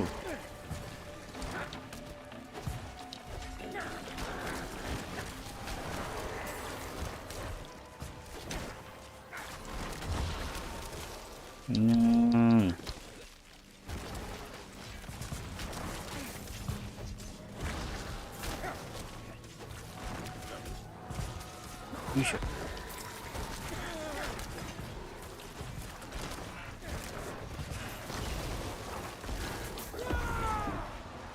う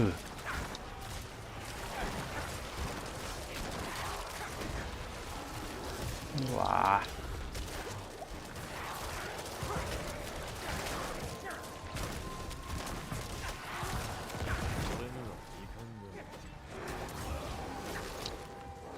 ー。あれ？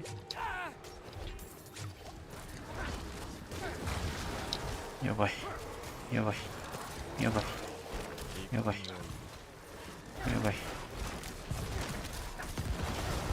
あ、やばい。やばい。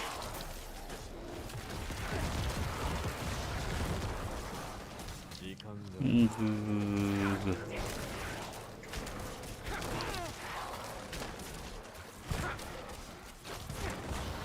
危ね。危ね。危ね。あ、死ぬ。うごごごごご。うわ。うごごごごご。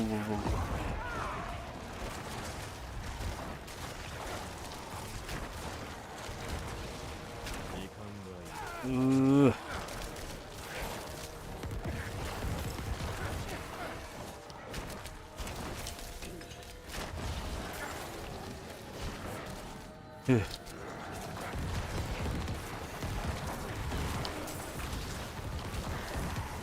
わああ、危ね危ね。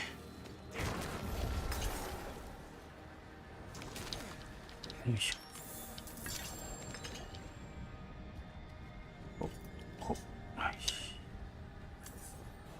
で、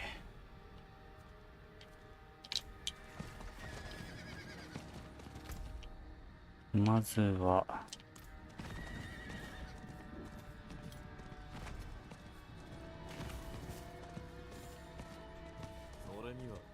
上か。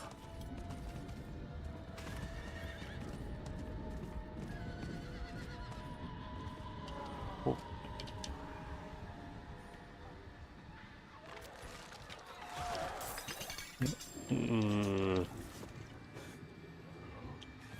と採取。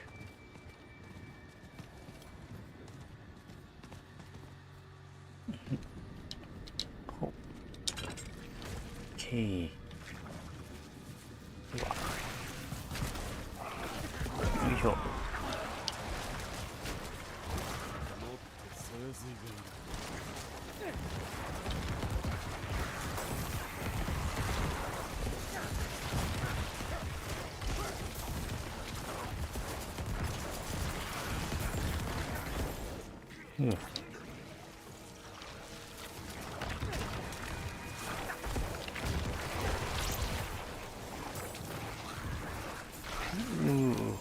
危ね危ね。よし、あと1。何？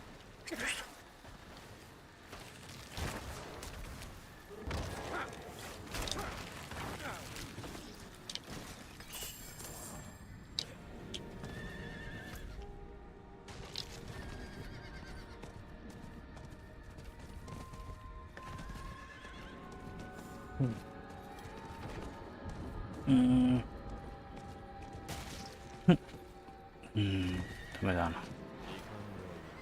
首が痛い。これは75。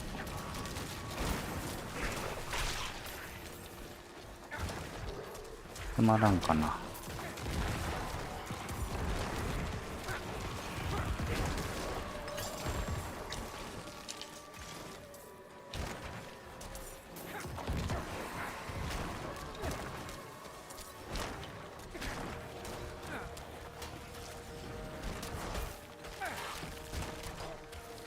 よいし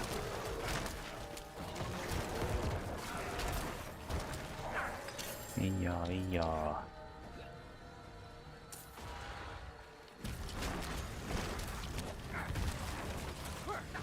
うい。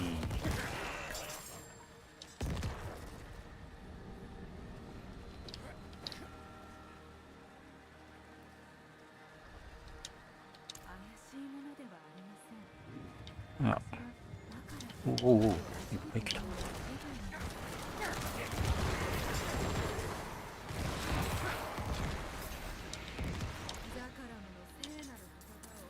信者たちと分かち合っているだけですよ。残念ね。いいペットになれたのに。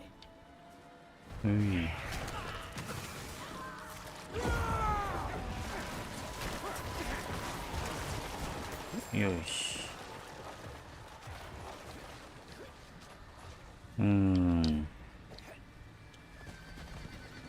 あった。こんなところにあったのか。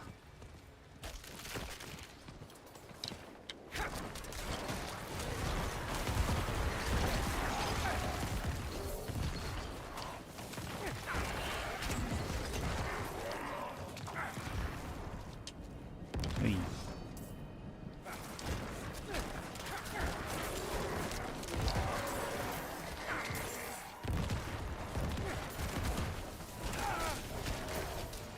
いしょ。うい。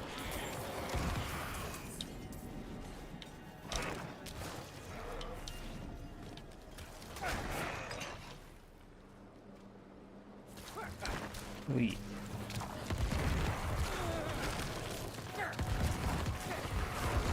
よし。オッケー。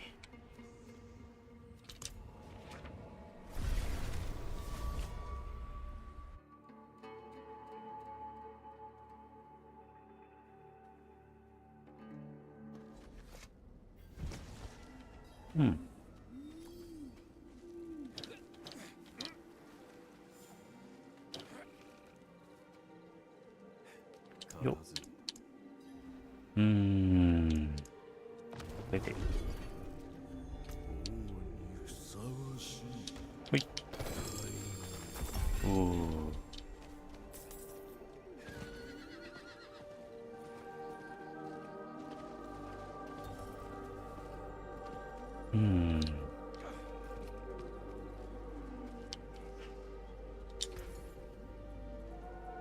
これか。おお、ボーンスペアのやつだ。ボーンスペアのやつ持ってる。でも 2.2 だな。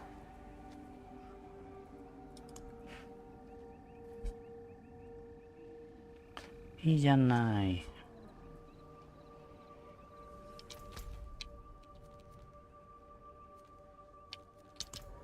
はいさあ。おはようございます、FF さん。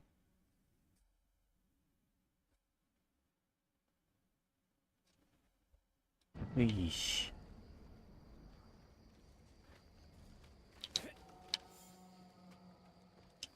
やっぱずっと見てなかったな。街中では無理。いやー。あ、そうだ。さっきもらった角は。これか？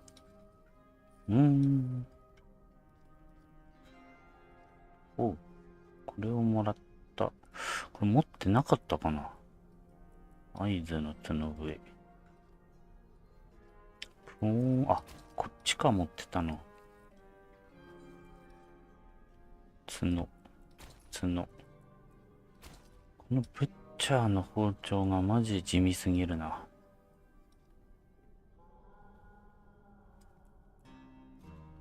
もっとでかくていいでしょうが。よいし。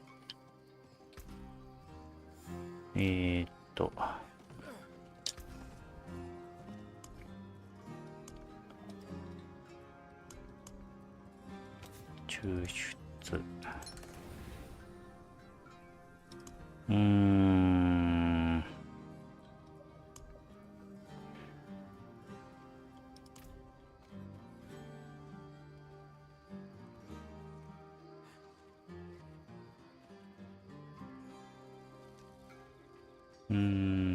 うわー、いっぱいいる。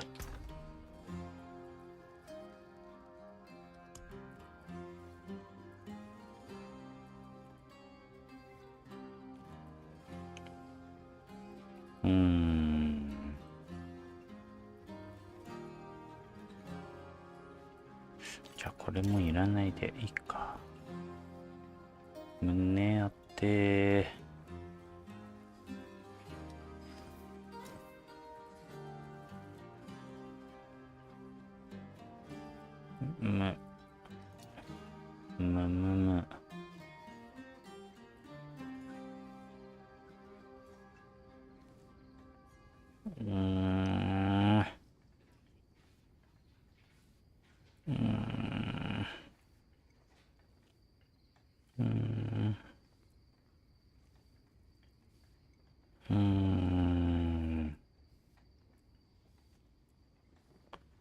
わからん。何がいるのかがわからん。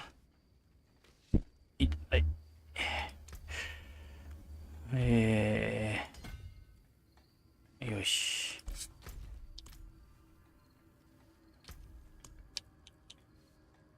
やばいやばい。こんなんも。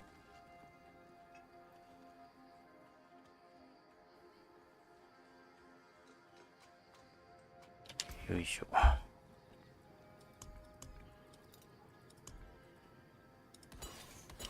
いけるわけないやんか。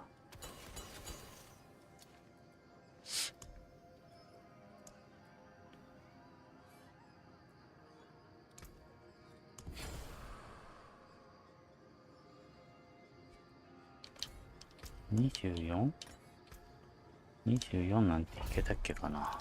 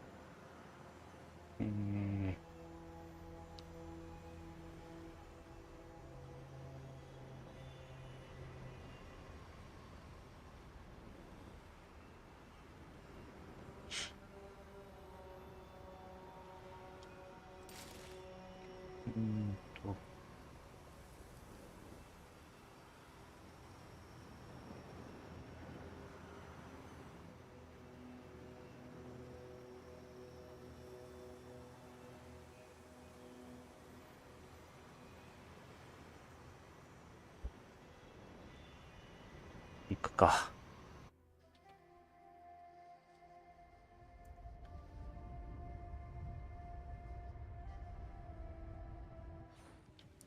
よいしょ。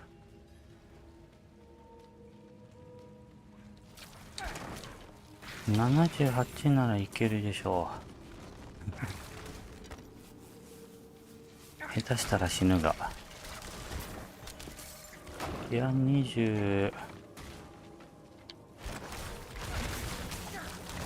いやー、25以上で、26くらいがちょうどいいのかな。あら。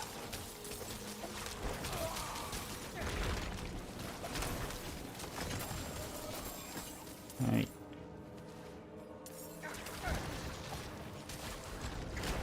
いや。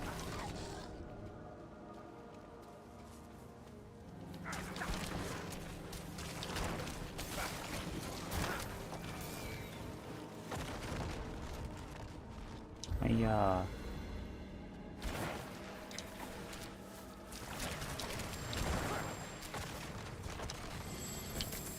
はい。あ、なんかトレジャーゴブリンが要は強すぎるみたいな。トレジャーゴブリンにもナーフが入るみたいな話があったな。そういや。いうかトレジャーゴブリンいたから、もしかしてブッチャーおるんか。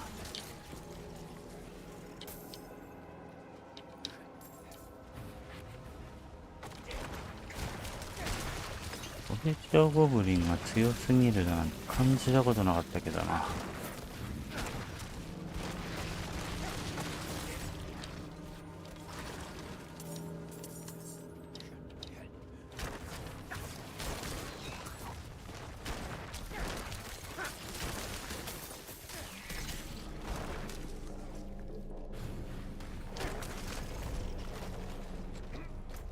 うん。よ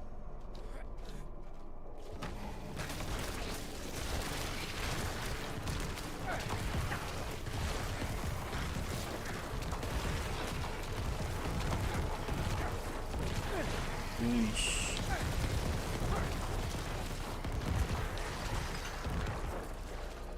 大丈夫か。よし。よし。おお、イエーイ。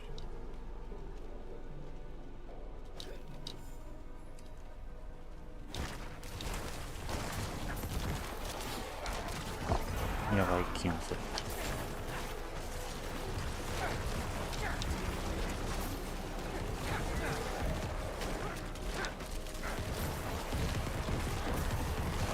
危ね。よいしょ。もう遠くから走ってこないでほしい。おデブちゃん。危ね。うわー。よいし。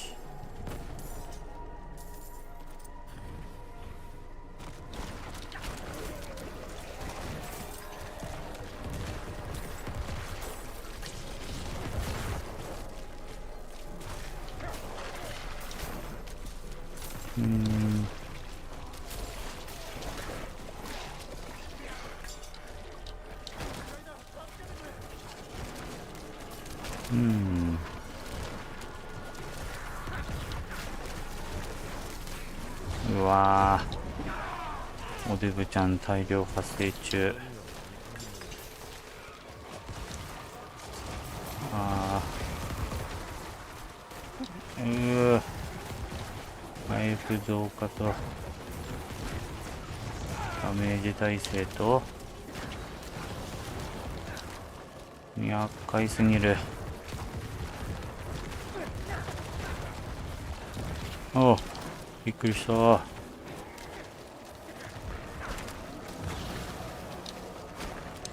身軽なおデブちゃんだかと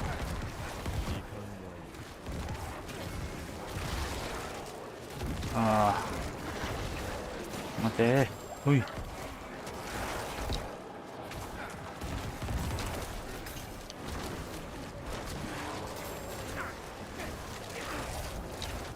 おぶね。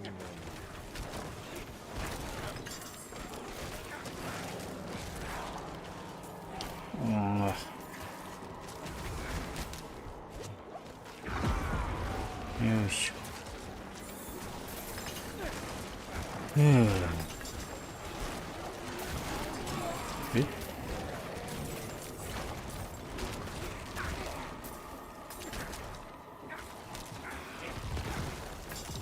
よし。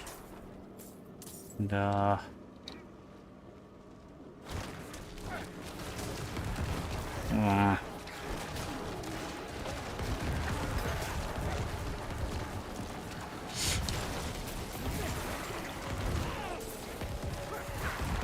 走ってくるわ。死ぬとき爆発するわ。もう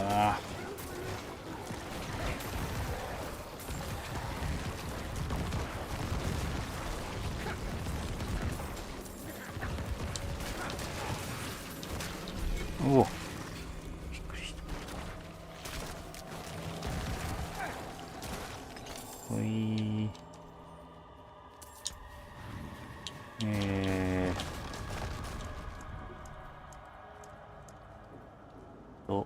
何あげたらいいかな。スケルトンメイジかな。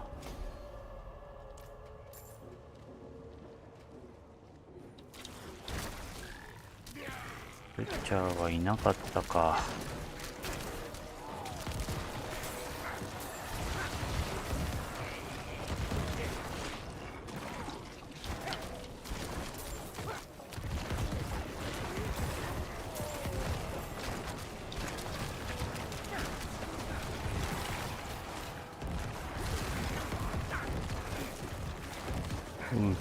うい。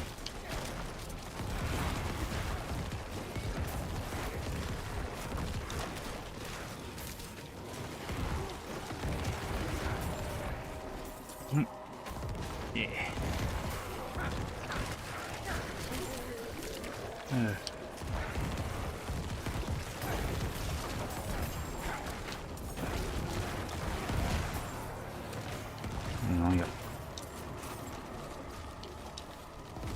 おお。よ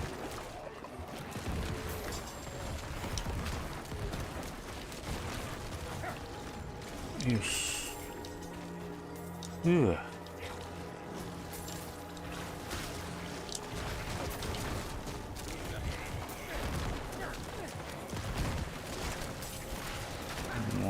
うライフ増加やらダメージ耐性やら。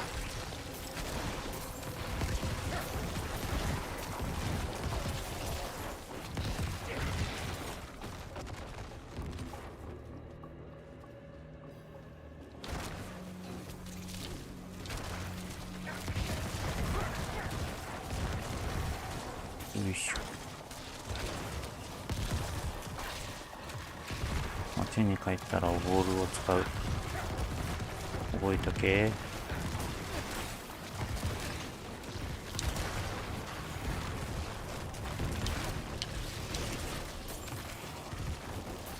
絶対すぐ忘れんだこれ。よ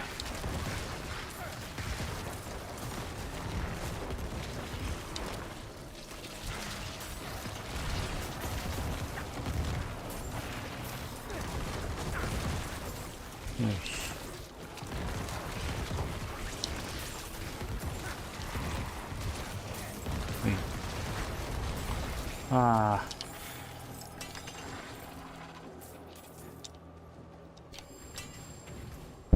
あ、やばい。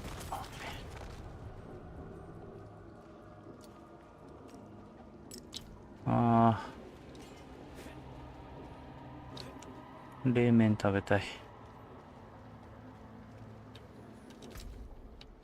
よし、オッケー。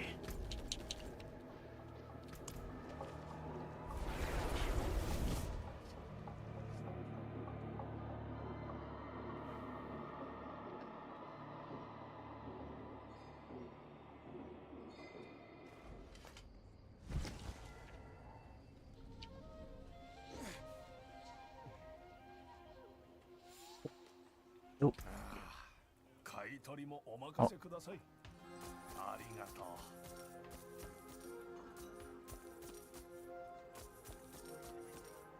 う。うん。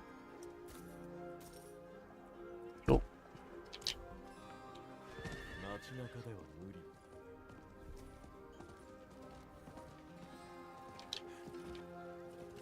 理。毎日なんで30何度もあるんだろう。無駄はありません。うん、本当に無理だわ。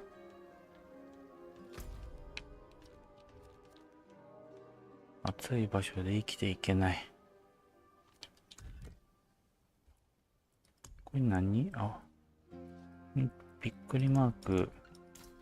これ行かなきゃいけないの？なんだっけ？どこだ？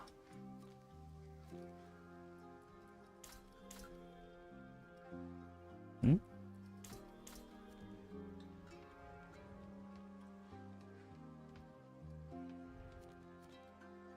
あれか？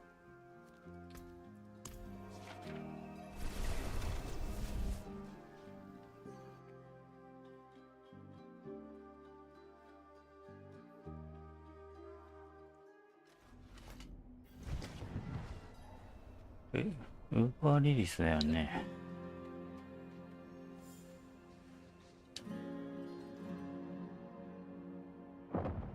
ドン。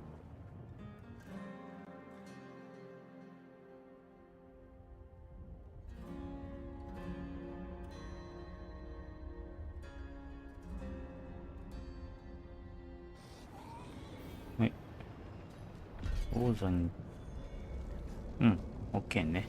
よし。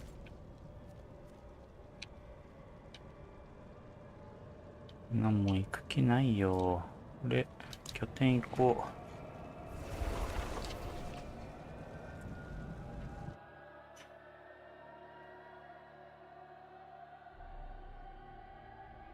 う。あ、七夕だ、今日。いいね、七夕。街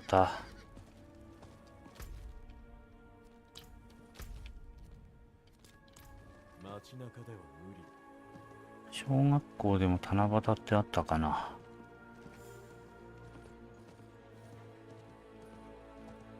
街中では無理。職場に遊びに来る子供たちに聞いてみるか。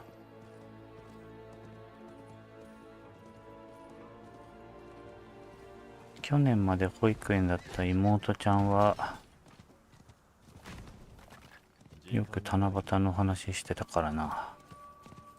私小学生だしな。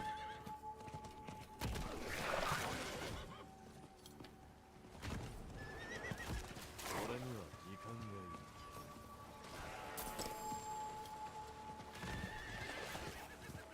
いい。水色とピンクが紫な妹ちゃんなのに今日は上下とも黒着てたから、多分あれ毎日黒い服着てる俺の真似したっぽいんだよな。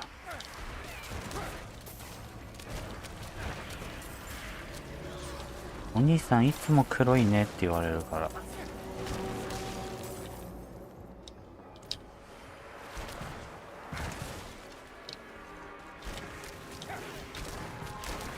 お兄さん今日も黒いねって言われる。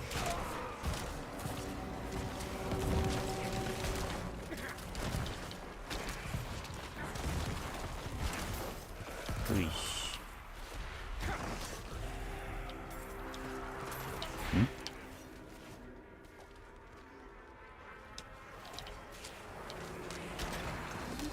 なんだ？おお。ほい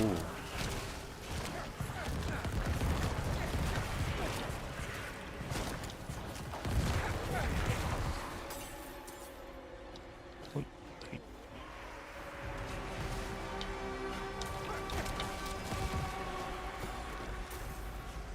レジスタンの民よ、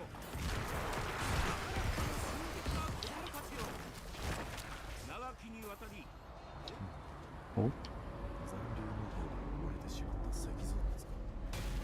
技術爆発の余波。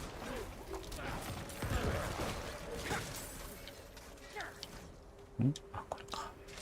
よし。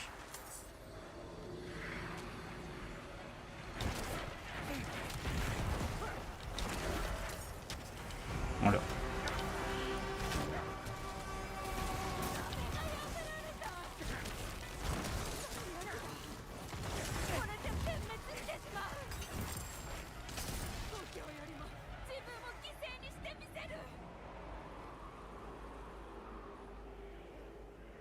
おお。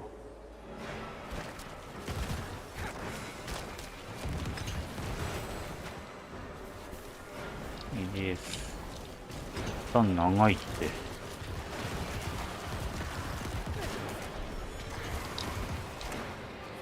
本来こんな長いもんだったのか。よいしょ。終わったの？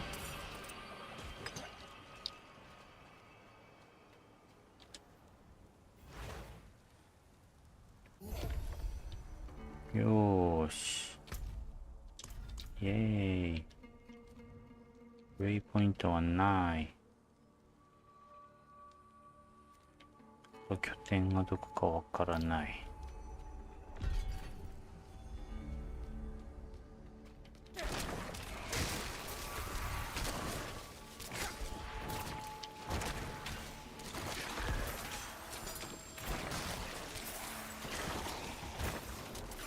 よいしょ。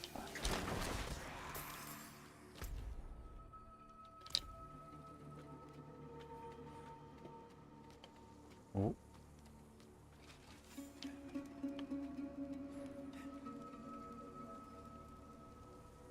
サブアカーンかな。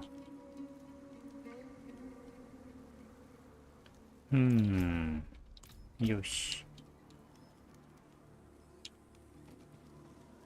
27っていけるかな。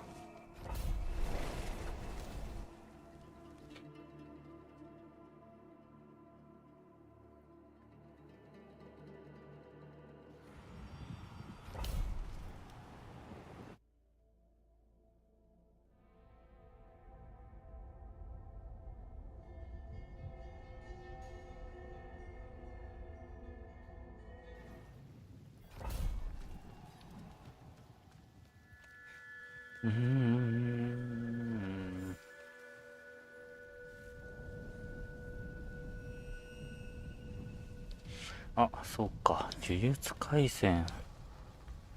新しいと始まったのか。印鑑も買わなきゃな。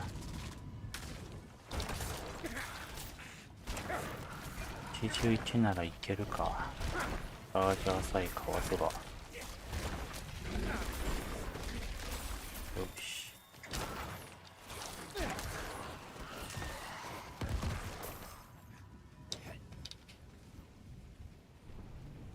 あー。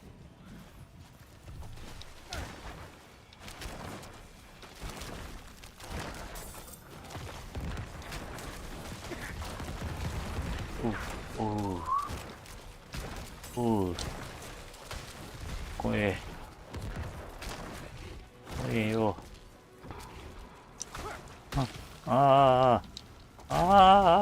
危ねえ。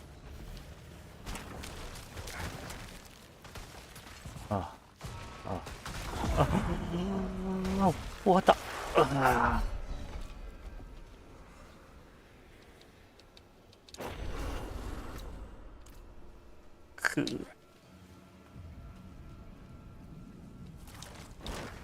悔しいです。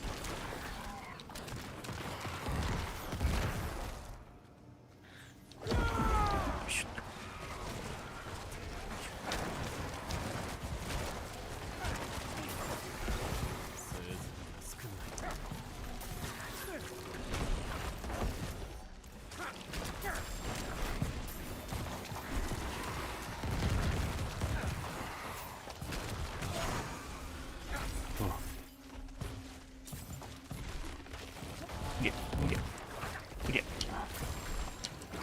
うりゃ。うわー、なんでいっぱい来る。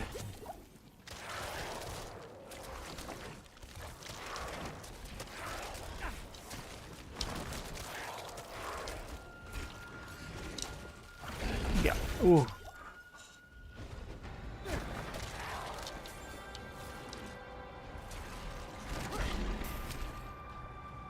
ああ、ダメか。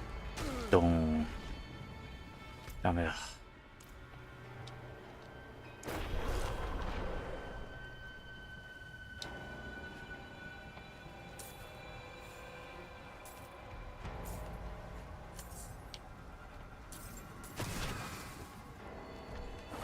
抑圧負荷入れないとダメだ、これ。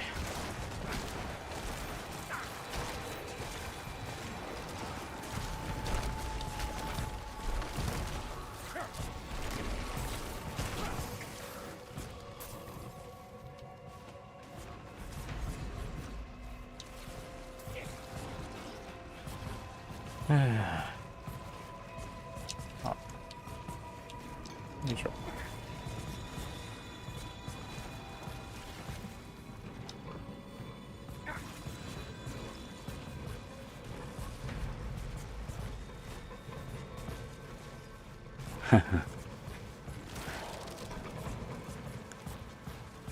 チクチクやっていくしかね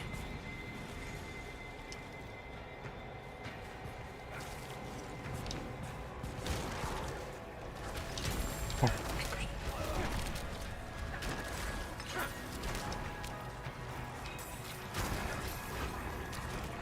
た。よし。逃げろ。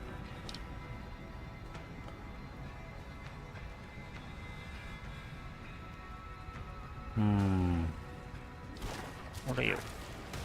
あ、なんで来たの君。どっから来たの。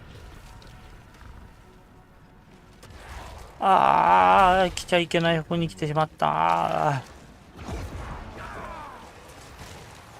うわー、脅威しかいない。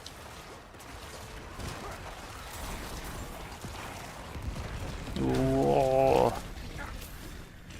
うおー。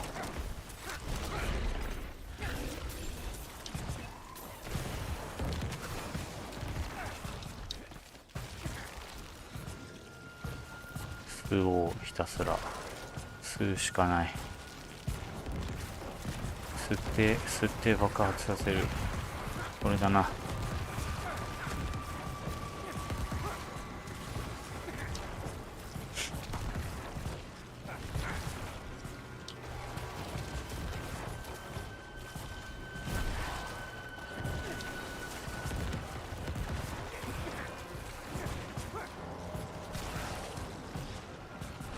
レベル1個しか違んないのにな。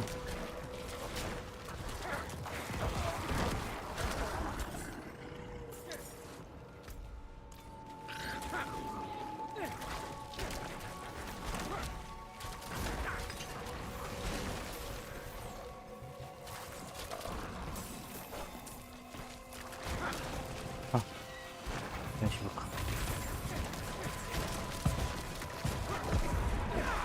よくないかも。よくないかも。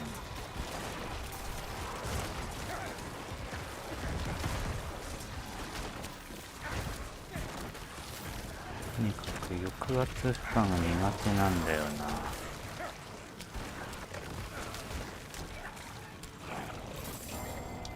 よし。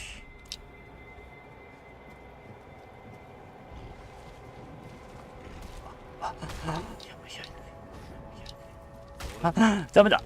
終わった。おー、超天敵だ。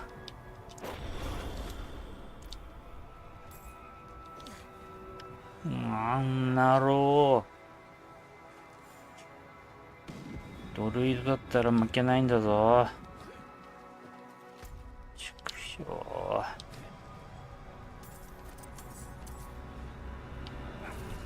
あー、いるやんか。いるやんか。来るやんか。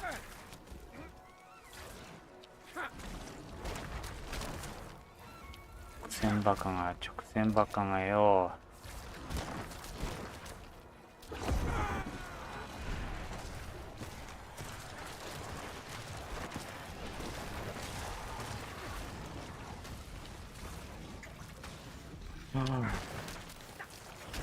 画面外から来ないでくれたまよ。いえー。ざまみやがれ。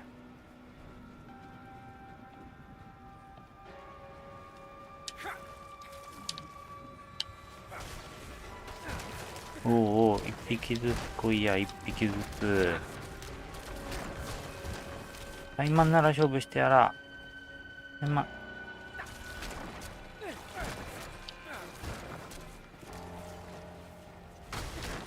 おお。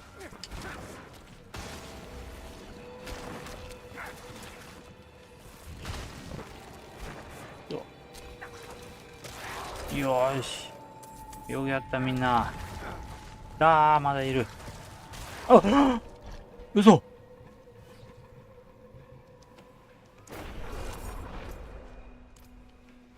なん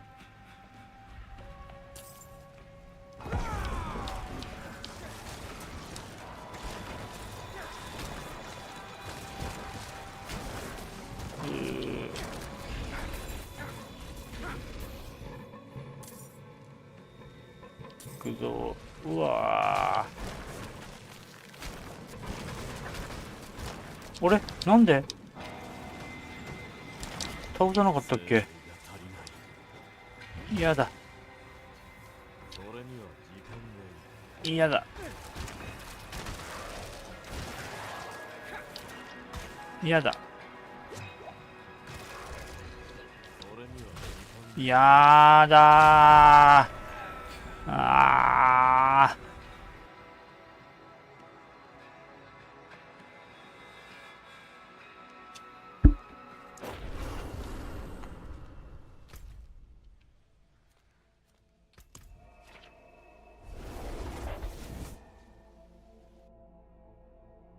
クリアできないなんて。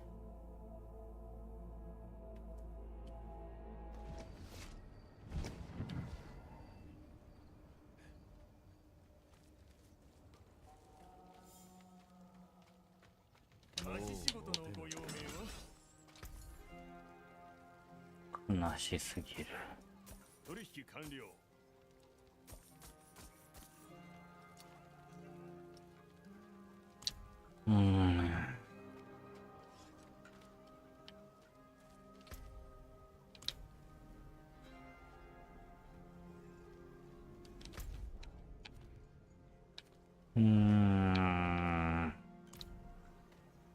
レベル上げ。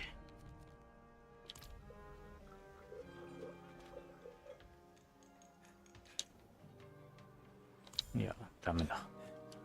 サイドクエストはやらん。オボール。やっぱり忘れてた。オボールだ。忘れてるでしょ。記憶力が鳥なんだよね。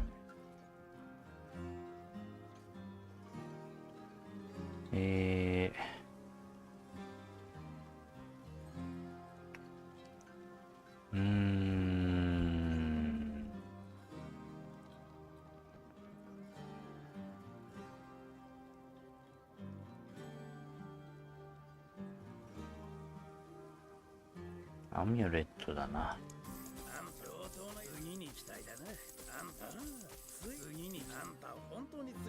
移動速度上昇ついたアミュレットないかな。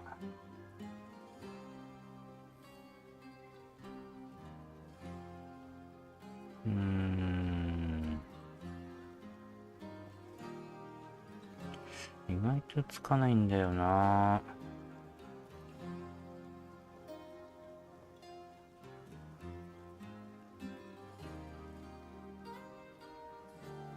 ないか。おー、当たりだ。でも150。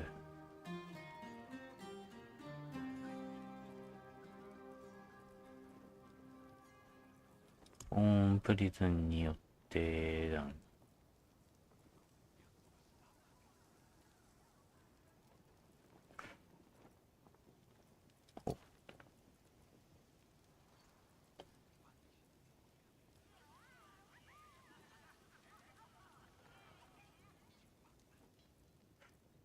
回復量、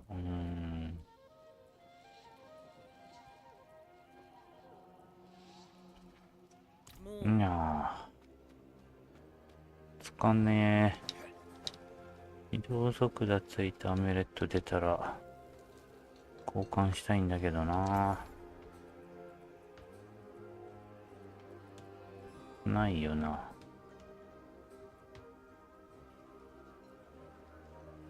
ないんだよな。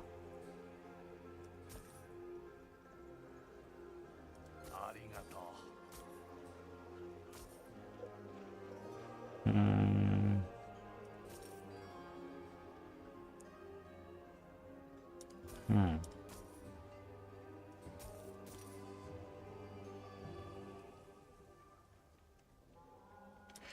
よし。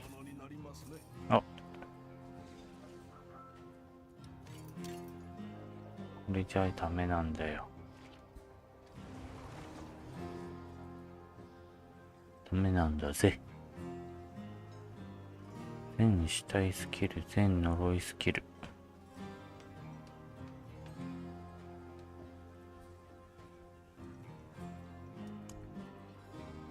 腐敗が持ってるか。なら、これは OK でしょ。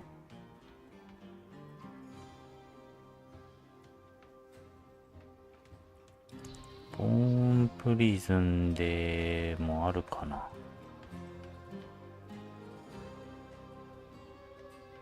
ねえっすね。もうなんで化身も3段じゃないんだよ。3段でいいでしょうが。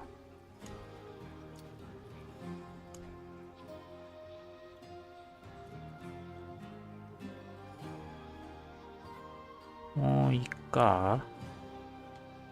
血のオーブ。ボーンストームが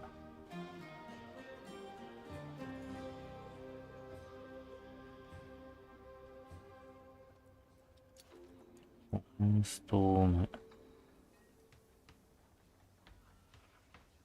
とりあえず一旦打って、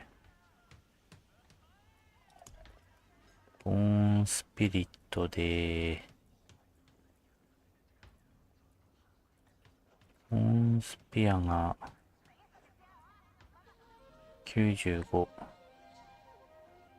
ーンスピア、これいらない。召喚、食草。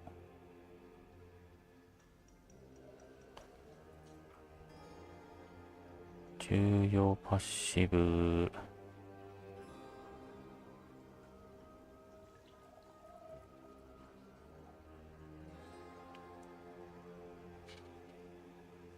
ボーンストーム。ボーンストーム。アイアンメイデン。ボーンプリズン。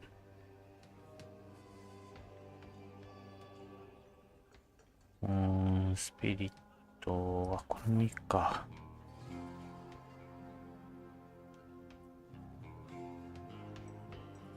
よし。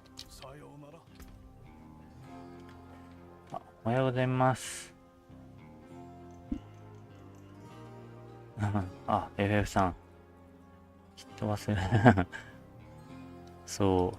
すぐ忘れるんですよ。あと1。すぐ忘れるんですよね。いつだったっけ？あ、拠点やってる時だったか。じゃなかったかな。結構な時間忘れてたな。もう大丈夫だな。よし。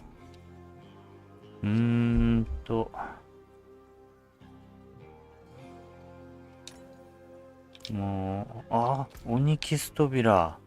オニキス扉ってどこだっけ？オニキス扉、そうだ。オニキス扉だけ結構来るから。オニキス扉、なんかこの辺だった気がしないでもないんだよな。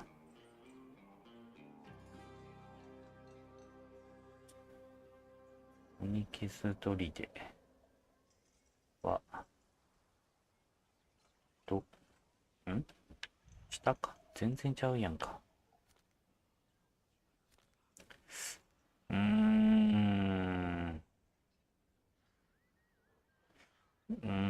この辺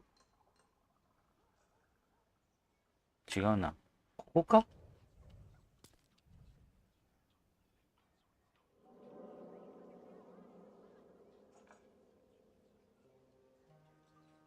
濃いな。よし、行こう。ここ、ナイトメアで一個行けなくなるところがあるから。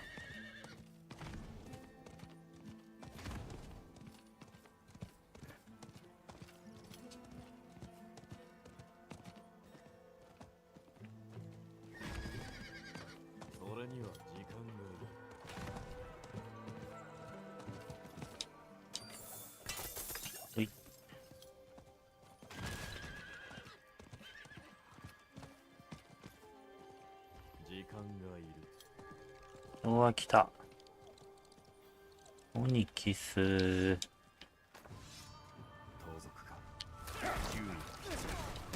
やっとやっと。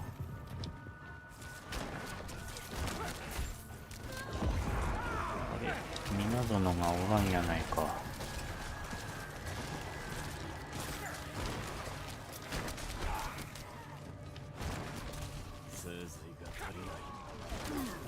この副官たちを倒し、いつか OK ですかね。いや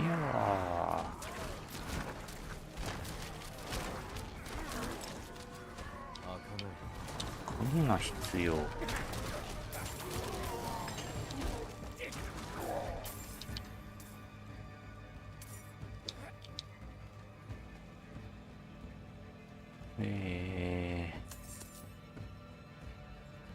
おい。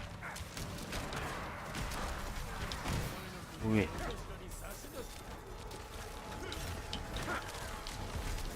おい。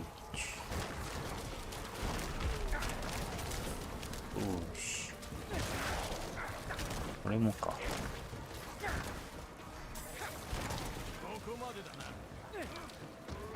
なんだって。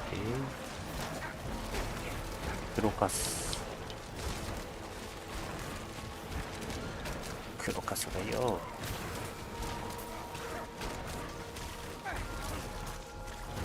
スロカスみたいな名前だね。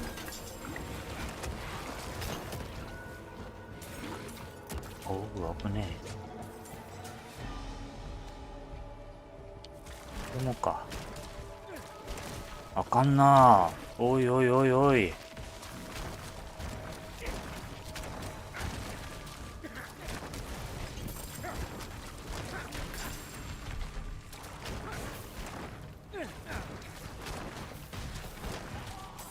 うい。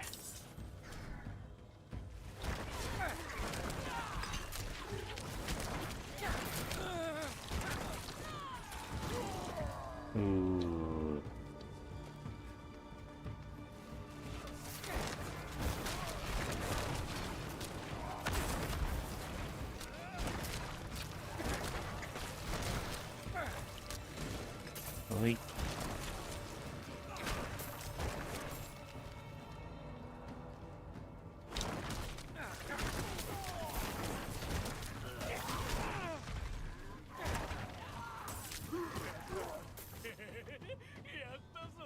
ミニザル。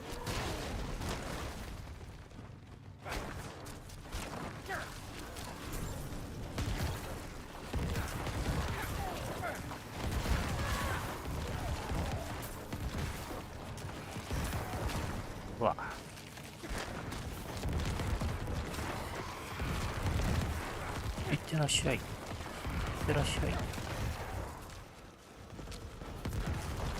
い。よーし、ナイスー。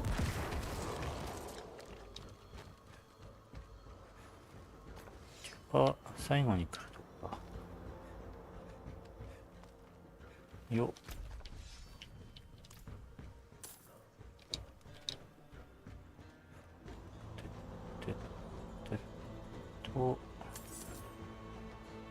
空間倒して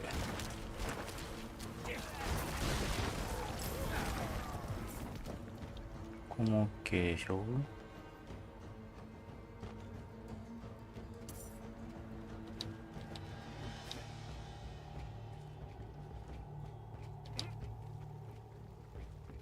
ここ倉庫。よし OK よっと。お、いいじゃない。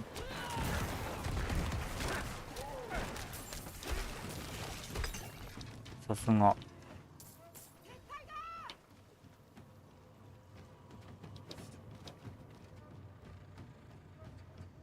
ん？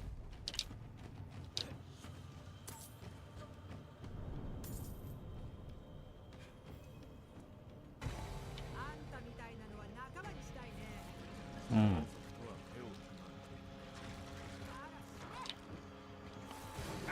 エイズミン隊長。オッ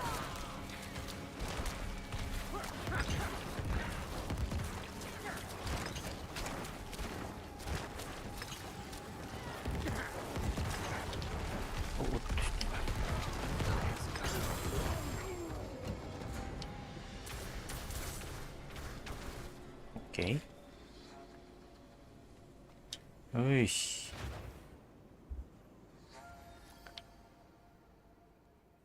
あ、ウェイポイントで、からの、お、報酬受け取れます。やったー。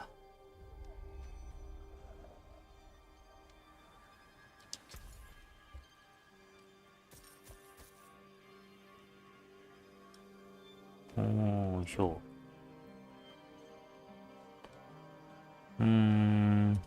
これはいいか。よし。で、イエーイ。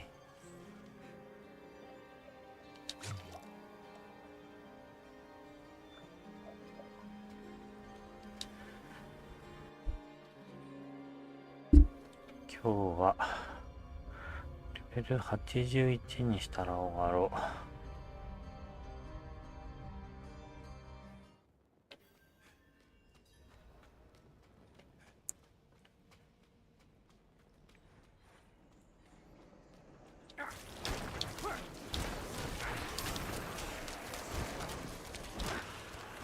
毎日12時間もゲームしてたらも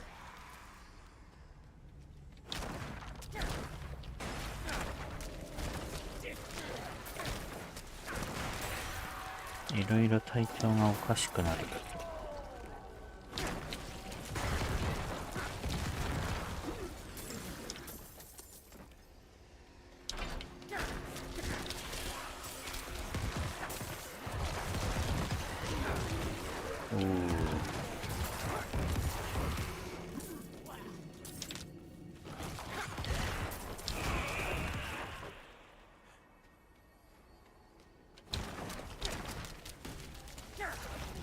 よし。あー、来てる。うわー。うわー、なんだ。よし。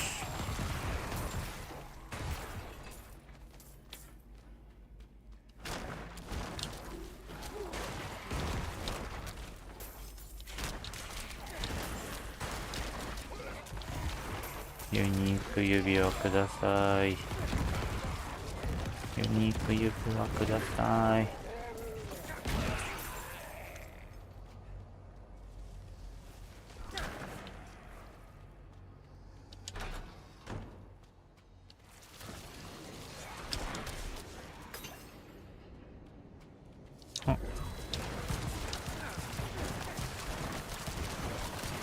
じゃじゃじゃじゃじゃじゃ。あじゃじゃじゃじゃい。あー、奈良田さんおはようございます。放送は見られましたかな？ちゃんと翻訳はなかったけど、多分アーカイブの方は多分翻訳できて見れるはずなんで。よいしそうか、危ないっけ。あっちだ。うわお。まあでももうすでにホームページの方に上がってるからな。動画見返す必要もないか。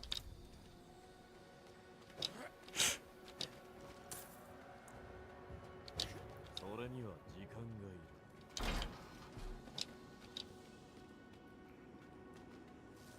いる。いやー、6月ばっかり。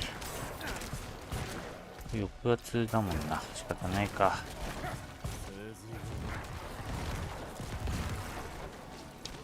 あいやー。おりゃよー。ほらよー。ほらよー。ほらよ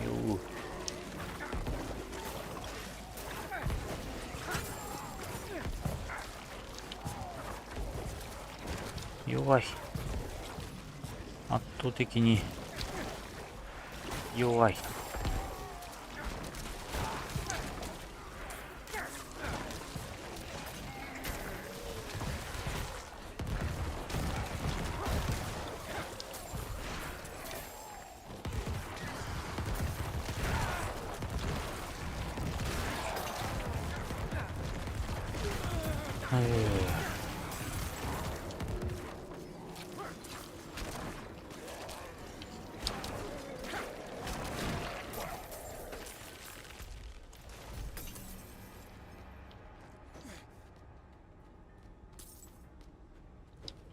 竜巻人狼でこいつら引き殺したいわ。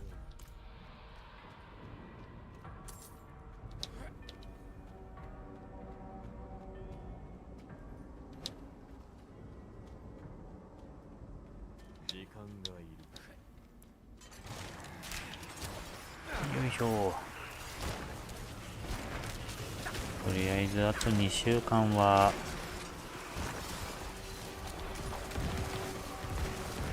ネクロとドルイドで行ってみるか。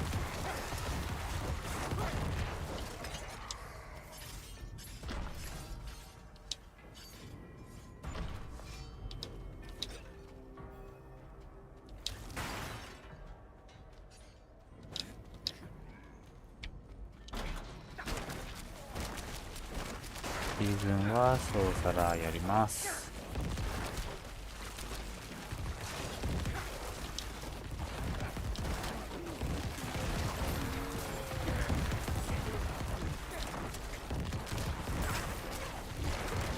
18日のパッチでナーフされたりして。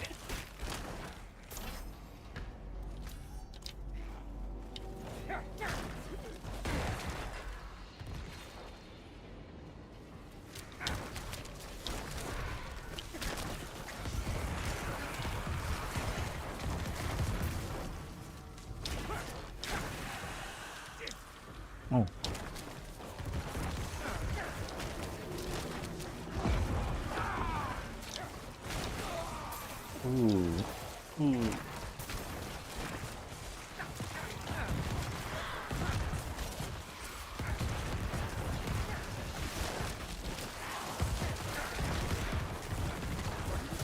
これ、危ねえ。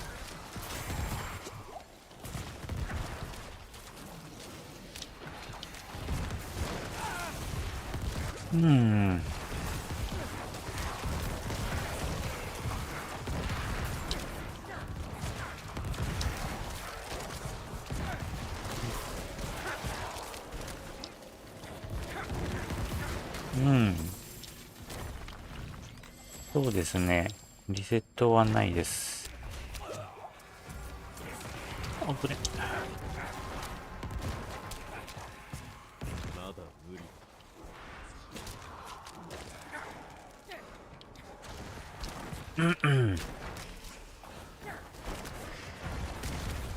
はあ。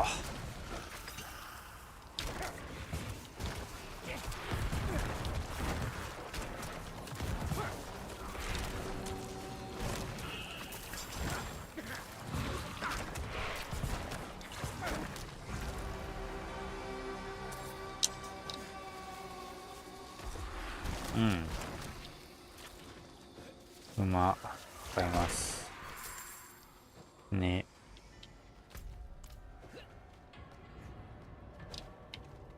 多分サブキャラ作った時のような状況になるのかな。主要都市のウェイポイントはあるけどみたいな。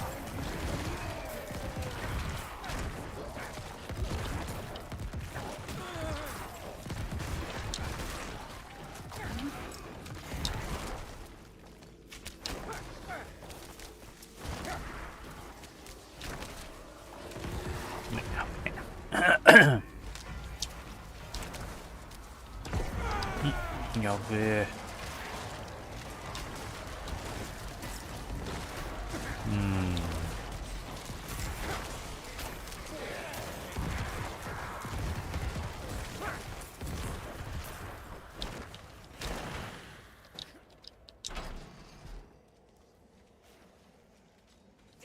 危ね。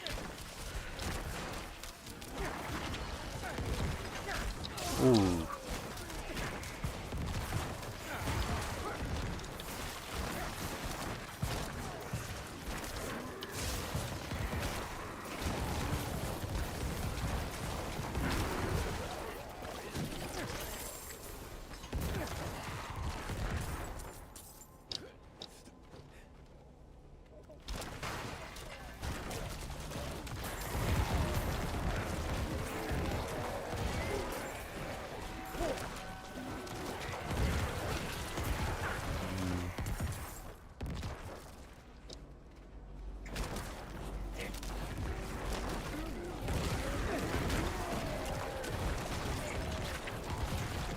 開放状態なんですかね。なんかどっちとも取れるような発言だったんですよね。リアルタイムで翻訳しながら見てた感じだと。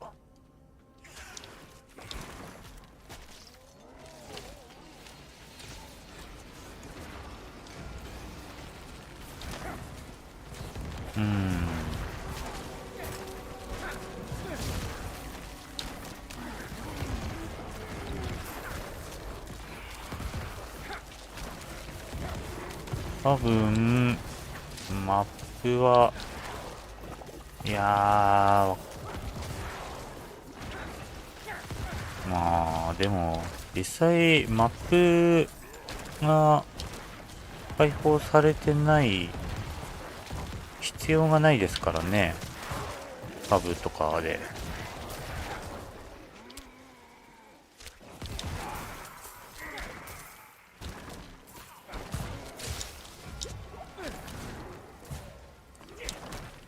名声値稼ぐメリットなんかありますっけ？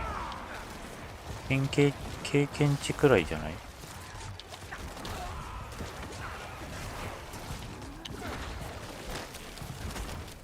よいし。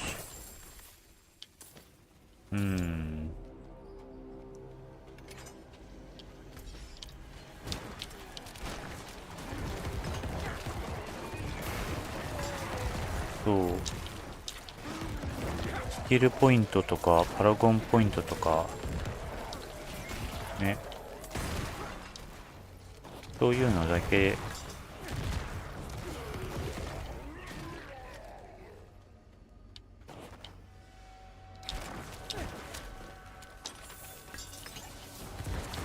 あの経験値ボーナスもあってもいいしなくてもいいしみたいな。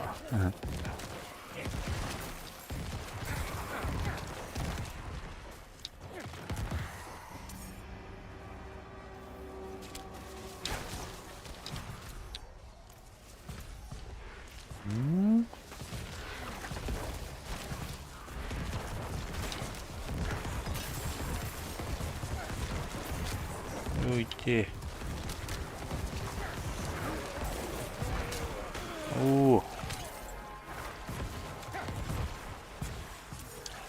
あ、やばい、おお、危ね、厄介すぎる。よ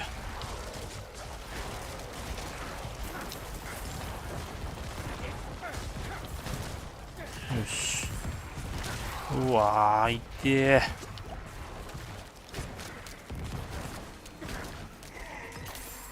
あ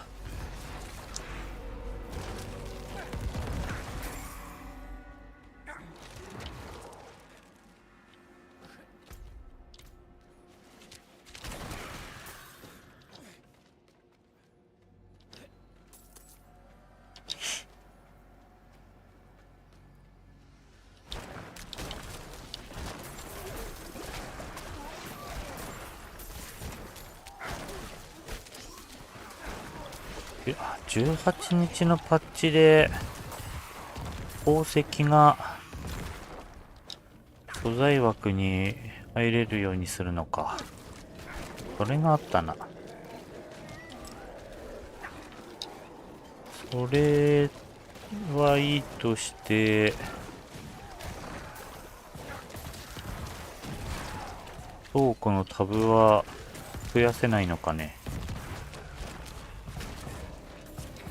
シーズンキャラとラダーのキャラは倉庫は共有じゃないよね、さすがに。よし。縄張り、魔術師、戦士あるから魔術師も必要だな。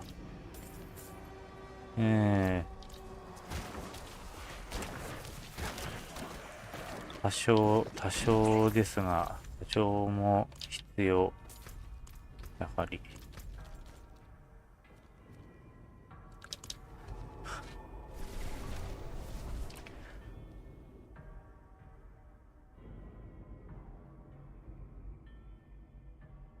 倉庫のタブ増やすくらい明日にでもできんかね。ブリザードさん。査定をご希望でしょうか。ありがとう。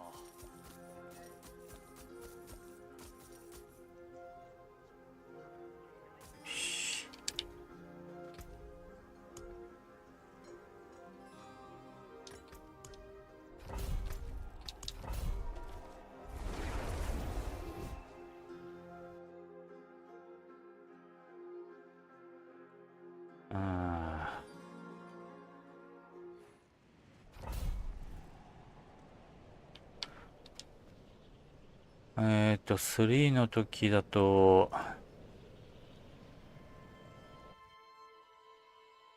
倉庫に入れてたやつって、なくなるんだっけ？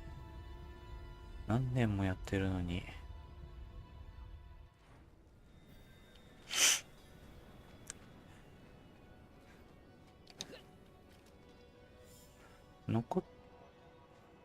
いや、でも、共有、残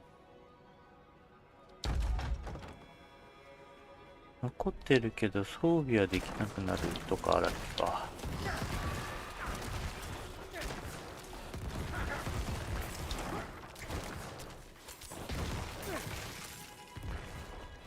実際やってみないとわからんかな。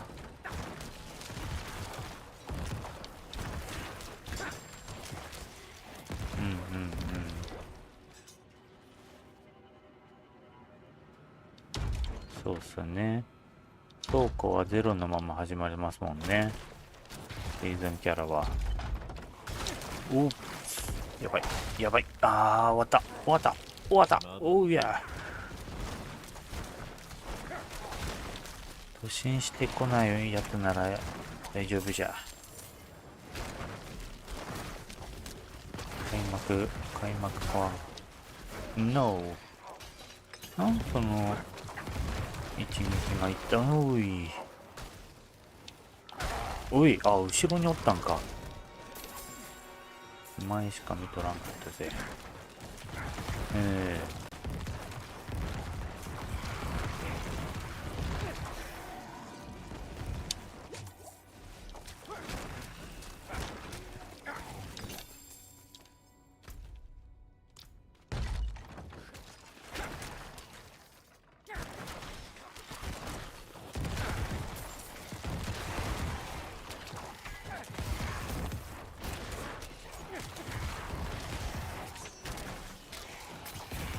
とりあえず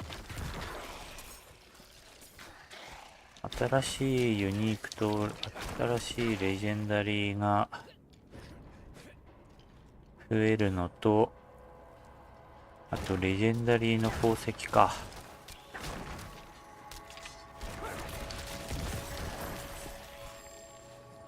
ここかな、大きな情報としては。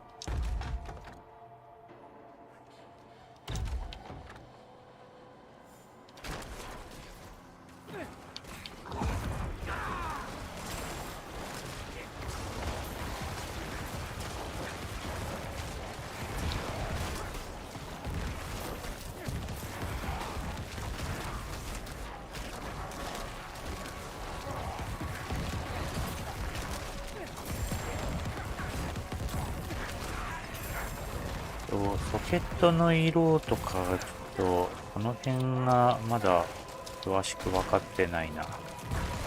ソケットの色に合わせた宝石しかはめれないのか、ソケットの色で効果が変化するのか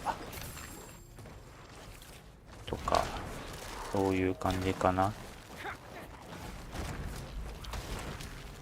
指輪のことばっかり言ってたけど、アミュレットにも装備できんのか。そうか。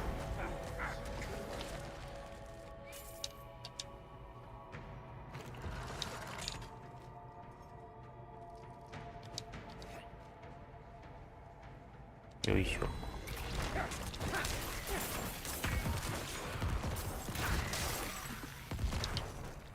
あ、違う。こっちじゃない。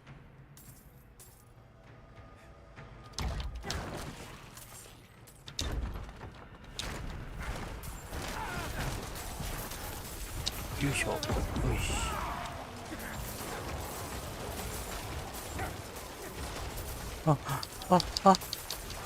よし。なんかゴールドがすごいことになっとるが。やばい。あにゃーくしゅ。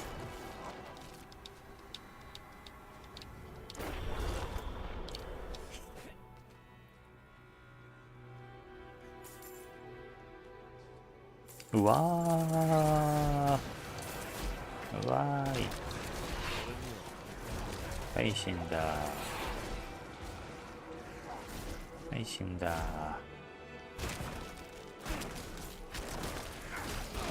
はい、死んだ。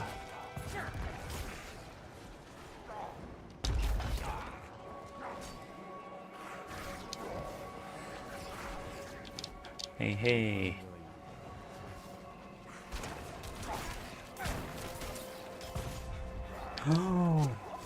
はいへい。はい、死んだ。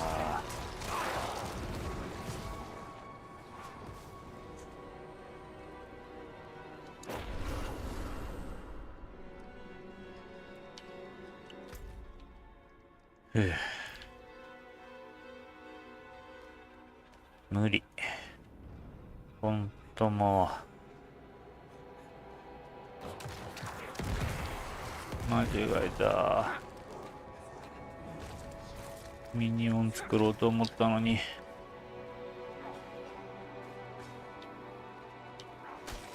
なあ、一体ずつ来てくれよ。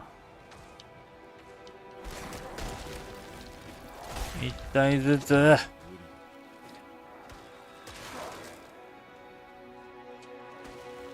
話聞いてる君たち。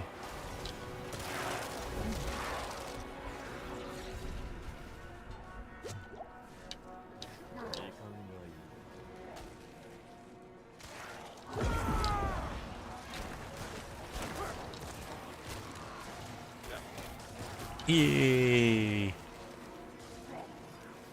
さあ逃げろ逃げろ逃げろ。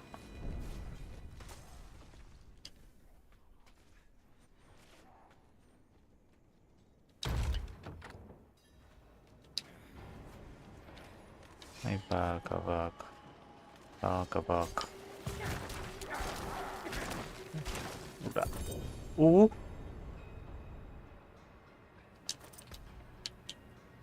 あ、ユニーク出た。やったー。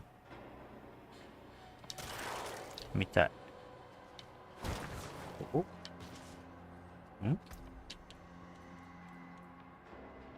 移動した後に分身を残し爆発させて、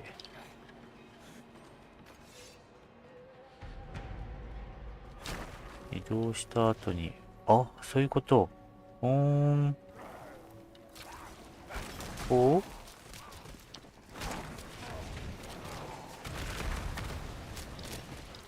ー、分身、あー、おー、いいじゃない。あらららららら、あらららららら。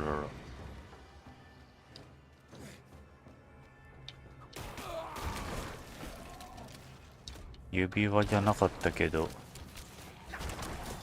指輪ユニークじゃないけど、いいものもらった。こりゃいいものじゃ。いいものもらったんじゃ。Oh no! No! No! 霊気エンチャントは嫌いです。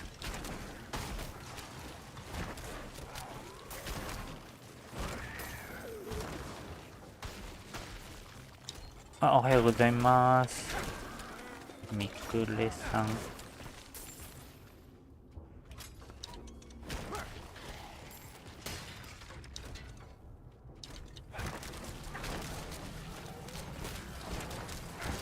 ちらレベリング中の弱々ネクロマンサーでございます。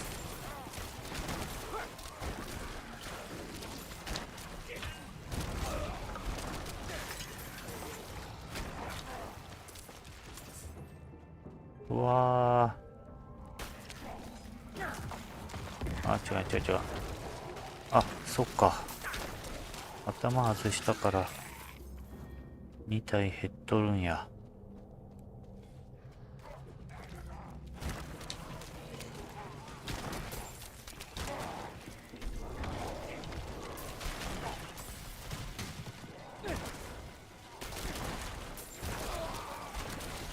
でもこれ強いやん。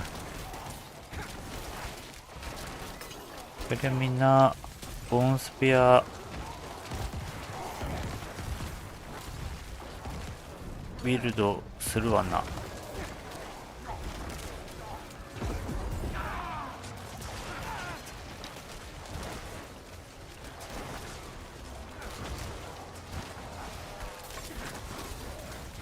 ネクロと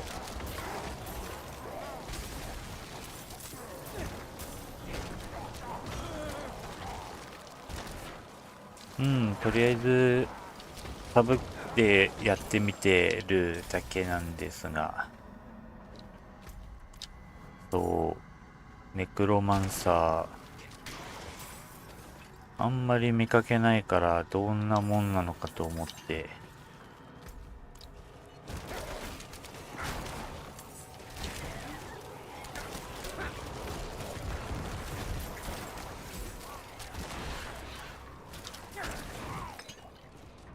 いやはや。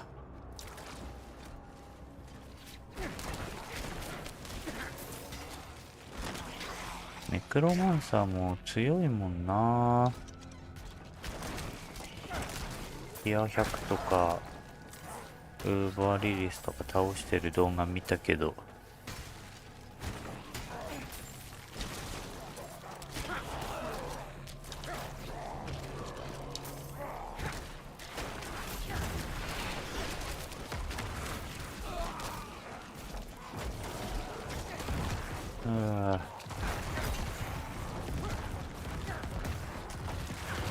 ホディさん、運営ライブ終わりましたよ。公式のホームページ行けば、最新情報見れるんで。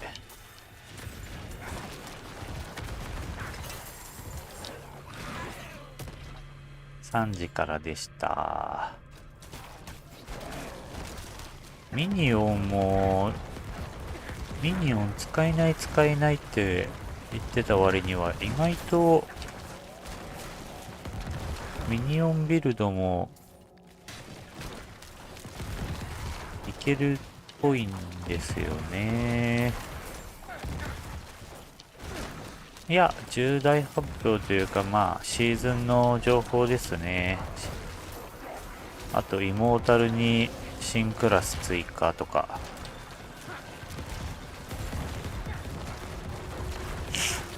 ヴァンパイアハンターみたいなクラスでしたっけ。4には来ないかな、あれは。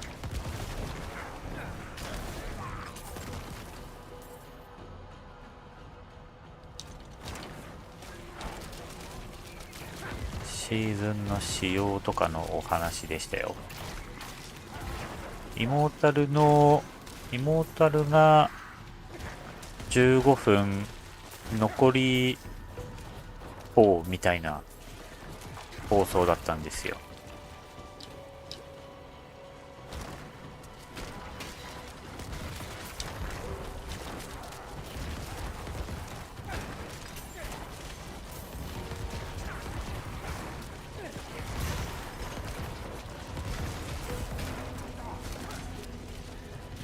イモータルの情報をやってる時もコメント欄は早くディアブロ4の情報よこせって海外の人たちは荒ぶってましたが、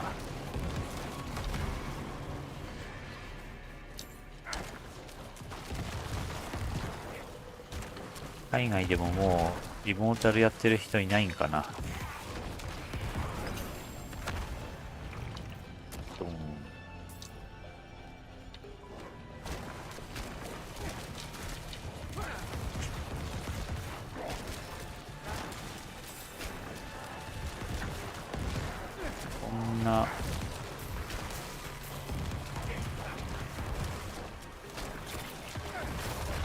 面白いユニークが出たらもうこれで行くしかなくなっちゃうな。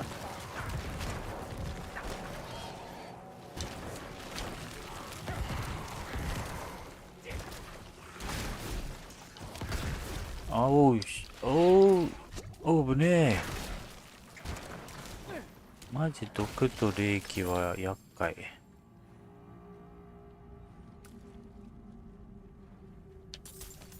よし。とりあえず、さっきこの頭が出て、これをずっと使ってるんですが、これも持ってるけど、これはよくわかんないっすね。使い道がブラッドサージのやつ。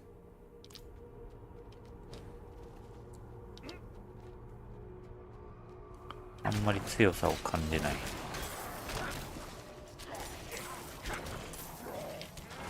ドン。これ外すとどうなるんだ？ブラッドサージって。一緒やんか。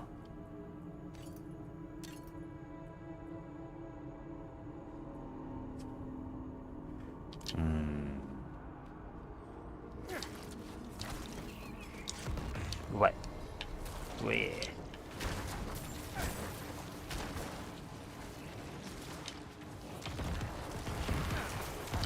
うわ。もう宝箱から火出るのマジでやめてほしい。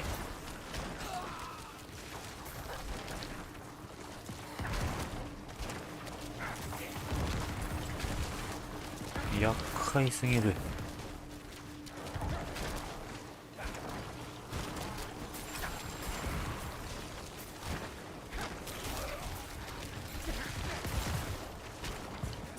わあ、もう。うわあ、どっから来たんやこいつ。も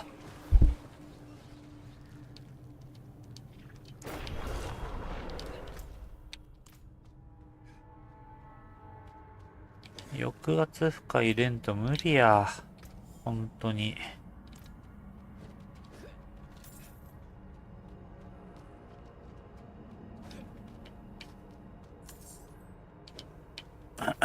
ブラッドサージよりはやっぱりブラッドミストの方が必要かな。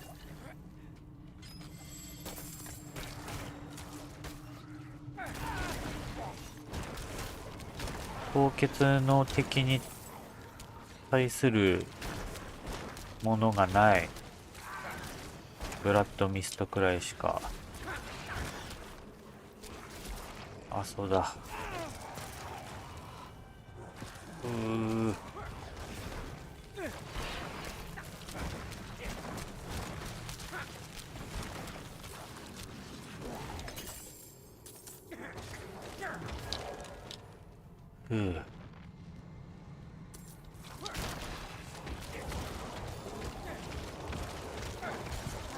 うわー、スケルトンが勝手に右のやつらに喧嘩売るのやめよう。やめてくれよ。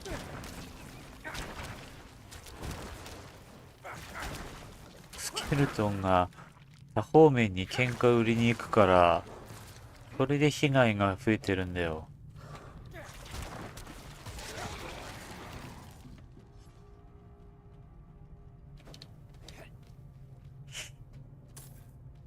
あっちにも敵いますぜ。兄貴やってください。じゃあないんだよ。よ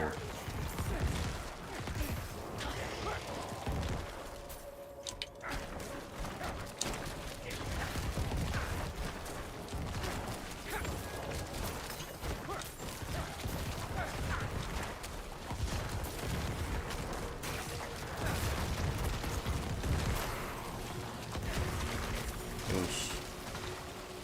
どやさ。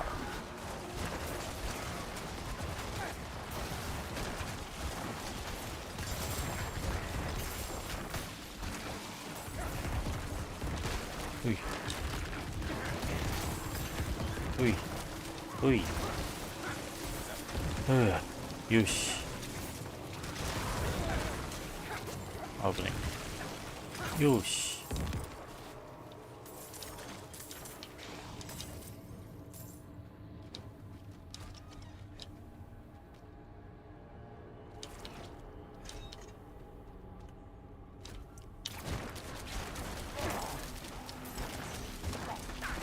移動速度上昇のアミュレットが出てくれさえすれば、いつでもあのユニークは外せる。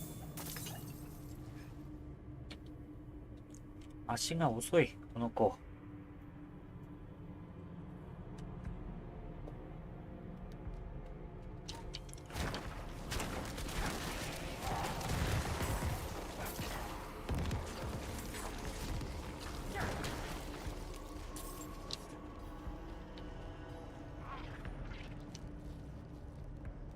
ああ、よしか。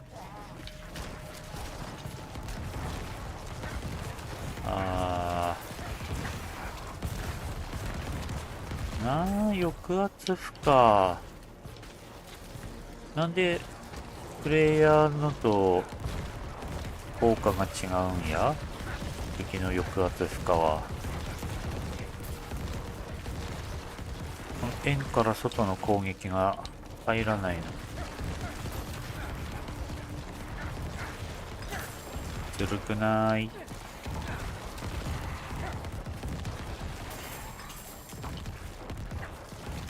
ソーサラーはシールドがあるからワンチャン近づけるのに。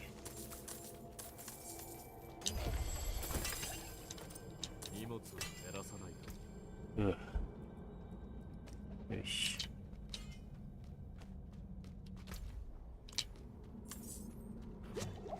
ああ、そうだった。くそ。もうすぐ忘れるやん、俺。相手レベル下なんだぜ。もう、4回死んでるんよ。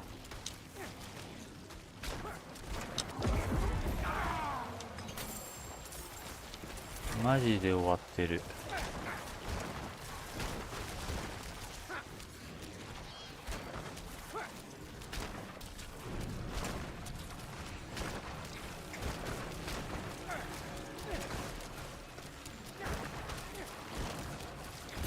よいし。あ、よし。おほう。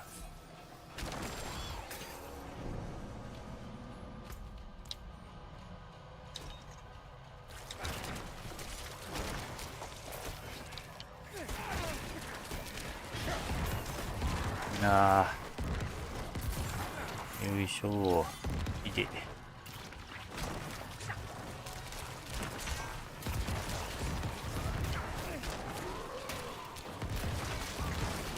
せっかくだし、ブラッドランスじゃない。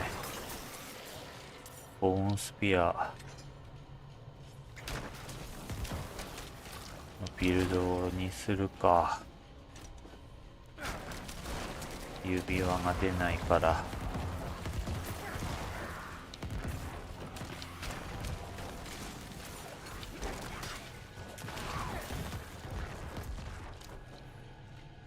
こっちかな？こっちはイベントじゃ。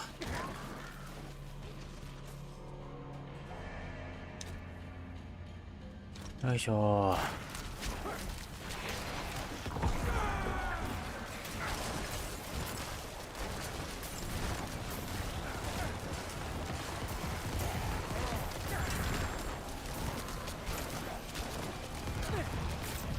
あ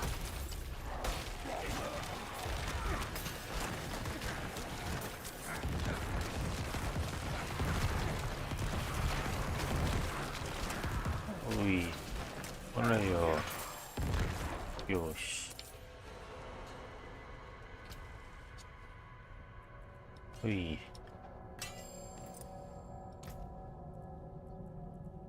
悲しいくらいに少ないな、経験値が。悲しいくらいに少ないよ。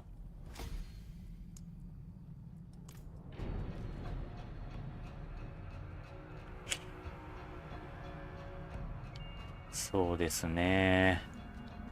メンデルン。うん。メンデルンさえあれば、ミニオン。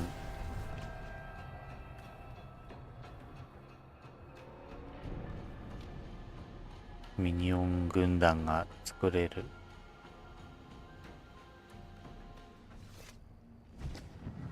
メンデルンが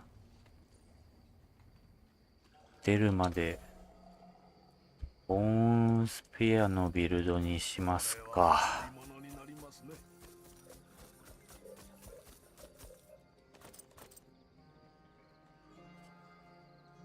ボーンストームもあるし、幸い装備は揃ってきてはいるから。よいしょっと。レーザープレートって使えるのかな？いらないかな？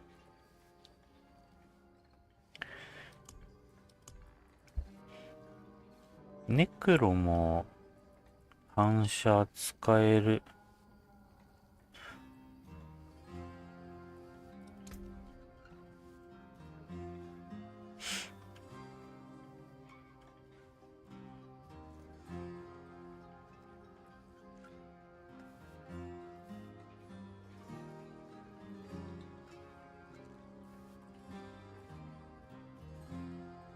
うん。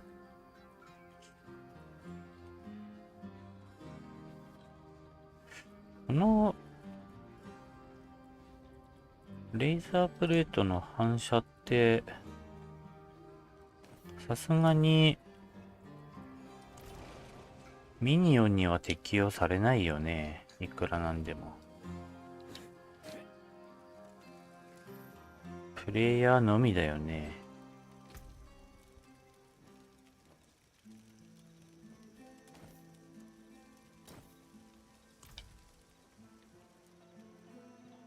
あ、ポジさん、お仕事行ってらっしゃい。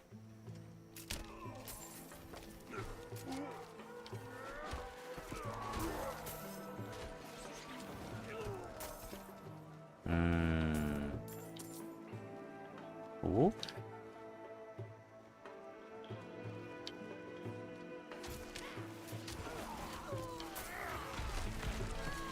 あら。ありなんじゃねえか、これ。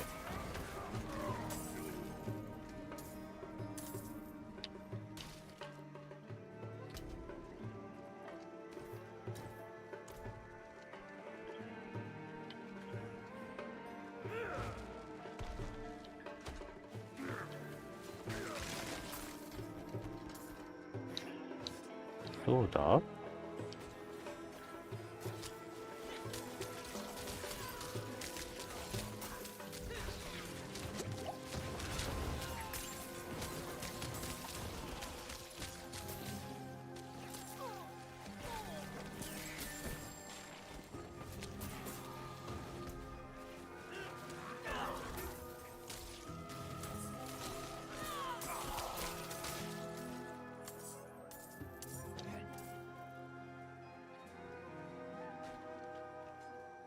よいしょ。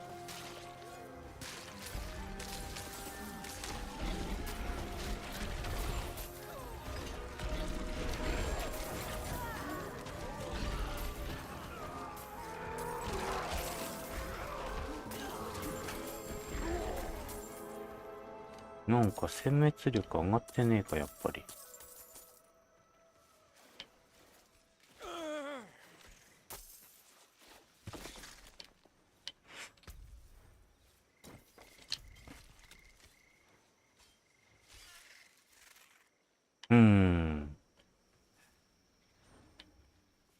イノシシはみんな嫌いです、本当に。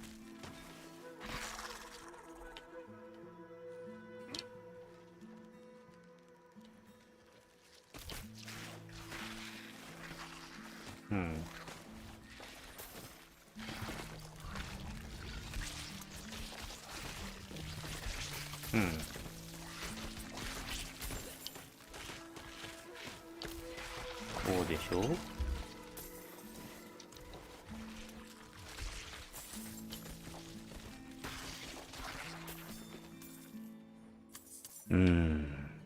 ありやな。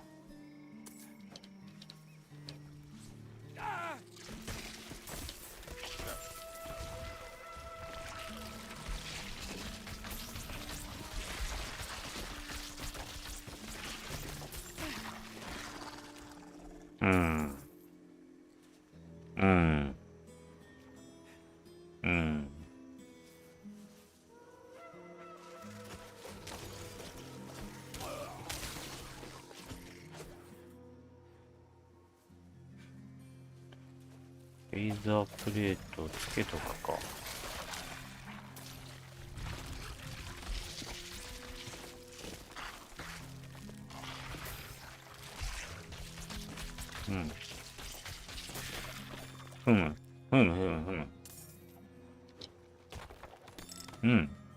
ありですね。よしよし。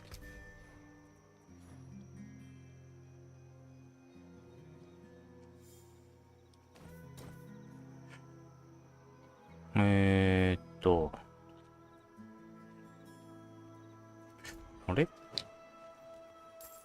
つまり、反射ダメージ与えながら、何らかで防御力も上がってってだよね。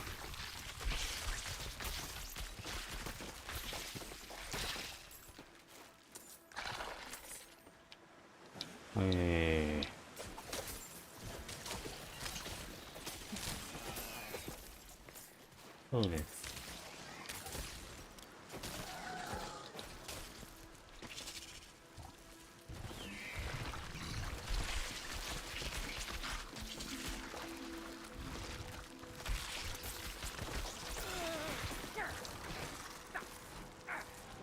うん。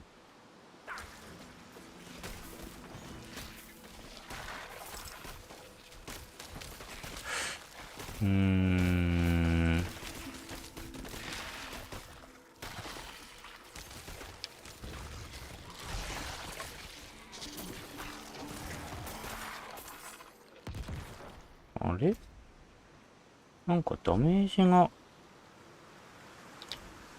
ジ低くないでも。あ、14000だ。大丈夫だ。なんかちっちゃいだけだったか。14000入ってるな。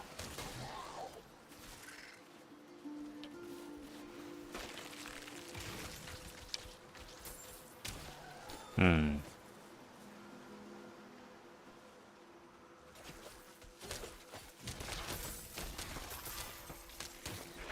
うんうんうんうんうんうんうん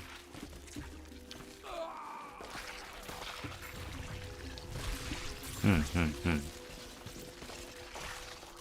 うん。よし、オッケー。そうだ、このレベル帯なら反射で1万与えた方が楽か。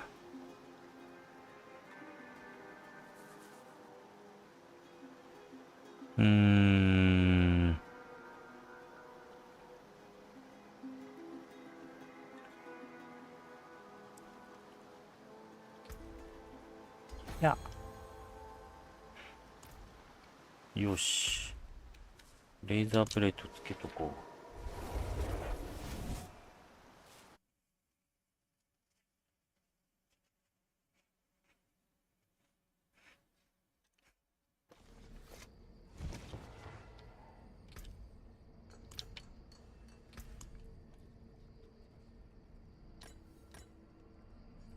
う。あ？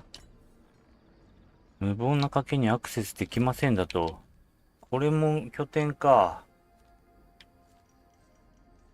なんじゃと？ハウザーの無謀な賭け。ハウザー、どこだっけ？この辺、もうハウザーなんて全然空いてないもんな。ちくしょう。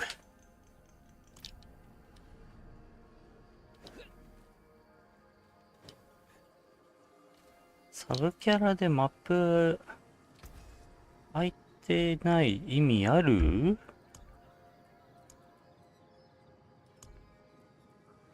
名声のためなんだろうけどさ。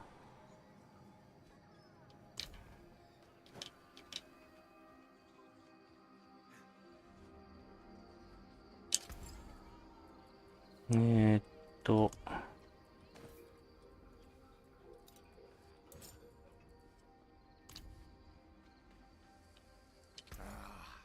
買い取りもお任せ。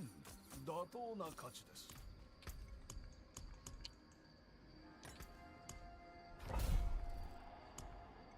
いやー、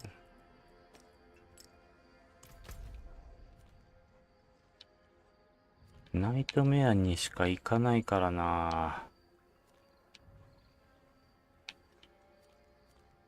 この辺も全く空いてないしな。まあ PVP エリアはいいとして。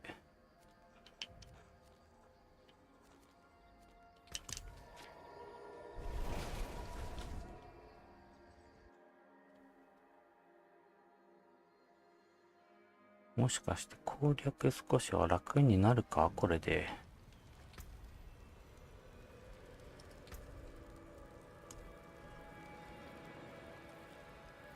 これ、ホームプリズンにした方がええんちゃうかそしたら。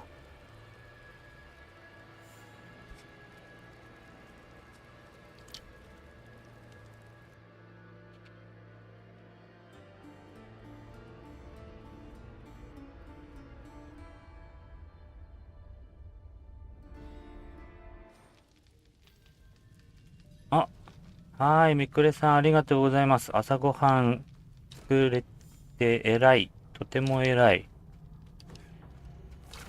もしまたお時間合えばぜひともまた遊びに来てください。朝ごはん、えらい。すごいな。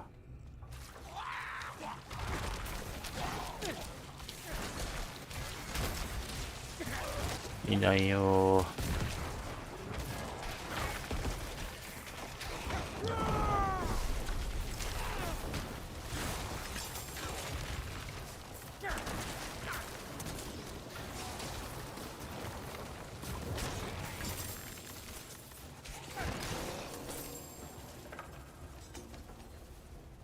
料理っていいよね。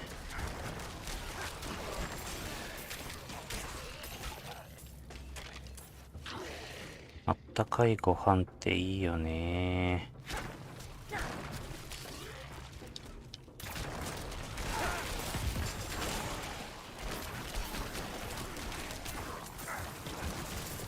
うちコンロがないんですよね。まあ自分で外したんですけど使わないから。あと電子ジャーもないです。炊飯器もねえや。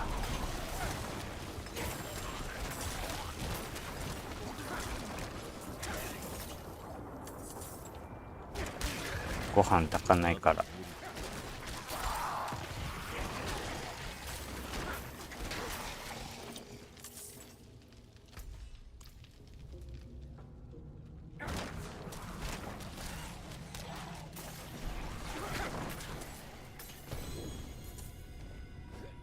だからたまに誰かが作ったあったかい味噌汁とか飲むとなんか泣けるほどあったかみを感じる。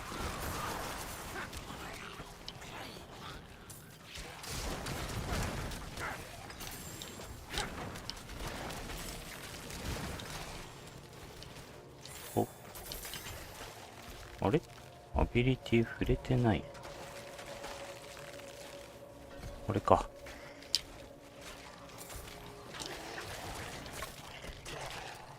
なんか強いよね。強くなってるよね。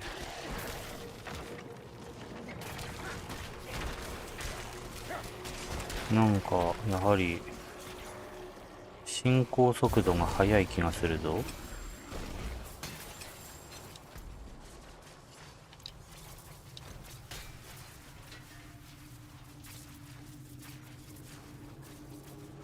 くそー、早くレイザープレート装備しときゃよかった。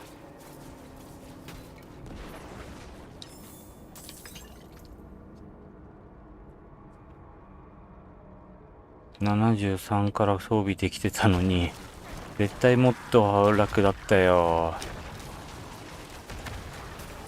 俺のバカ。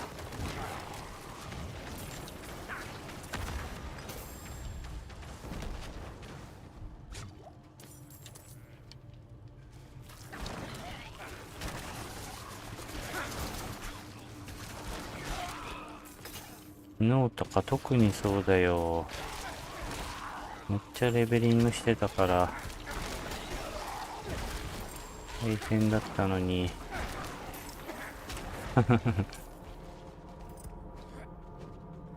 そうだよ、ドルイドの時もレーザープレートにレベル190台とかまではかなりお世話になってたのに、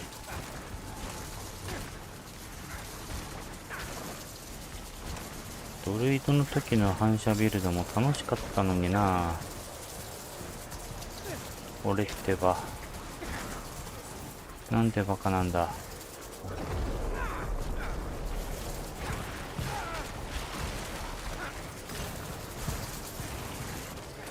抑圧負荷野郎もこれなら抑圧負荷野郎がよ。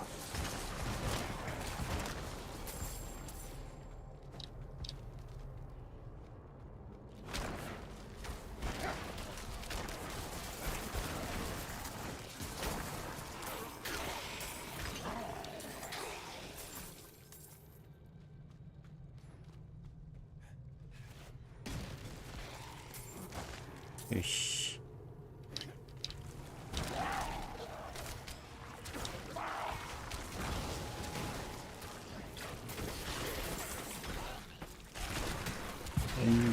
よいし。危ねえ。いや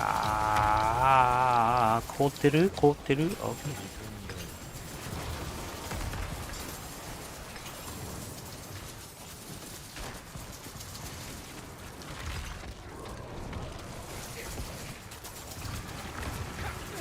マジでブラッドサージだけ本当に意味ねえわ。シャシャシャシャシャシャシャシャ。もうシャシャシャシャなんだよな、本当に。シャシャシャシャ。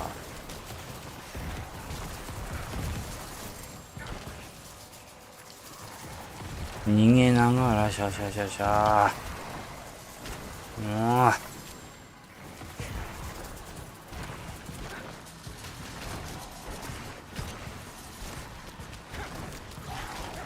動くな。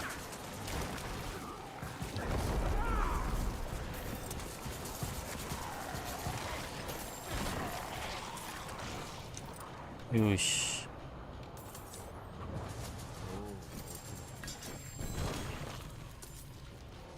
ん？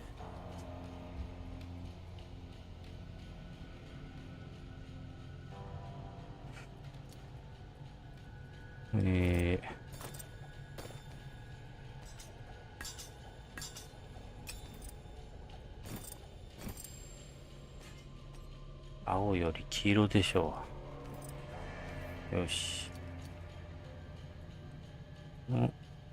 国化した骨髄によって骨スキルでのクリティカルヒットダメージが50以上の精髄1つにつき 1% 増加する。50以上の精髄1つにつき50以上の精髄1つにつき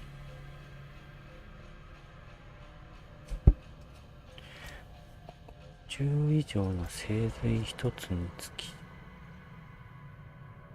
骨スキルを使用した際に精髄の量が50を超える場合、上回っているポイントごとに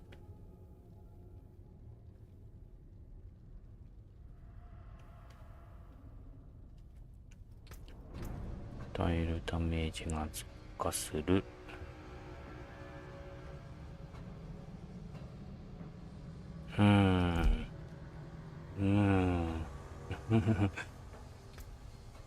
なんか難しいですよね。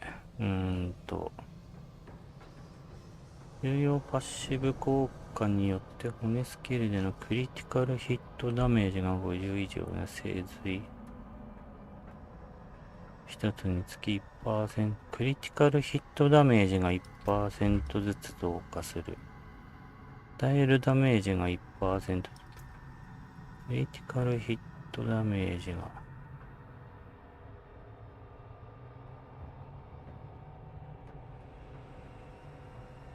50以上の精髄1つにつきがよくわかんないんだよな。この使用した精髄の量が50だから50以上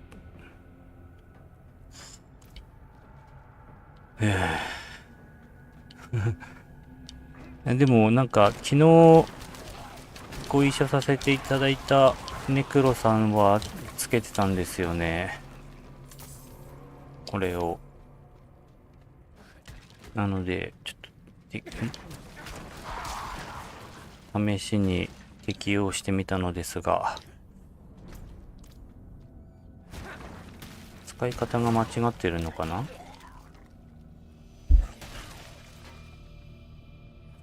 蓄積ごとに、この今のやつが蓄積するごとにか10、あれこれだけこれかか？個体主。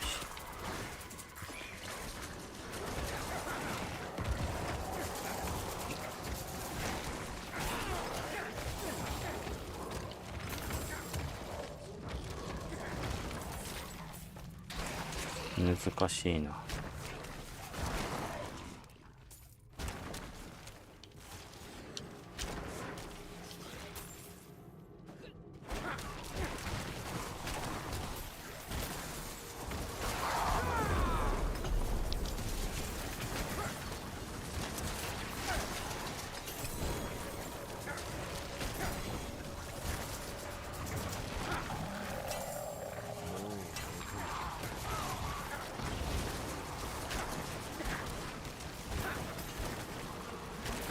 ネクロ難しいんだよな。なんかいろいろと直感的じゃないというか。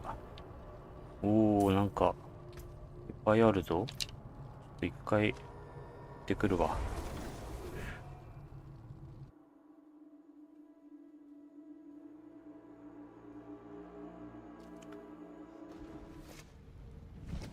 うわ、あとミリじゃん。あと1万。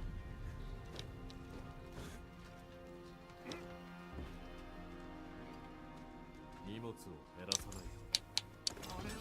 ないと。いっぱい死んだな。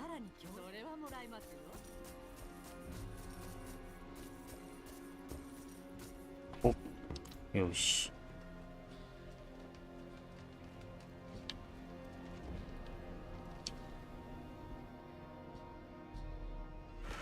そうなんですよね。なんか精髄の、あ、それであれが必要になってくるのか。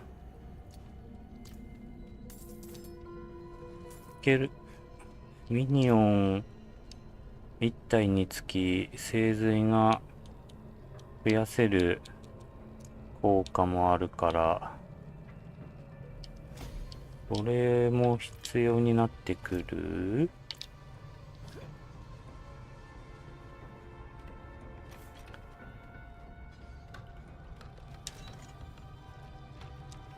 やはりブラッドサージ外すべきだな。それが必要だから。は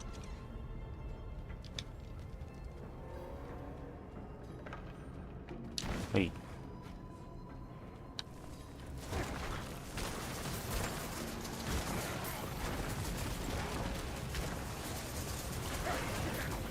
なんか海外の方のネクロビルドをいろいろ見て回ってはいるんですが、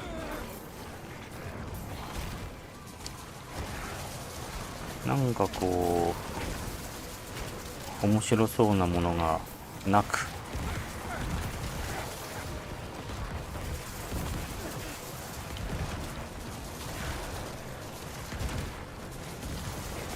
でドルイドの新しいなんか PVP 用のビルドみたいなのも出てましたね。そういや、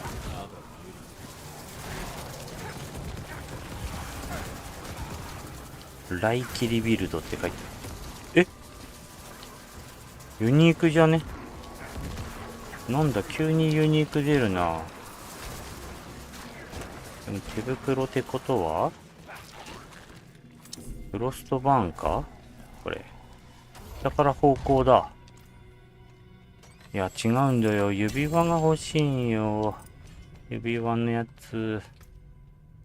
レベル上がってね。あと6万。敵ね。外でやるか。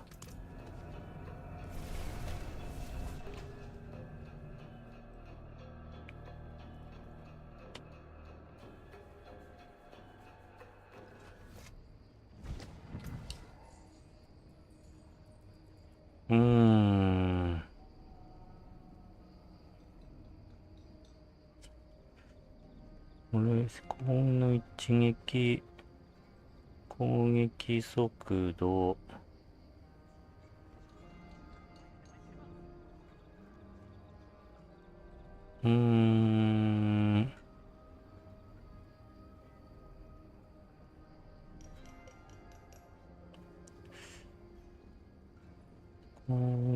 一撃発生率。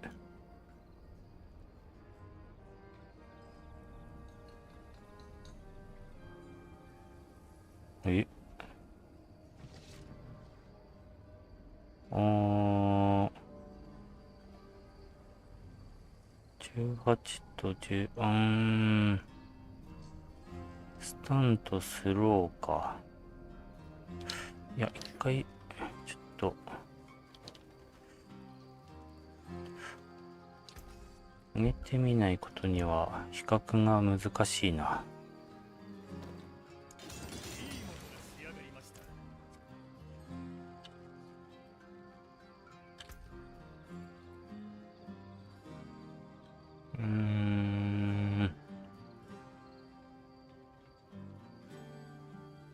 恐怖取るか、スタンを取るかか。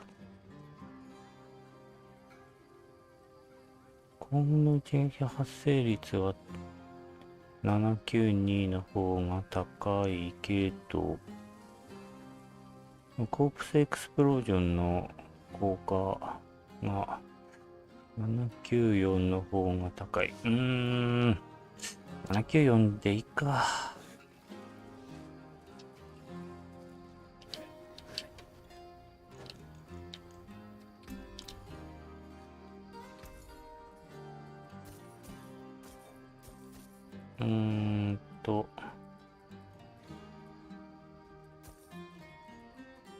よいしょ。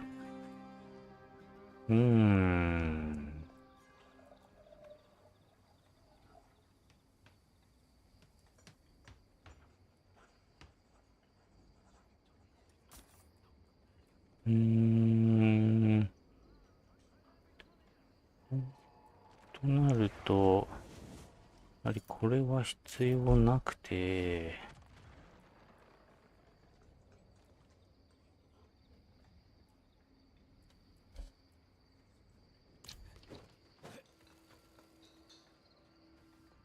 よいしょ。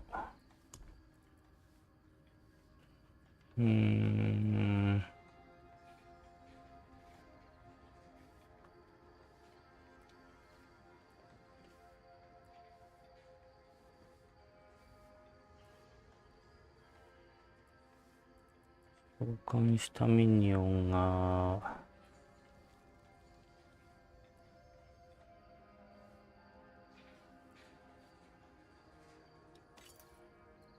こうして、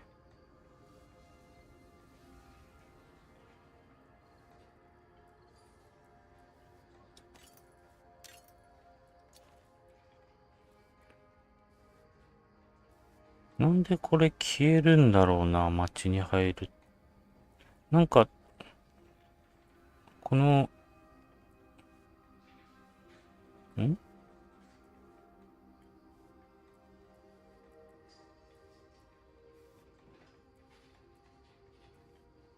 か表示されないのあるのはなんでなんだろう。なんか、また新たなバグが発生してるよな。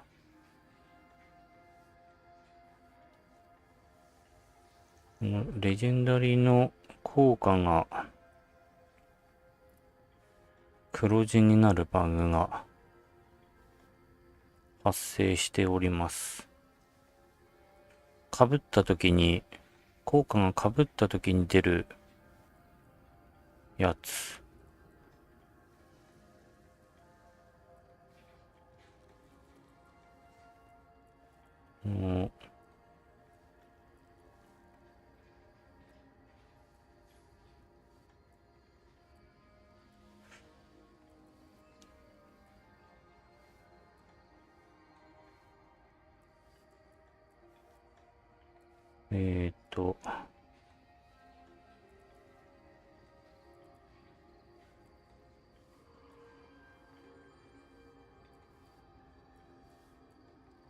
ホームストームが、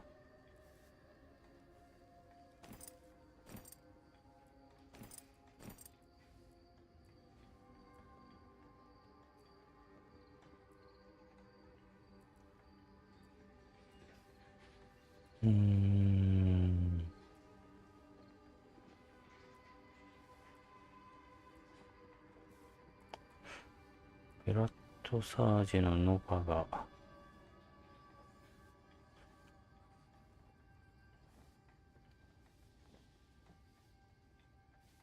少し遅れて繰り返し、ちょっとわかんないな。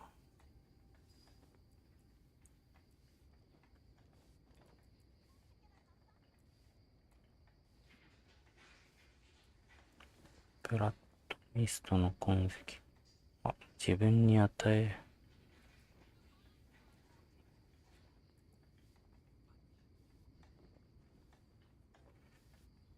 自分のスケルトンが生きてる間だよね。ボーンストームが敵にダメージを与えるごとに衝撃、権入ボーナス、ボーンストームがの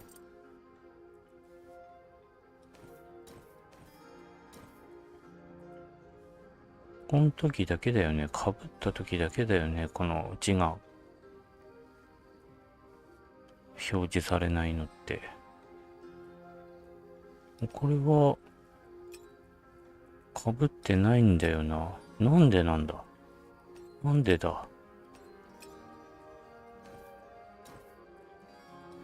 気になると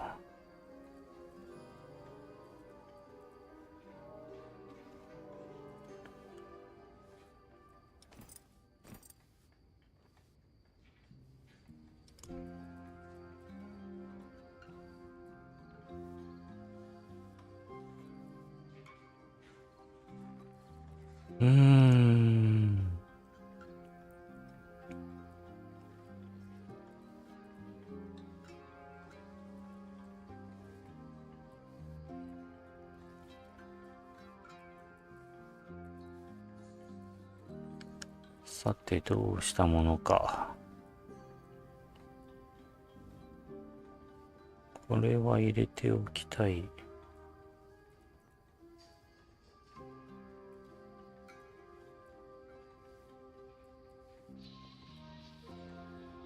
7体のミニオンがもうでも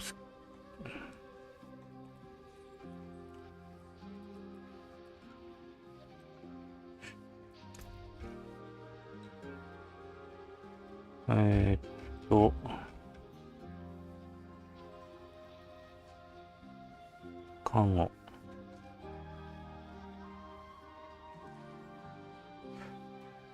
ウォーリアのダメージ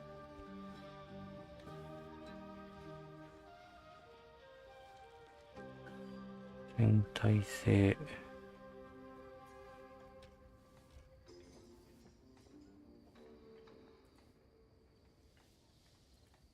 どうしよう。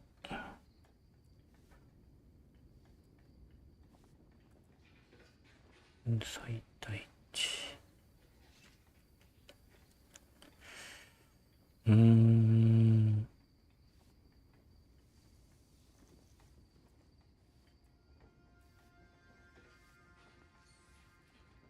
あ、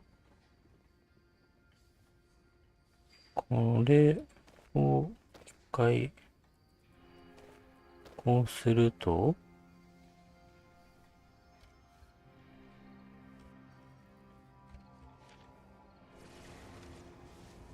スケルトンウォーリアーの軽極のカゴ引き継ぐ軽極のカゴが通常より 6.6% 増える。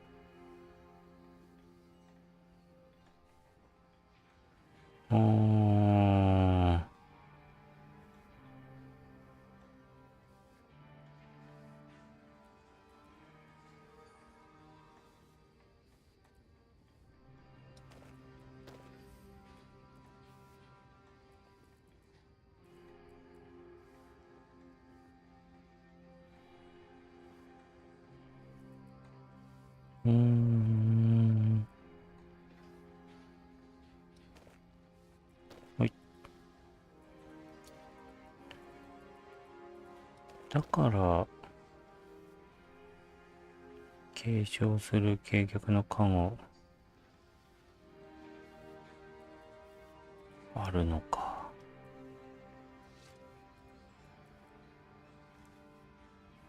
うわー。反射組みたいなぁ。ウォリアーだけでいいよなぁ。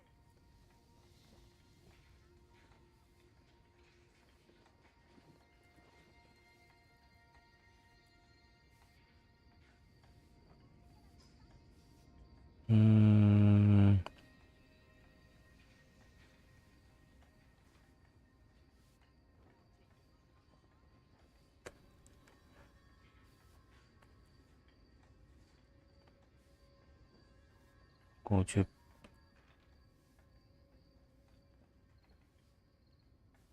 これを両手武器につけた方がいいんか。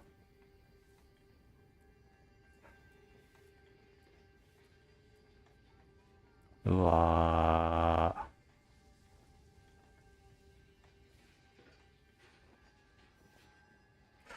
ー。ならコープスエクスプロージョン。やっぱりここも、うわ。待てよ。一旦、こんなんで、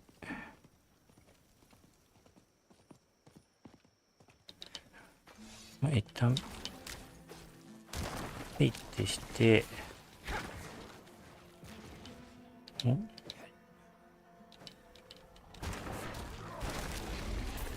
この辺の敵は、ビルドの試しにいつも使われて、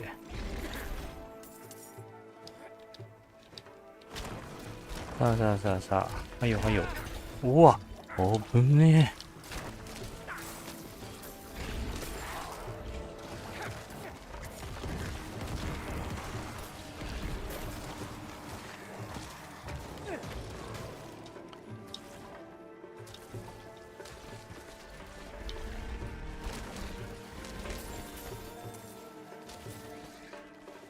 まだレベル上がらんか。よいしゃーい。よし。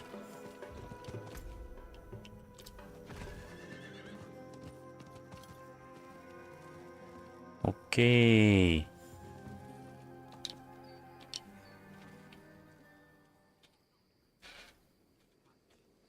よっしゃ。ひとまず、これにて、今日は終わりたいと思います。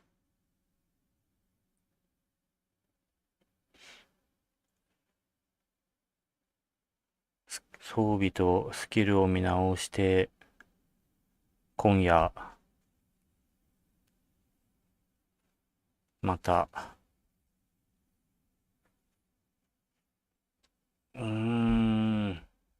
強くなってるといいな。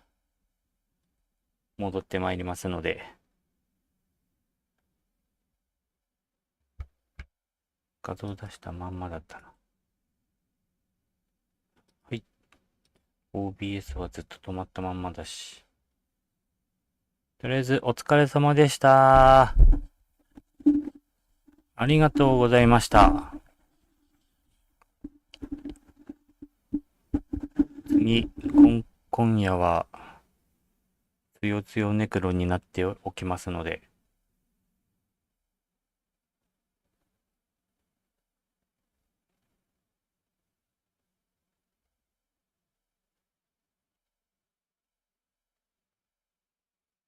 それでは皆さんお疲れ様でした。ありがとうございました。